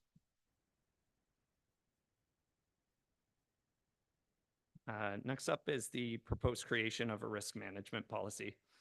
This has been identified as an internal need to assist in guiding towards sensible and prudent insurance minimums for different types of town agreements. The scope of this policy may also touch on aspects related to overall insurance policies held by the town. Finally, on this slide is the investigation of potentially enhancing the citizen engagement in the business planning process by utilizing new town tools such as FlashVote or the Engage platform. So research will be done in 2025 with the aim of implementing a process that both encourages citizen input into business planning and delivers meaningful insights back to council for decision-making purposes. Next slide. A signing authority policy will be brought forward to ensure council approval is in place and that the organization has clarity on signing authorities for things like banking, payroll, purchasing, contracts, and leases. The next item is the advanced metering infrastructure and the associated water platform. We've highlighted to council throughout 2024 our progress on this initiative. And work will continue in 2025 towards ensuring the successful implementation of this software and integrating the new tools into the daily processes between staff and customers. The e-billing and pre-authorized payments for tax and water billing are the most effective and efficient ways to receive and pay tax bills for both residents and staff. Staff always encourage these methods in our everyday interactions with customers. And they both represent division KPIs that we report on. So staff would like to look at a specific campaign push in 2025. Next up is the town's existing development charges background study and bylaw were last approved in 2021 and are due for an update in 2026. In order to meet this 2026 renewal, work will need to begin in 2025 and will be led by both finance and planning staff. The next item just notes the dividend received from West Ontario Power, which Jim spoke to in the introduction. And the final slide of division highlights for finance speaks to the impact reassessment cycle, which has become a standing item in our business plans as we try to ensure that we're aware and prepared for the chance that the province actually announces its intent to update property assessment values. The province has announced that it's undergoing a full review of the property assessment system, and it's unknown what recommendations will be implemented once they complete that process.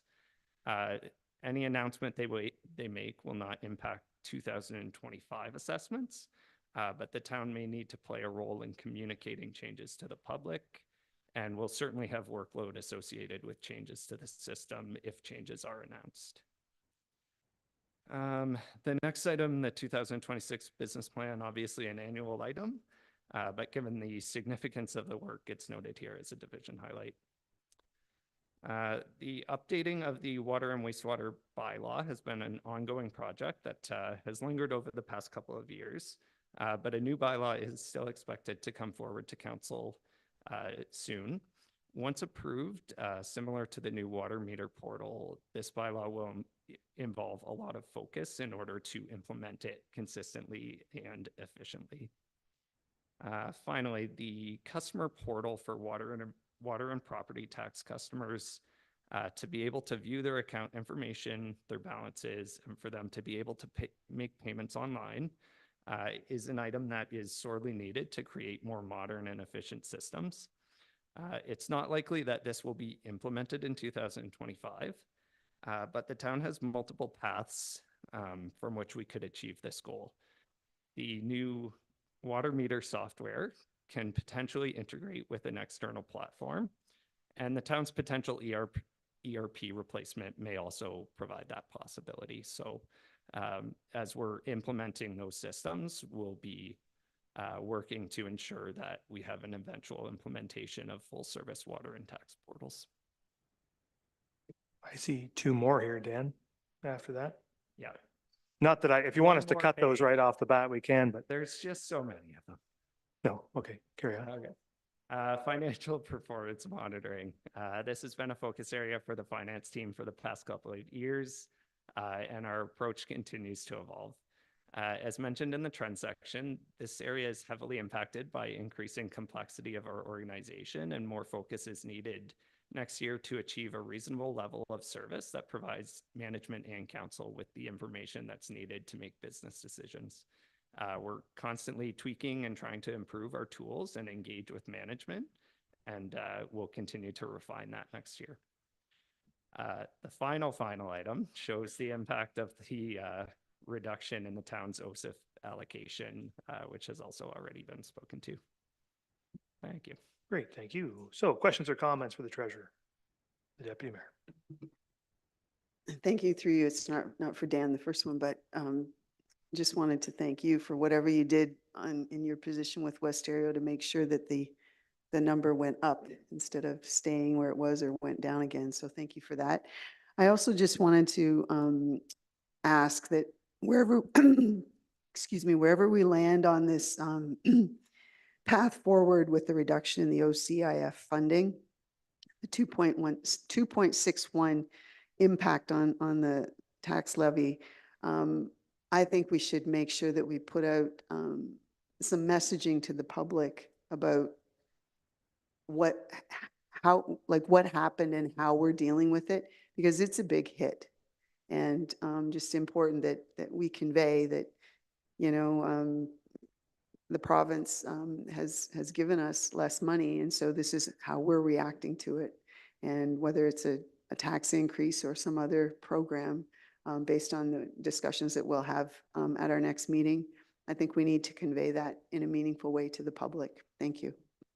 Yeah, and just on that, we'll give some direction now that the director has given us a presentation at the beginning of the day with some options. We'll make sure that that's an item for decision at the beginning of our next meeting. We'll have to pick a path, whatever that path is. So that's an item we want to revisit, and the treasurer may want to speak to it, but it's worth, I'll give him a chance, but I guess my understanding of what has occurred with OCIF is there's been a change in how the province calculates OCIF. They use some different metrics, and it would seem that based on what we've been presented, that our affluence as a community is being factored into their calculation, and that's leading, we are just seen by the province as achieving a score that shows us having less need than other municipalities. And so that's leading us to see this declining scale, which will eventually amount to a $1.3 million reduction per year, $13 million over the course of this plan. So that's the reason, essentially. It's yeah, rural versus urban, sure. So we're so those, it really is just there's a few benchmarks they use. It's the number of it's the median household income and what the your core assets, your median household income, and essentially the value of your assets and how wealthy your populace is, your assessment. So that's where we've ended up, unfortunately. Other questions or comments for the treasurer? I thought that I had one here. What was it? Councillor Davinsky.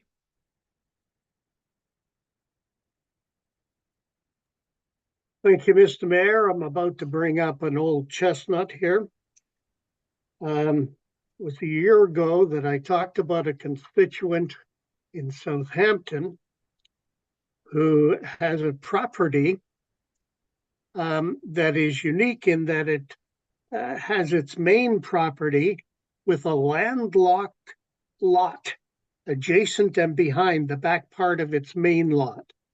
And because of that, it has two different roll numbers and have separate tax bills. What they are asking is that because the properties were never merged, it cost a fortune to do that.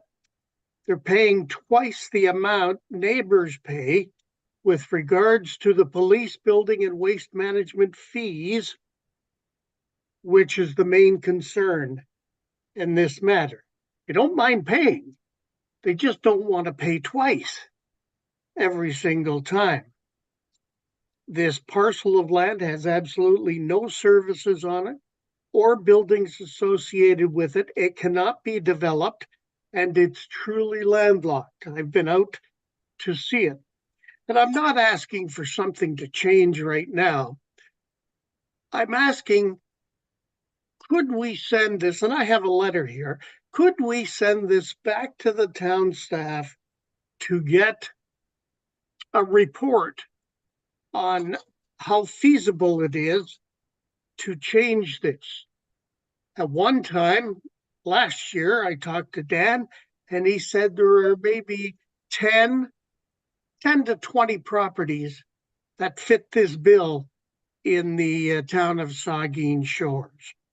And that may be, I don't know about the others, but I do know about this one. And just before budget started, I asked if they were still in the same boat. They are. And I would like to see this go back to the town staff for at least another look-see and an answer. Thank Or you. maybe we could, thank you. We could maybe ask the treasurer to comment on whether that's what you think about that idea. During last year's business planning process, we did bring forward information on our dedicated and special levies, and council had discussion at that time with some information and made the decision to continue the waste management and police building levies on a per roll basis. And so town staff are applying that direction from council to apply it on a per assessment roll basis. If there is interest from council for us to dig into that further, bring back more information, we can do that through this year. So you're just reminding me, so that's a direction council gave you just last year. So I think, and I appreciate the comments from Councilor Davinsky. I don't know how productive it is to go around and around on the same thing. This council has already given direction on this.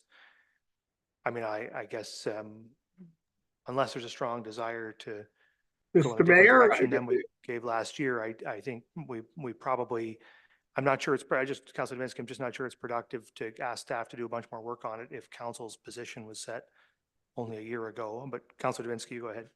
yeah, and that's fair. But if there is a seconder or someone who would support this, then I would like to see us move forward. And I guess I would leave it to you to call the question. Sure. Well, what we can do, Councilor Davinsky, is we'll include it in the list of things to deal with at our next meeting next week. And so it'll be there in the list. And at that time, if you want to make a motion to direct staff to undertake a review of that issue again, then we will handle it. If there's a seconder, we'll take a vote on it. Is that fair enough? Sounds fair enough. I thank you very much.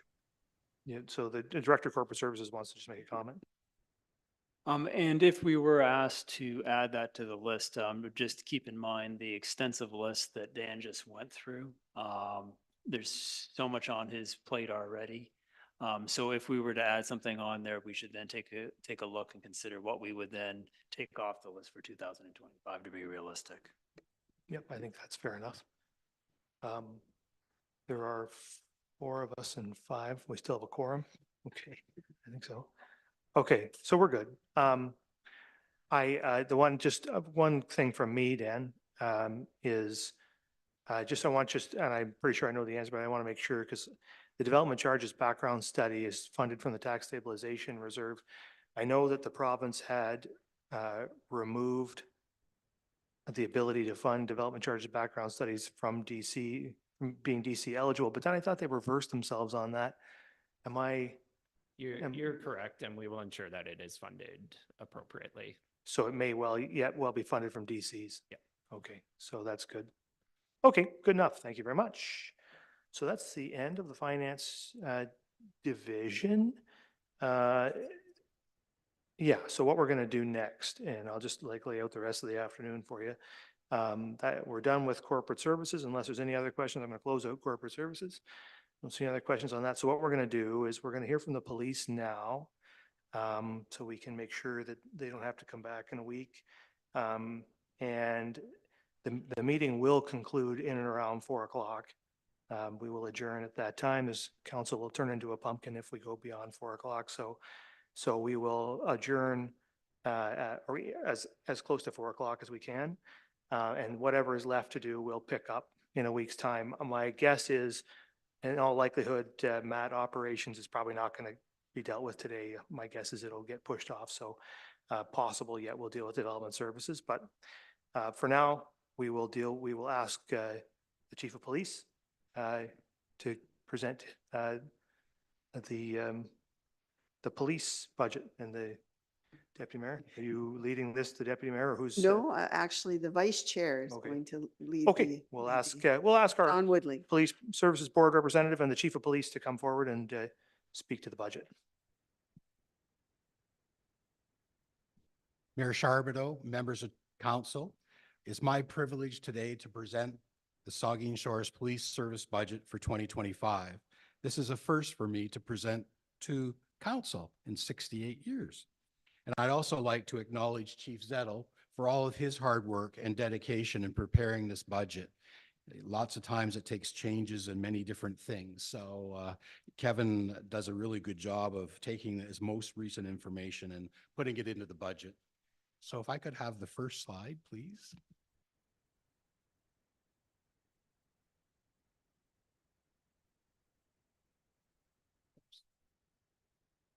Just one before that would be good. Thanks. The Saugeen Shores Police Service is responsible to provide adequate and effective police services as detailed in the Community Safety and Policing Act, Section 10(1).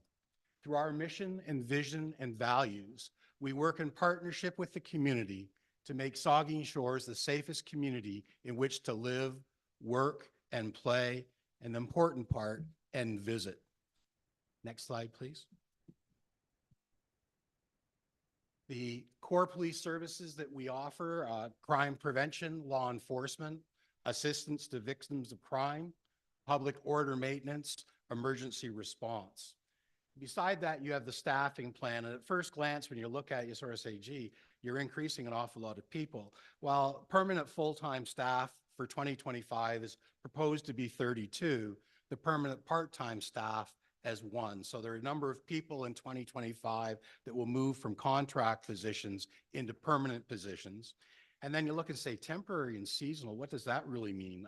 12, that means your auxiliary officers and your jail guards. And then, so the total number is really staying the same. It's balanced 45 in 2024 and 2025. Next slide, please. Now we look at the team.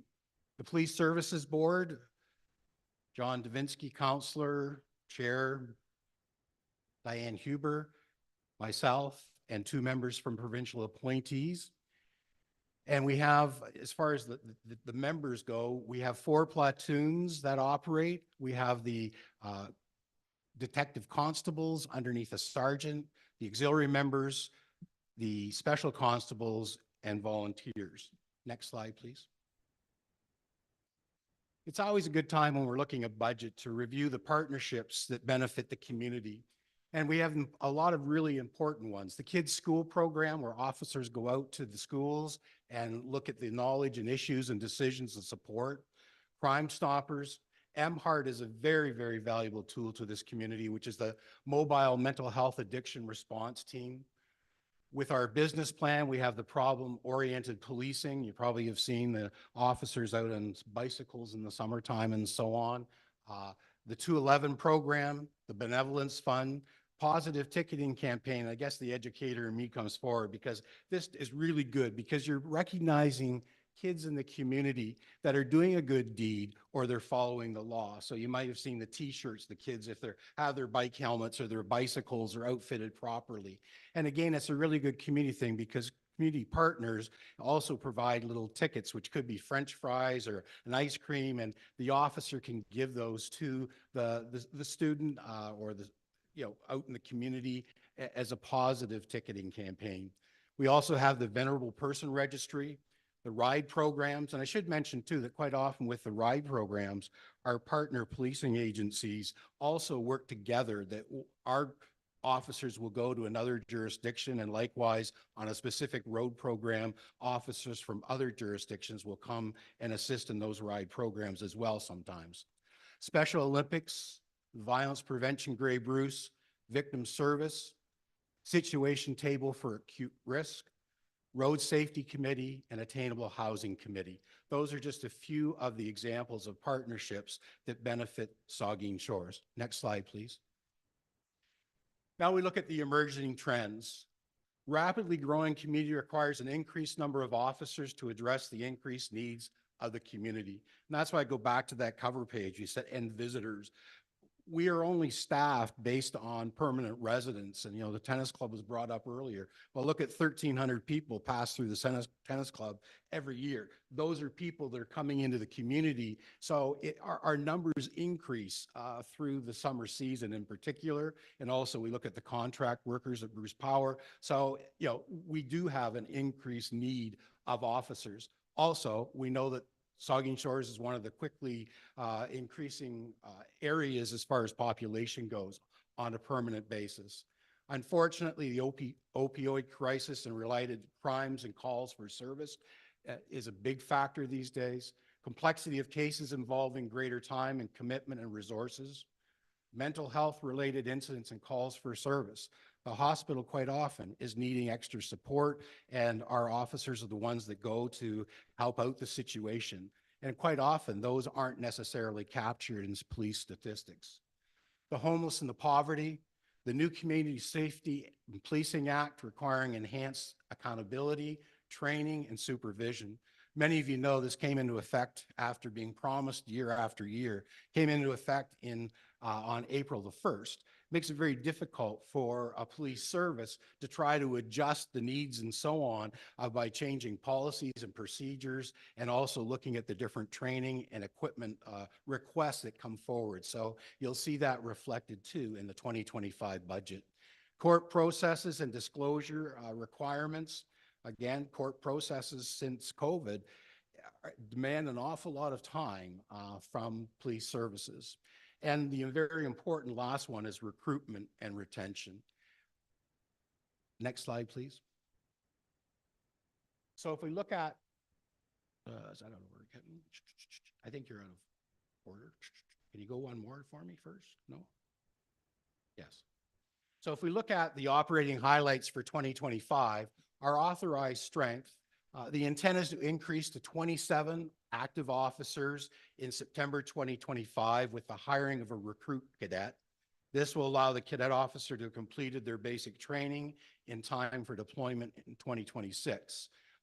The police college provides us with one space in the year, or in the calendar year for us to attend, and it's really important that we have a cadet ready to go.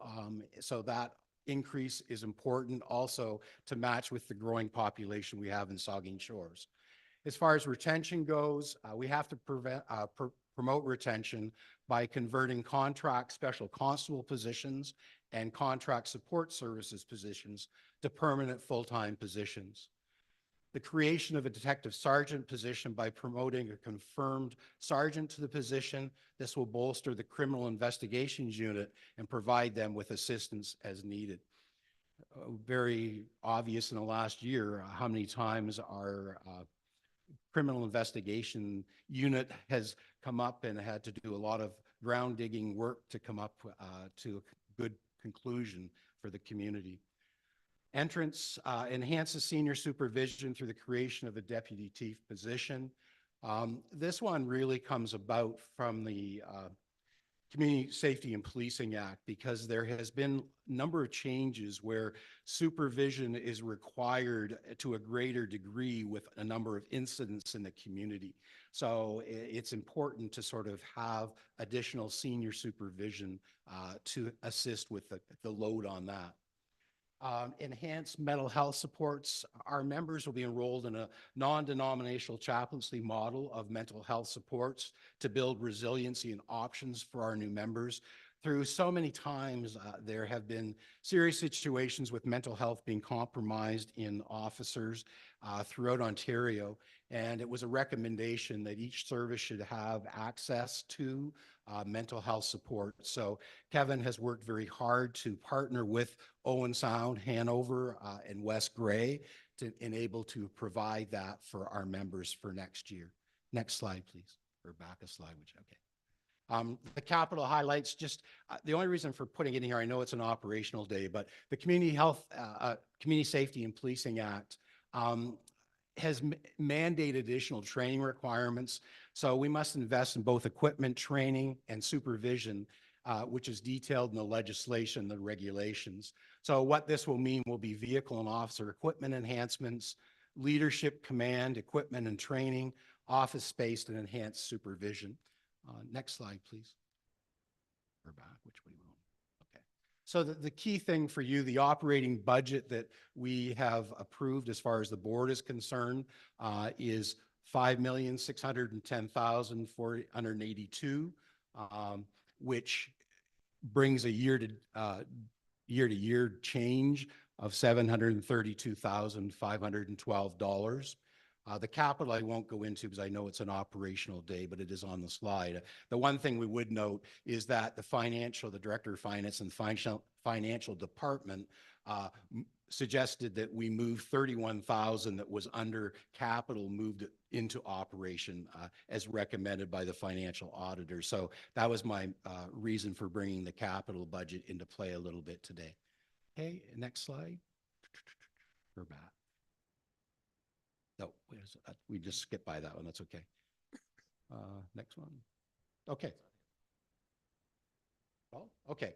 So as far as questions go, Mayor, we have the chair of the board sitting in your audience. I have the chief here with me and myself. And so if there are questions that people have, we'll direct you to the right person.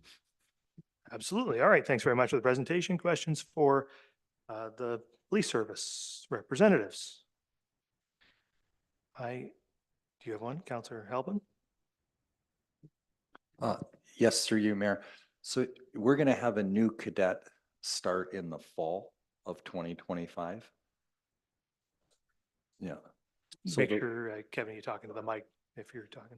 Yeah, the new cadet will start in 2025 in the fall, and then they will be going to the Ontario Police College. So even though they're on our payroll, we won't actually see them come back to our service until January of 2026.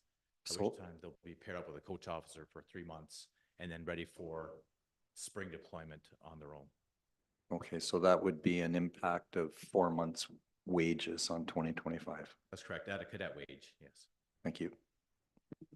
I just had a question. Give me some clarity. I understand there's some personnel issues involved that I don't want you to get into those. But just at a high level, so last year in our budget, we saw in your budget, we saw an authorized strength of 27 that you were aiming to get to by the end of 2024.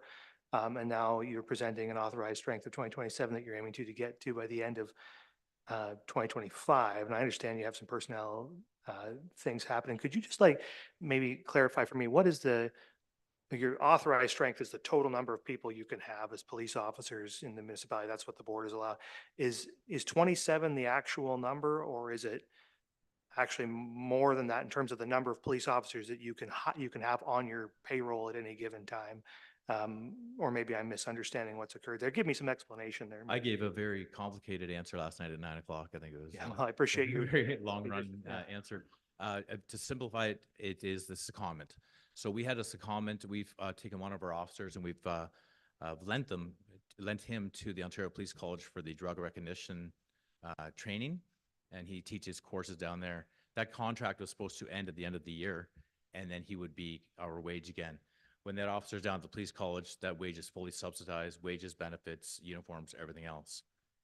With the inspectorate of policing, when we do our numbers now, we do not count full-time secondments because they're no longer an impact on our municipal budget. It's actually done through the provincial budget, is which carries out that officer. So for us right now, if the officer came back, we would actually be at 28 officers, but with a new contract that has been signed, or not quite signed, soon to be signed, that'll be another 3 years where they're going to take on his wages and role. So we won't have access to that officer whatsoever for 3 more years. So the burden to our budget is actually the 27 authorized strength. Now that's something that we have to prepare for when that contract ends, and that's what we were kind of doing last time, and then the contract got extended. So you're factoring that into your longer term planning then to say that at some point it will be 28, won't be 28 next year, won't be 28 until 2027 or 2028 if that contract ends at that time. So anyway, that clarifies it then. 27 is the number for now. And it's a fairly safe bet for the community with the growth of that we have right now. And we try to increase by every roughly 600 or roughly 450 population. We try to increase by an officer based on the pop to cop ratio through Stats Canada. It's a safe bet that that will happen. Right now, we're able to recognize quite a bit of savings by having a senior officer that has quite a bit of experience paying holidays. We're able to hire a cadet, which is at a much lower wage and less holidays. So it actually helps our budget, and it helps the province as well get people trained. Okay, that's good. That clarifies it. Thanks for that. We'll go to Councillor Mayette. Thank you, Mr. Mayor. Looking at your, welcome, Chief and John, good to see you again. Looking at your capital budget, I don't see a great deal of expense budgeted over the next, till 2033, like the next 9 years for vehicles. Usually that's one of the larger budget items. I hope they're included in the capital fleet. That's we work with the town with the capital fleet, and that's Oh, so it's all we do in have a the- 10-year plan with the capital fleet. That's all included. That's right. In there. That's In other right. Places, if not, I'm in a lot of trouble with my budget. Right, because it's only 106,000 there for vehicles, or 100, yeah, not much. So it's in the town's fleet. My second question is, I think you just indicated you're close to signing a new collective agreement, and so presumably there's retroactivity back to the beginning of this year. Is that included in the budget? All those numbers are included. Oh, sorry, Okay. just through you, Mr. Mayor. All the numbers are included in the budget. So we were without since the end of 2023, and the 2024 budget had already we'd already given a kind of a educated guess as where we would be, and I think the board and the association has come in within that realm. So I think it's covered. Okay, good. Thank you. Okay, then we'll. If I may add, we have a board meeting tonight, which we'll be looking at the collective agreement. So hopefully we'll be one step closer after tonight for stability for the next 4 years. If there's nothing further from other members, we'll turn it over to the Deputy Mayor, Chair of the Police Services Board for comments. I was just going to say, John and I and Kevin have another meeting at 4:30 that hopefully won't go too long, but it's got a pretty big agenda. And we are hopeful that the contract situation is this close to being ratified. I just wanted to say that Kevin and Jeremy, the inspector, Jeremy Mighton, this request that hinted at supervision and the need for some attention to that because of the Community Safety and Policing Act. Jeremy and Kevin were basically required to provide 24/7 coverage full time throughout the year. So they were never off. One of them always had to be available by phone. So what the attempt is here, and Kevin has done a very good job at putting it together, is to set up a situation where there's a little more work-life balance. They're still going to be working an awful lot and putting in a lot of on-call time to cover supervision, but it's a really good step forward for the service. Also, with the contract, we were very much, I used to say during the sessions, it was about officers being here, them being healthy, and them being happy. And throughout the other activity here today, it's been mentioned a few times about work-life balance and about mental health issues being a priority in competitive labor markets, and also the investment in our own staff is very important. All of those things apply to the police service too. And I know that there's two other people here who were chairing that service, that police board at one time, but it's been a real pleasure to be there. And Chief Zettel is amazing at how he tries to find the dollars to do what he needs to do, but he puts himself into a lot of activity that, it's just amazing what he and Jeremy can do. And I look forward to seeing over the next little while how some of this plays out, because I think we've done a good job on the board with Kevin and Jeremy's help, with the chief and the inspector's help, to really create an environment where here, healthy and happy, I think is a good way to look at the service. So I just wanted to thank you, Kevin, for what you do on behalf of the whole community, because you've really created a very positive work environment in the police station. And it shows with the way that officers are out and about in the community and the smiles that they have on their faces. So thank you very much. But that was all I had to say. Okay, thank you. Any further questions for these folks? No, just wanted to make the comment about the increase, and it's a substantial increase this year. When we're seeing substantial increases across the policing, the OPP is pretty well uniformly introducing very significant increases, much steeper increases than this, frankly, in their services. I think, and then you can see it here, and it's in your report, that much of that's being driven by the new act. It's unfortunate in a way. I hope that the province is considering smaller services like ours, local services. These are much valued. So this is a much valued service in Saugeen Shores. Very strong support for having a local service in Saugeen Shores, and I'm hopeful that the province isn't arranging the deck against small services, that they aren't making it so it becomes impossible for small communities like ours to have their own police service. It starts to feel that way a little bit as they start to impose some of these management requirements that seem better suited to much larger services, but seem to be required in our smaller services. And whether that's necessary or not is above my pay grade. But it does seem to it does start to, as I say, feel like they're stacking the deck against these services. So I think going forward, we need to be strong in our advocacy for our service and strong in our advocacy with the province to say you must create space for services like this to continue to exist and not make it an operational or financial impossibility for a small town to have a local police service. So I know the police board understands that far better than I do, and certainly Chief Zettel and his staff do. And I think council would be wise to be on board with the board and police service to coordinate ourselves to advocate strongly. Because as you know, if you start to see really ballooning costs year after year after year, it just becomes a real problem. So we don't, and it's one thing if it's our management, but it isn't that, right? It's being imposed upon us.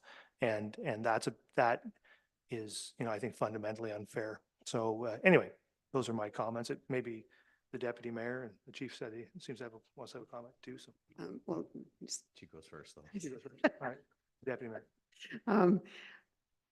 Since the mayor, excuse me, through you, since the mayor mentioned about the big increases, if we could just ask one thing of everybody.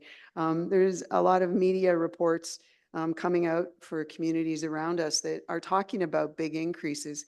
Please read the articles very carefully, because those 14, 15, 20, 25, 30% increases, those are in some cases increases year over year, but in some cases they're increases on the tax levy in those communities.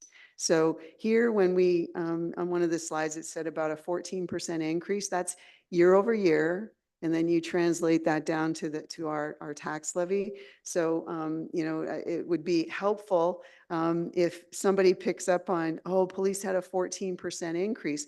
Well, that's year over year. That's valid. But that doesn't mean that we've added 14% to the tax levy. And some of the other media stories, when you see a 14% there, it does mean 14% potentially tax levy increase. So a little bit of help with making sure people understand the numbers would be appreciated by all of us. And Yeah, I believe this is 1.7% on the town of Saugeen Shores tax levy, Chief. And just a final comment. We are meeting with Ryan Teschner. We have met with him, the Inspector General of Policing, in regards to our concerns for small to mid services. We also meet quite frequently with our small to mids groups and are working towards grants to hopefully assist with that as well. 2025 budget year is a bit of a unique year because of collective agreements and the impact of the Community Safety and Policing Act. Requires a lot of training and it requires it quickly. So unfortunately, everybody knew the act was coming out. We just didn't know what it looked like until April, and we're actually still getting regulations that are coming out as we speak that are still coming out that are retroactive. So I think, I mean, I can't make any promises for what's going to happen in the future, but I hope this is a bit of an anomaly this year and that we get back on track to be more in line with the rest of the town increases moving forward. Yes, we'll certainly hope so. But anyway, thanks very much for your presentation, both of you gentlemen, and thank you. Are you guys okay to carry straight on here? We can probably knock off development services here if we do. So why don't we do that? We'll move right on to the development services budget and the director of development services.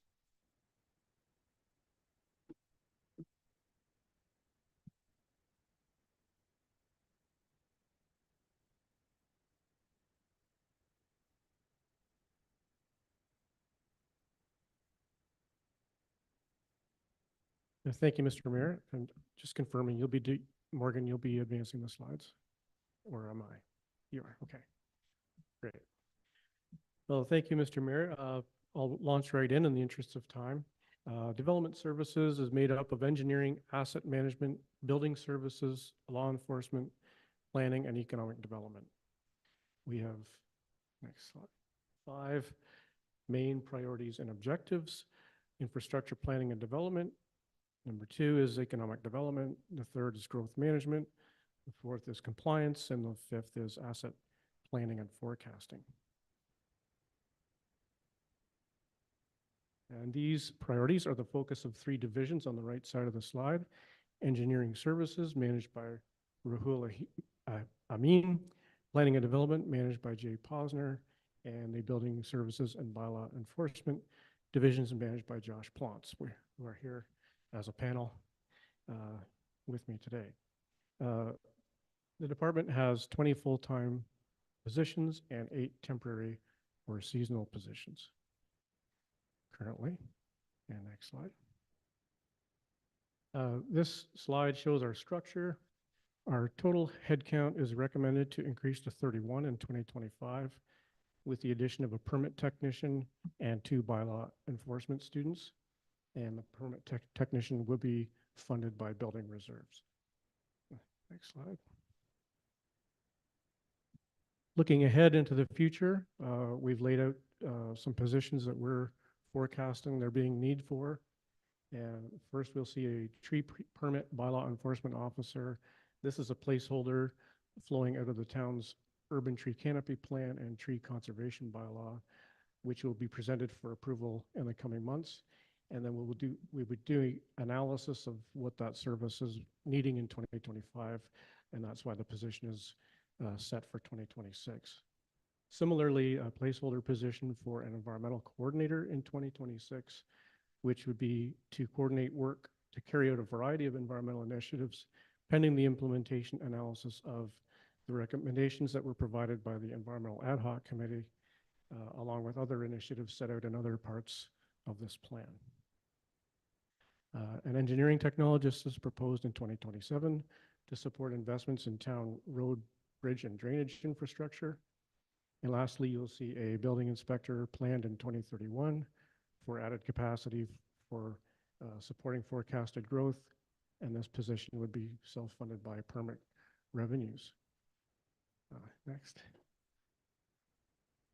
So development services has 7 major initiatives for 2025. First one is a carry forward with funding already in place from previous business plans to develop a design for the Port Elgin waterfront based on the existing waterfront master plan conceptual design.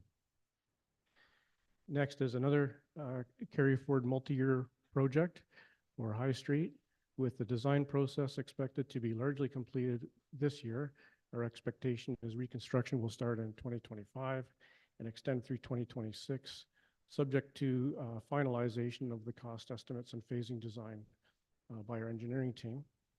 The total budget is 5.6 million from capital, with 2.8 million approximately in each of those years. The next item is the Natural Heritage Official Plan update. The county official plan includes updated natural heritage mapping and policies, and we're expecting that that will be adopted in 2025. With that in place as a base, the town will be in a position to advance complementary updates to our official plan.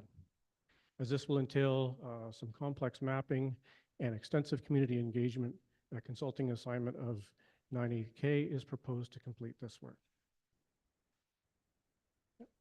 And next is the Municipal Housing Allowance Subsidy. We're recommending a $75,000 increase in 2025 to the existing tax-supported base of $150,000 that's already in place.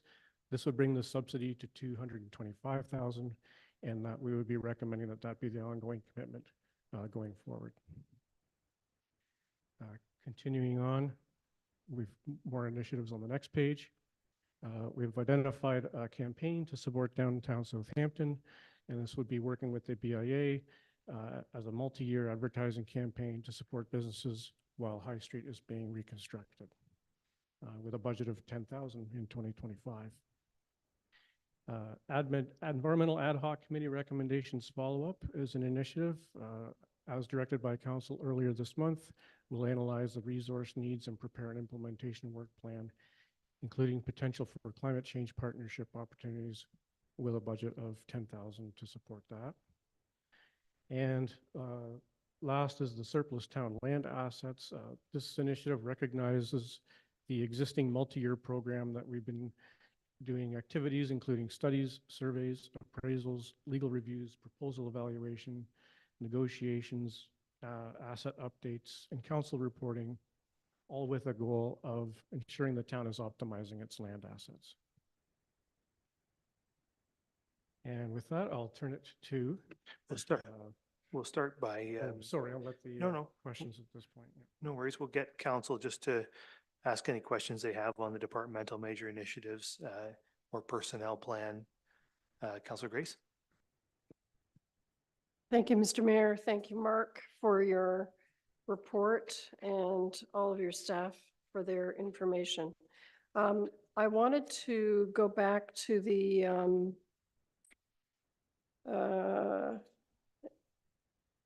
the tree permit bylaw enforcement officer. I know that's a placeholder as you described it.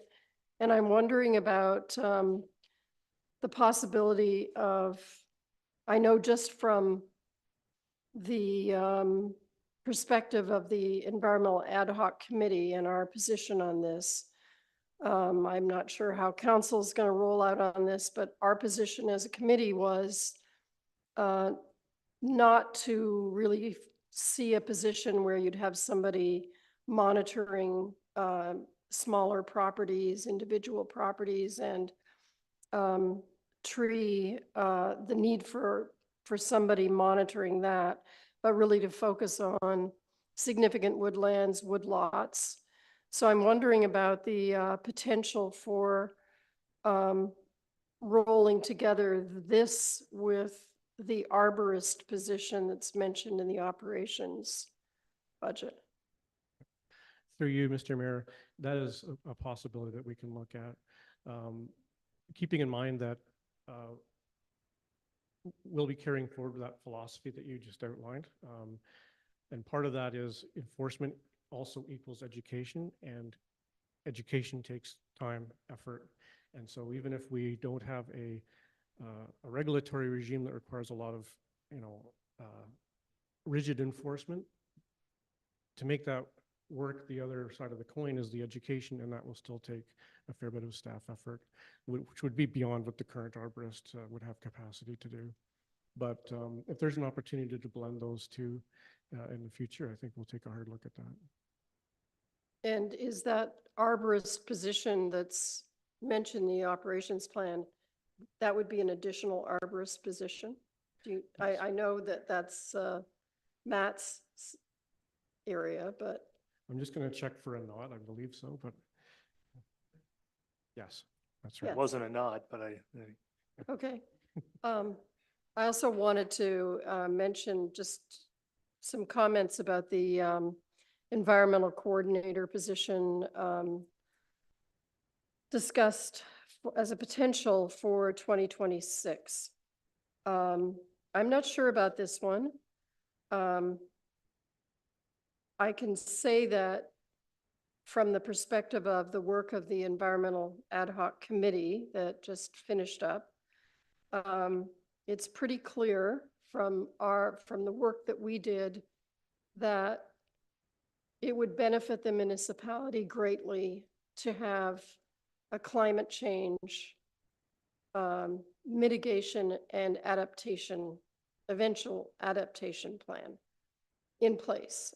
It would benefit us not just environmentally in terms of sustainability, but also financially, in that our research indicates that for every dollar spent, the municipality would benefit by $15 coming back from having that, both from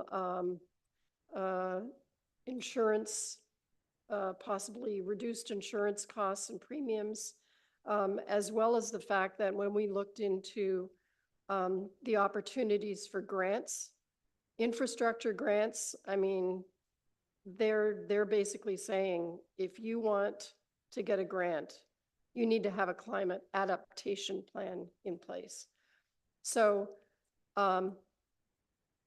do we need to have that? I mean, I know that's not something in the cards for next year, but I would like to, to discuss that, and I'm sure we will, for 2026, as we get more information on exactly what that adaptation or what that climate action work might entail. I also know that one of the recommendations from our committee was to have an ongoing sort of annual ad hoc committee that would try to support that climate and just environmental work, period. And as I was thinking about it, I know that was a recommendation of our committee, but I'm thinking that one of the things I'd like staff to come back with and think about that would be a real support for our environmental work would be to have a standing environmental committee, which I know was a recommendation of the first environmental committee. And my thinking is this, like the work of the Municipal Heritage Committee, it does a lot of work to support our municipality in terms of the award, the educational work, the community engagement events, things like that. And I could see that work being done by a standing environmental committee that I think would be very valuable support for our staff. And so those are my thoughts on that going forward to consider when we come back and talk about this particular position in 2026. I don't want to say no right now. I'm just saying, and I'm not sure about saying yes. I also know that one of our recommendations was to join the Partners for Climate Protection through the Federation of Canadian Municipalities. And so could we get that climate change work and the plan done by hiring a consultant? That we may not need to have this kind of environmental coordinator, I don't know. But those are my thoughts on that. Thank you. okay. We'll go to Councillor Mayette and then Halpin and the Deputy Mayor.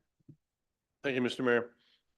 My question was similar to Councillor Grace's first question, which was the tree permit bylaw enforcement officer. When I first read the title, I thought, okay, we're going to have another bylaw enforcement officer, and they're going to take on the tree bylaw as well. But when I read the description, it says that this tree permit bylaw enforcement officer, that would be their sole job, is to enforce the tree bylaw.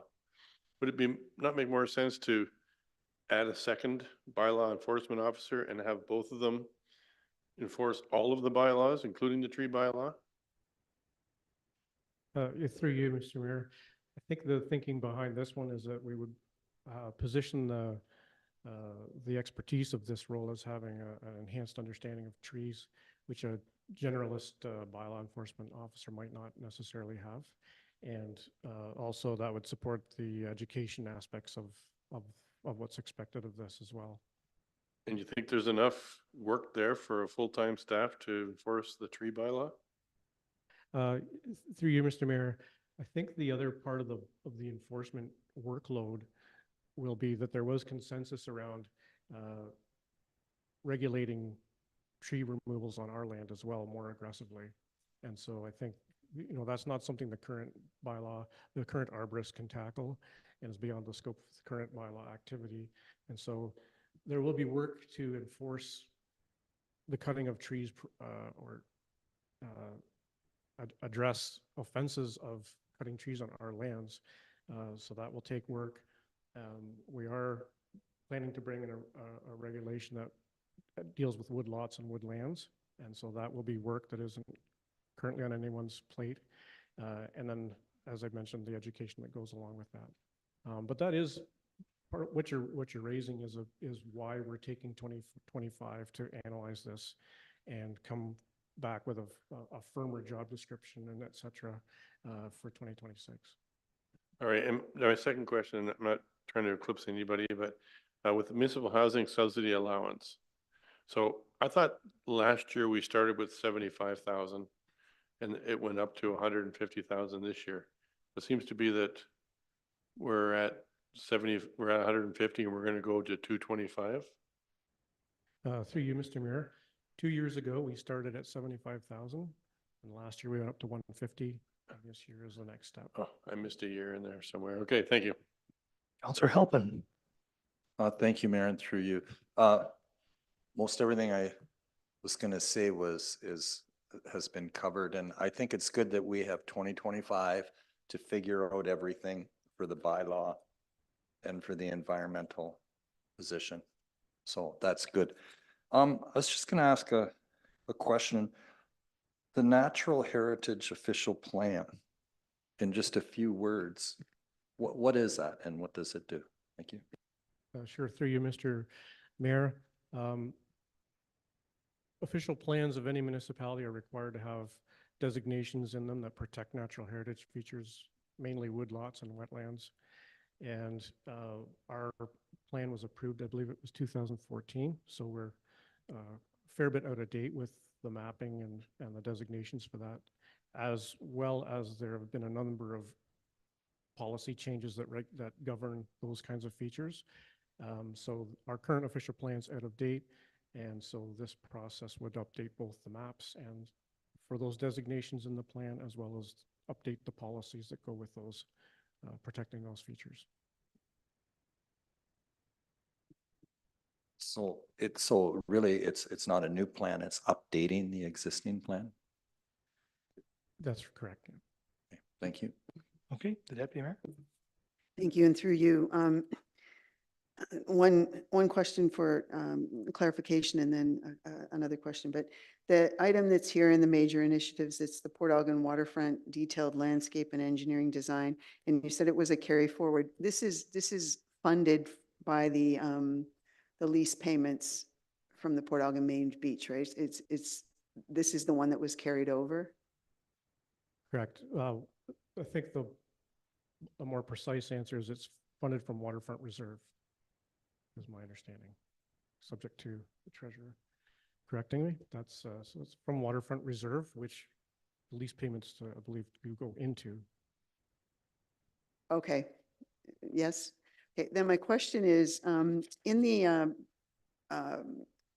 proposed department personnel, the two positions or the three positions that you mentioned as new, it's shown on the org chart as new requests for a permit technician and bylaw enforcement co-op, and there's 2 positions there. Is the information for those positions here? Or is that something that happened previously that I missed? The reason why I'm asking is the bylaw one is particularly of interest. We haven't had an update yet on the recruitment effort with the bylaw enforcement officer position. I'm of the same opinion as Councillor Mayette about, if there's any opportunity for a second bylaw officer, I think that that's a good plan going forward in the future. But I'm intrigued by this bylaw enforcement co-op. Is there somewhere in here where there's that explanation? I might have missed it. Through you, Mr. Mayor, the explanations are really being presented as we as we bring these forward. There isn't a detailed explanation within the slides. Okay. So happy to elaborate on Well, that. could you, the co-op part, are we, we're not talking a high school student, I'm assuming. We're hoping for a little higher level and someone perhaps in a related area of study. And so the intention is this is over the summer, because co-ops can be at any time. So can you just elaborate a little bit on those 2 positions? Yeah, through you, Mr. Mayor. These are intended to be post-secondary students who are in typically a law enforcement security type program at a community college. And this would be a great 4-month summer experience for them. Part of the thought process is we have a peak of activity and demand for enforcement in the summer, and these 2 individuals would give us that surge capacity in the summer to address that and be more proactive in the bylaw activities. That's one of the rationale. And they also give us the ability to cover evenings in summer, as well as vacation of the main bylaw officer. That all sounds really good. There's no financial information though. What, and it may just be contained within the budget, but what would be the cost of 2 co-op students being here for bylaw enforcement for 4 months? Yeah, through you, Mr. Mayor, there is a table somewhere in the attachments that has all the new positions and their salaries. But in terms of the cost of these 2 positions, it'd be around $30,000 of salary. Thank you. Combined. The Director of Corporate Services. No remarks. Okay, further questions on Councillor Halpin. Thank you, Mayor, and through you. The Port Elgin waterfront detailed landscape and engineering. I kind of thought at one point that would be in conjunction with the CCV or something like that. Like, would we be going ahead with that when there's no CCV being built right now? I think that's why you're seeing it carried over from 2023. The CCV hasn't materialized, and so the work hasn't advanced. Am I right about that? That's correct. Yeah. And that's correct, that it won't be advancing in 2025 either then? I think pending the development of the CCV. Thank you. Any other questions? I just wanted to chime in on the positions there. I think, and I also have some concerns about the tree permit bylaw enforcement officer, environmental coordinator in the future. And I think that, as I said before, I think the better way to look at these is to look at the number of positions year by year that we are building a funding envelope to hire, and not focus so much on the specific positions. Because will we want to hire this person, an environmental coordinator, 2 years from now? It's hard to know, right? So I think we'd be better off to sort of say, we know we're going to need a certain amount of capacity to hire some people at that time. And so this is what we're preparing for. And this is an idea of where we may be headed, but of course we may not head there too. So I too will have some difficulty. I have I don't support the expansion of the bylaw enforcement portfolio at all. I don't support the hiring of the co-op students, and I don't support the expansion of the bylaw because I don't, first off, we're taking a significant law enforcement hit in 2025. I mean, we're going to spend an extra $700,000 on law enforcement, and there's no choice on that. That's going to happen. I'm not super keen on expanding the law enforcement portfolio even more than that this year. And also, although I hear it from the public, more bylaw enforcement, that you could have 100 bylaw enforcement officers and never resolve the problem that the public's identifying. You can't, no matter how many people you have chasing people around with tickets, the problems that you're talking about are still going to persist. So I think we have enough bylaw enforcement, and also we had an expansion of enforcement of the bylaw officers or the bylaw enforcement through our through the police services problem-oriented policing program last year. And we got some stats on that when we had the folks come in not too long ago. I think Councillor Davinsky presented them around dogs on the beach. And so we've heard we have, without hiring more bylaw enforcement, have had more bylaw enforcement through the police service, which is good. And we should take advantage of those resources to get bylaw enforcement. So one that I will want to see revisited is those co-op students so that we can have a vote on it and so that I can vote against hiring them. And then, tree permit bylaw enforcement officer in a year or two. I think there may be other ways to deal with that as well. So anyway, those are my comments. I don't think I have, everything else has been covered. We are going to hear more about the High Street project next week and probably get some more detailed information about the finances on that. I would say it would be good to see that project advance to be constructed in as short a period of time as possible.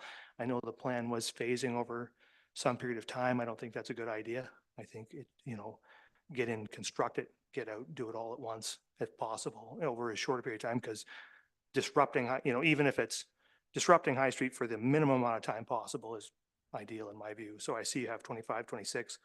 I'm hopeful that I'm certain the engineering department is working to try to shorten that window as much as possible, which is what we should be doing. Anyway, those are my thoughts. So we will move on then to, I'm sorry, Councillor Halpin. Thank you, Mayor, and through you. It is true that right now we don't have a bylaw officer, correct?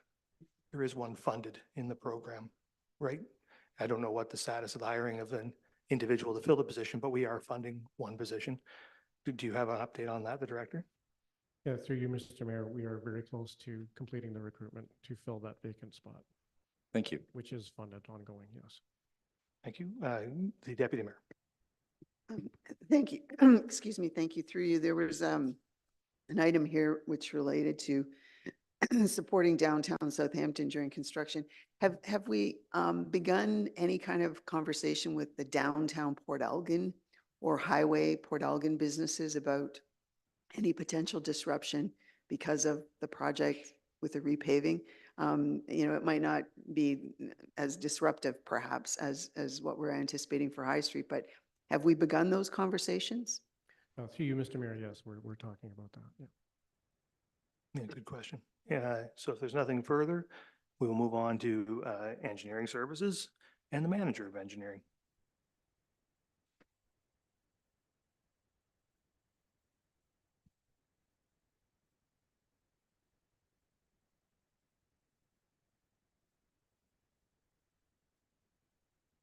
Thank you, Mr. Mayor, and through you to the council.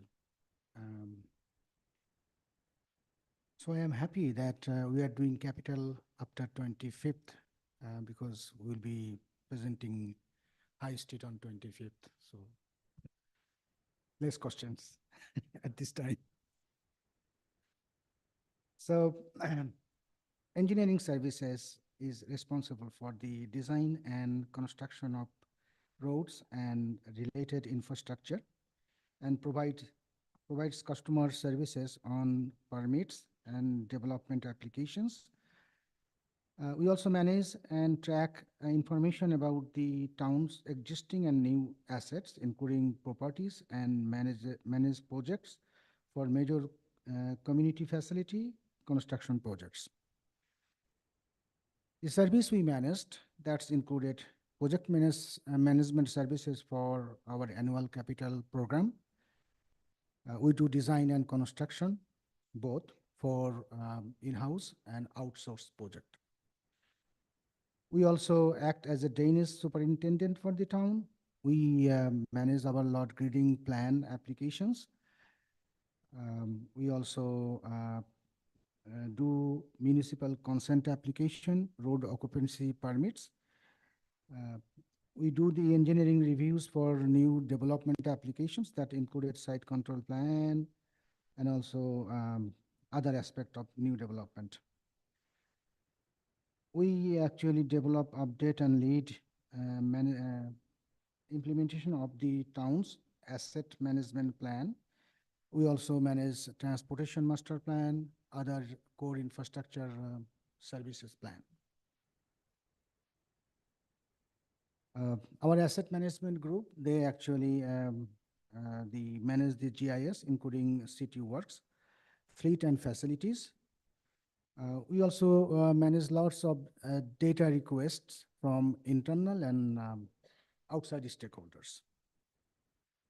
So our service actually governed by different kind of regulatory act that included Environmental Protection Act, EA or Environmental Assist Act, Planning Act, Municipal Act, Zoning Bylaw, Transportation Master Plan, Official Plan, Water Wastewater Master Plan, Drainage Act, and Common Law Drainage, Drainage Master Plan, Clear Water Act, Safe Drinking Water Act, and different regulatory act. And we also actually need to be in compliance with SBCA, their policies, some counties act and regulations. We also need to in compliance with MTO when we do any work in their jurisdiction. Also Ministry of Natural Resources and Fisheries when we do any in-water job like North Shore Trail repairs. So emerging trends for us that, as you know, that with the advancement of the Bruce Sea, there will be kind of significant growth within our both communities and the rural township area. So we have to be ready for that. And we also need to service all the future growth as a result of that expansion. And we have to act fast, really fast, to get services ready for all this new development. For our existing infrastructure, we are really now at the age of most of the life cycle term for our existing infrastructure, like over 50 years. And now most of the underground infrastructure, they actually due for the replacement or improvement. We also have some issue with some of the materials like asbestos that we need to address. So our division highlights for 2025, we'll be doing update on our transportation master plan. The transportation master plan actually deals with our roads and our road network, and which is a core infrastructure master plan. And as per provincial guidelines, we have to update our transportation master plan in every 5 years. And the second division highlights, we have asset management strategy, financial strategy. I think in last November 11th, we presented level of service and proposed of level of service. So as phase 2, we have to also complete the financial strategy for our proposed level of service. And that's actually a regulatory requirement by 588/17 Provincial Act. So we need to be in compliance with that. Facilities and equipment or fleet asset review.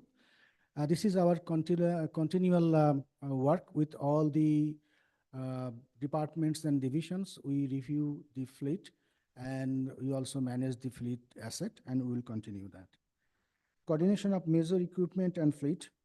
So we provide asset management service for all the heavy equipments and fleet for public works, fire departments, all other departments. So we need to continue that, and in compliance with our 10-year plan, we have to make a strategy that we are actually following a 10-year plan for any renewal or replacement of those heavy equipments.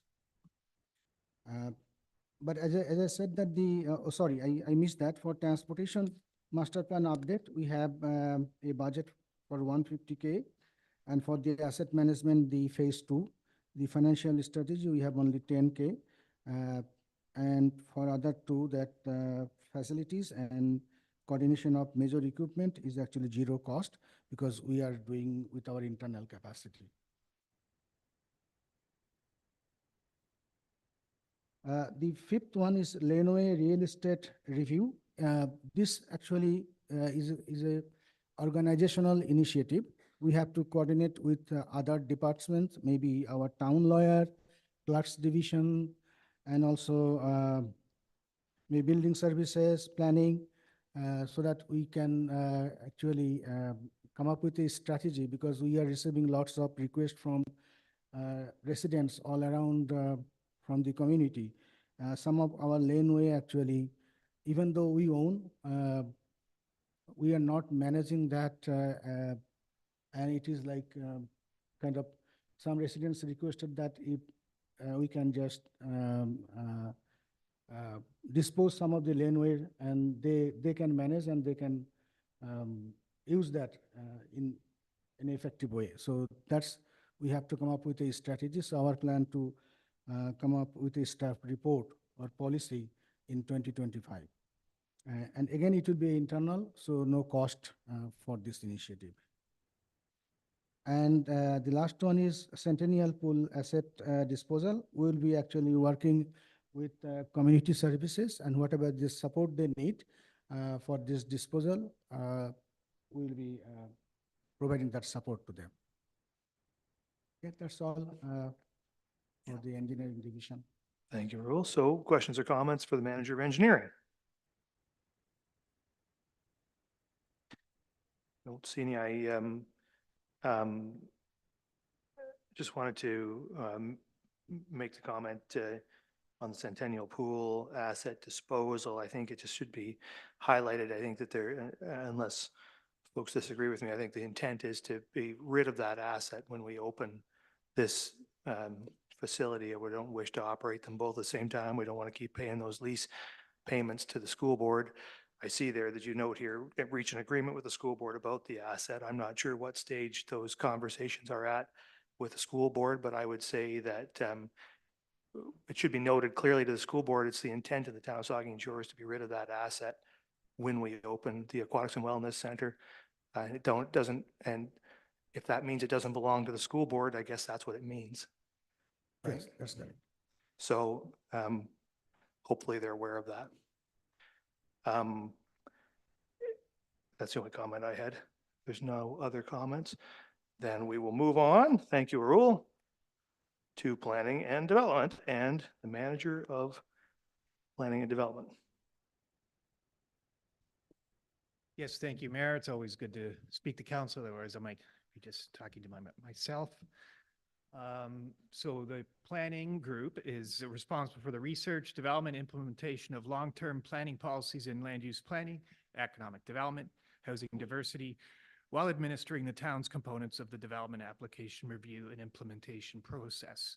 I will like to include that it also does keep abreast of all legislative changes, because over the last 5 years, there's been no less than 10 changes to what governs our work in the planning and development division. We manage the services that are managed are municipal support for county delivery of the Planning Act, site plan control, and the creation and implementation of subdivision, condominium, and site plan agreements. And over the last year, that has meant that from an idea to long after an agreement's been signed, more than 100 applications have been completed or are ongoing at this time. The division also does policy research and policy development to inform issues related to housing, environment, cultural heritage, or other planning matters, tourism planning and operations, economic development initiatives, and in doing so, we're building our in-house capacity. Examples of that are the community toolkits and the destination development plan recently adopted, as well as the zoning bylaw and official plan updates done over the last little while, and more housing related matters as well. Going to, I guess, emerging trends. There's future planning to address Saugeen Shores' growth rate and how it integrates, and how our policies and that growth rate, that population change interrelate So it's looking at both the substance of those issues, so whether that's environmental, servicing infrastructure, et cetera, and the form, and in other words, how we process and how we understand how to work with those, the processes. There's a strong interest for alternate transportation. This is not just busing. This could be active transportation, walking, pedestrians mentioned this morning, a lot by Elisa and Frank. Continued progress to develop Innovation Park as a regional business center. And lastly, the least one noted is visitors are increasingly looking for experiences and activities, and we're trying to encourage both those through the toolkits and the DDP. One of the division highlights.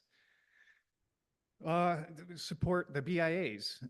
We had that as the division highlight in 2024. Well, we think it's an ongoing action for the town. We would like to work with the BIAs at all times. In this case, we're being more specific and say to implement the community toolkits and support coordination, beautification, and events. And there's a $10,000 ask for that ongoing.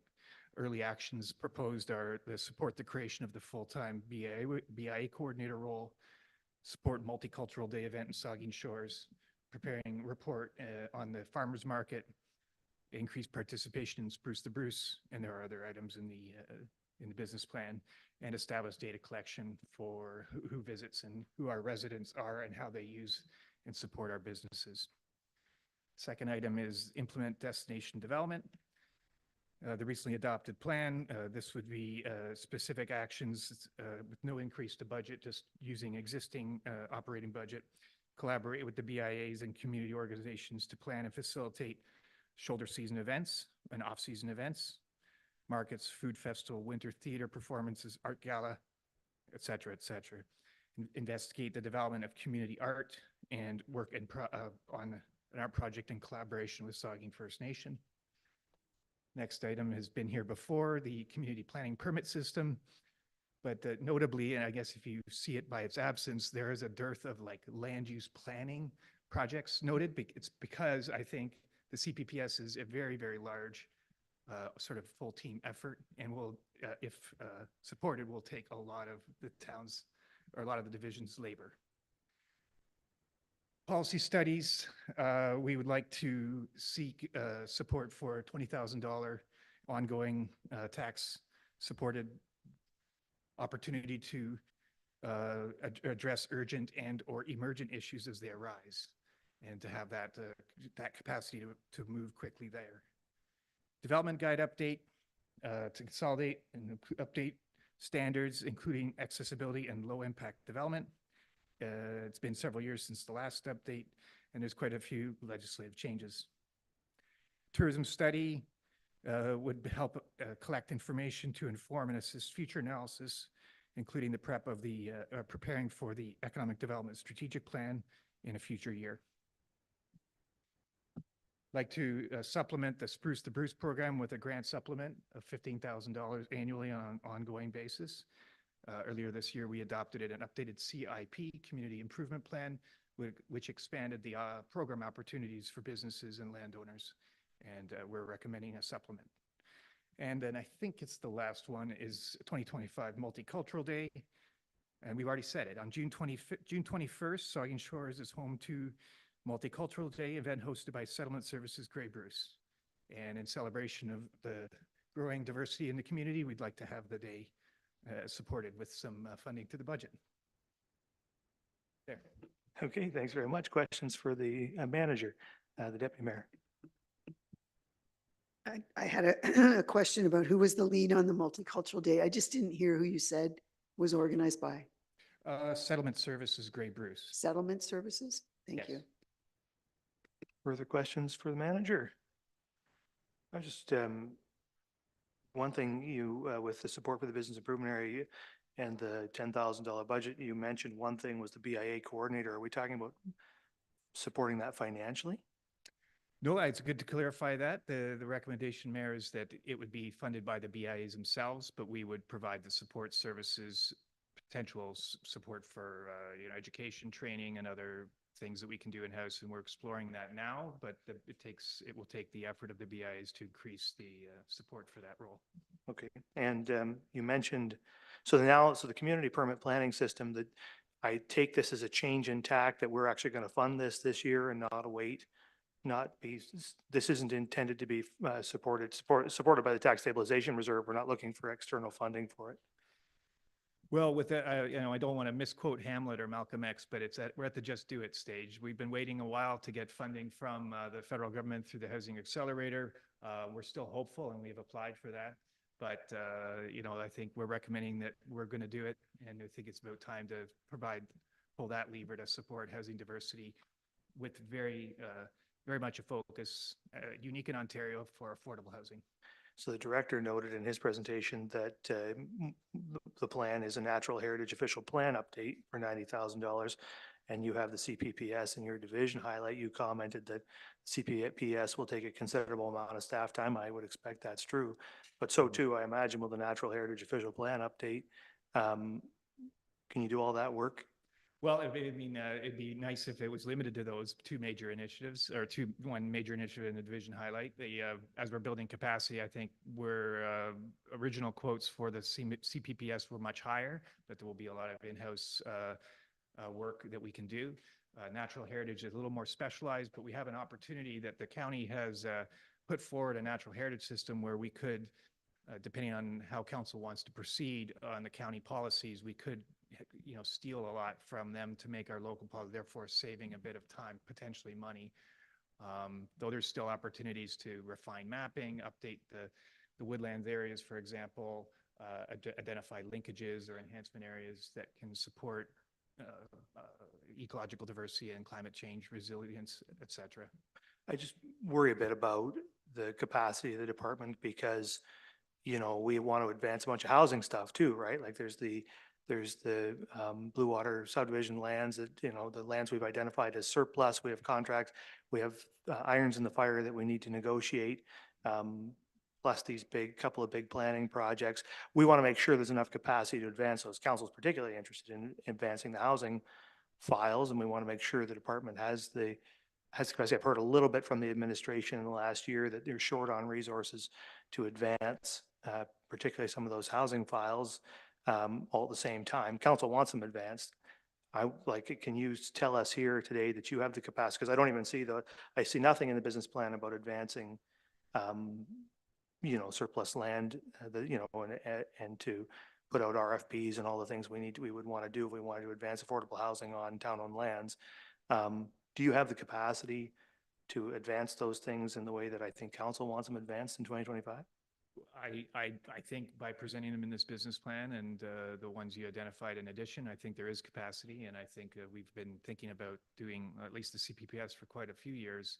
We've been putting the effort into actually trying to line up the order and what support we might need with the requested asks, so we can use our internal resources appropriately and seek the specialized consulting services that we really think are necessary, and especially something so unique as the CPPS.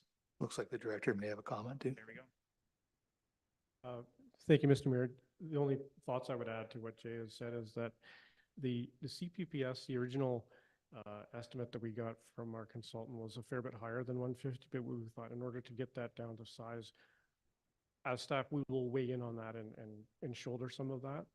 The Natural Heritage project is a little more something you can parcel off and say, assign it to a consultant and have them run it relatively independently, whereas the CPPS is more of an integrated thing. So the Natural Heritage project wouldn't hit the town capacity the way the other one would, and I think that's part of how Jay's proposing to balance that. And then the other thing I wanted to note is that the major initiative that deals with surplus town lands would incorporate the consideration of lands for housing objectives. So that's everything, including putting out the request for proposals, considering those, applying the matrix, doing deals, the whole thing. Okay, that's good. And the only other comment I wanted to make, let's finish my comments now, I suspect others have some, is the Spruce the Bruce grant supplement. I'm not so certain about that one. The property taxpayer is already funding Spruce the Bruce through the County of Bruce. It's a pretty, it's a good program. It's funded. If we were looking to increase it, the county could increase it. I just, like, I think we have some bigger fish to fry than fixing facades at this moment. Like, I think that we should be investing this money on our own housing efforts and other things that we're working on locally. I mean, I'm not, to me, I'm less and less certain that Spruce to Bruce is the most critical investment to make in terms of economic development. I wonder if the better thing to do is to make sure there's a workforce and let business design and improve their facades using their own revenues. So I, in my, so you can tell I'm even uncertain of it at the county level, but I'm not certain that it's a priority or ought to be a priority for the town of Saugeen Shores to top up those dollars at this point. I think we'd be better to spend our resources on some of the more pressing issues before us, particularly housing and some of those workforce development pieces. So, but I obviously just my views. The deputy mayor, and then we'll go around. On the Spruce the Bruce situation, the $15,000, is that related to, we had the presentation at council and it was to provide fairly tiny little increments for a lot of stuff that didn't hit the Spruce the Bruce mark because it was, related to residential conversions and that's what this is related to, right? It's not the facade program per se. Well, it would not be limited to that, if I may, Mayor. Would be that it could be I'm just looking, it could be a residential improvement. There it is. I can see it written down here, but it could be community signage. It could be destination and product development. So it's more like it could be community, but the grant programs are a broad variety. They do still include signage and facades and building accessibility. But the idea is that we would top it up. So if it's only 10 businesses that could qualify, we'd say 20 should, because one of the recommendations from the toolkit was to increase participation in Spruce to Bruce. So we'll go to Councillor Grace, and then I have Davinsky. And then we'll keep Thank you, going. Mr. Mayor. Jay, just a quick question about the community planning permit system. Does, I believe that this was something we had asked for a grant for. Will this now take us out of that grant opportunity? No, I actually think, sorry, through you, Mr. Mayor, it would be I think it's the opposite. It's showing the initiative and the commitment to addressing housing issues by being proactive. And so it doesn't, by virtue of it being funded here, it doesn't, or at least according to what I know about the Accelerator Fund, doesn't take us out from that application. Great, thank you. Councillor Davinsky. Thank you, Mr. Mayor, and through you, I just need some clarification here, Jay. The support business improvement areas. I know you were talking about the coordinator, and the Southampton and Port Elgin, as you well know, already pay the coordinator. She's not getting rich, but she is being paid. What is the money that you're asking for here for 2025? What's that for? If I may, Councillor Davinsky, the money is, just to be clear, the $10,000 ask is for to support that, to support the BIAs. Generally, I just use an example to say we would support the full-time BIA coordinator role as an early action, but the $10,000 would be used maybe to potentially support Multicultural Day, prepare a specialized report and data collection on the farmers market, because we moved it from Coulter Parkette to a parking lot, potentially to establish data collection methods to illustrate who our visitors and residents are, but it would be for those potential or others, but not for the BIA coordinator. Those are to be funded by the BIAs.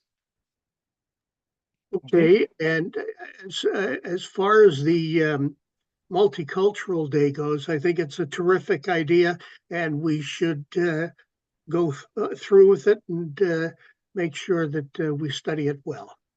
Thank you, Mr. Mayor. Thank you, Councillor Mayette. Thank you, Mr. Mayor. Quickly, Innovation Park fell under your portfolio here. Is there any leads going on? I know Jill's still in the room. I know I drive by there every day and it's a very popular spot. It's become the newest off-leash dog park as far as I can see. Well, I mean, I think we'll be ready to report very soon to council on activity there, but we've been advancing additional marketing and promotional actions as well. So we're not sitting idly by other than and waiting to receive. We're being proactive, but we can shortly announce something. My breath is bated. Yeah, I think you can expect an imminent and very exciting announcement on that If front. you listen closely, there's maybe a whisper out there now. Is there any further questions on the Planning and Development Division? I don't see any, so it's now after 4 o'clock. Council will adjourn at this point. We will pick up these items, the rest of the Development Services Department when we meet next week. And we will finish it up at that point, okay? We have some members who have other things to get to at 4:30, so we really are up against it here. Yeah, I will take them. Oh, so here, sorry. The resolution is that council recess the business plan meeting on November 2024 at 4:06 PM and resume on November 27, 2024 at 9 AM. Mover and seconder, helping the deputy mayor, all in favor. Council is recessed.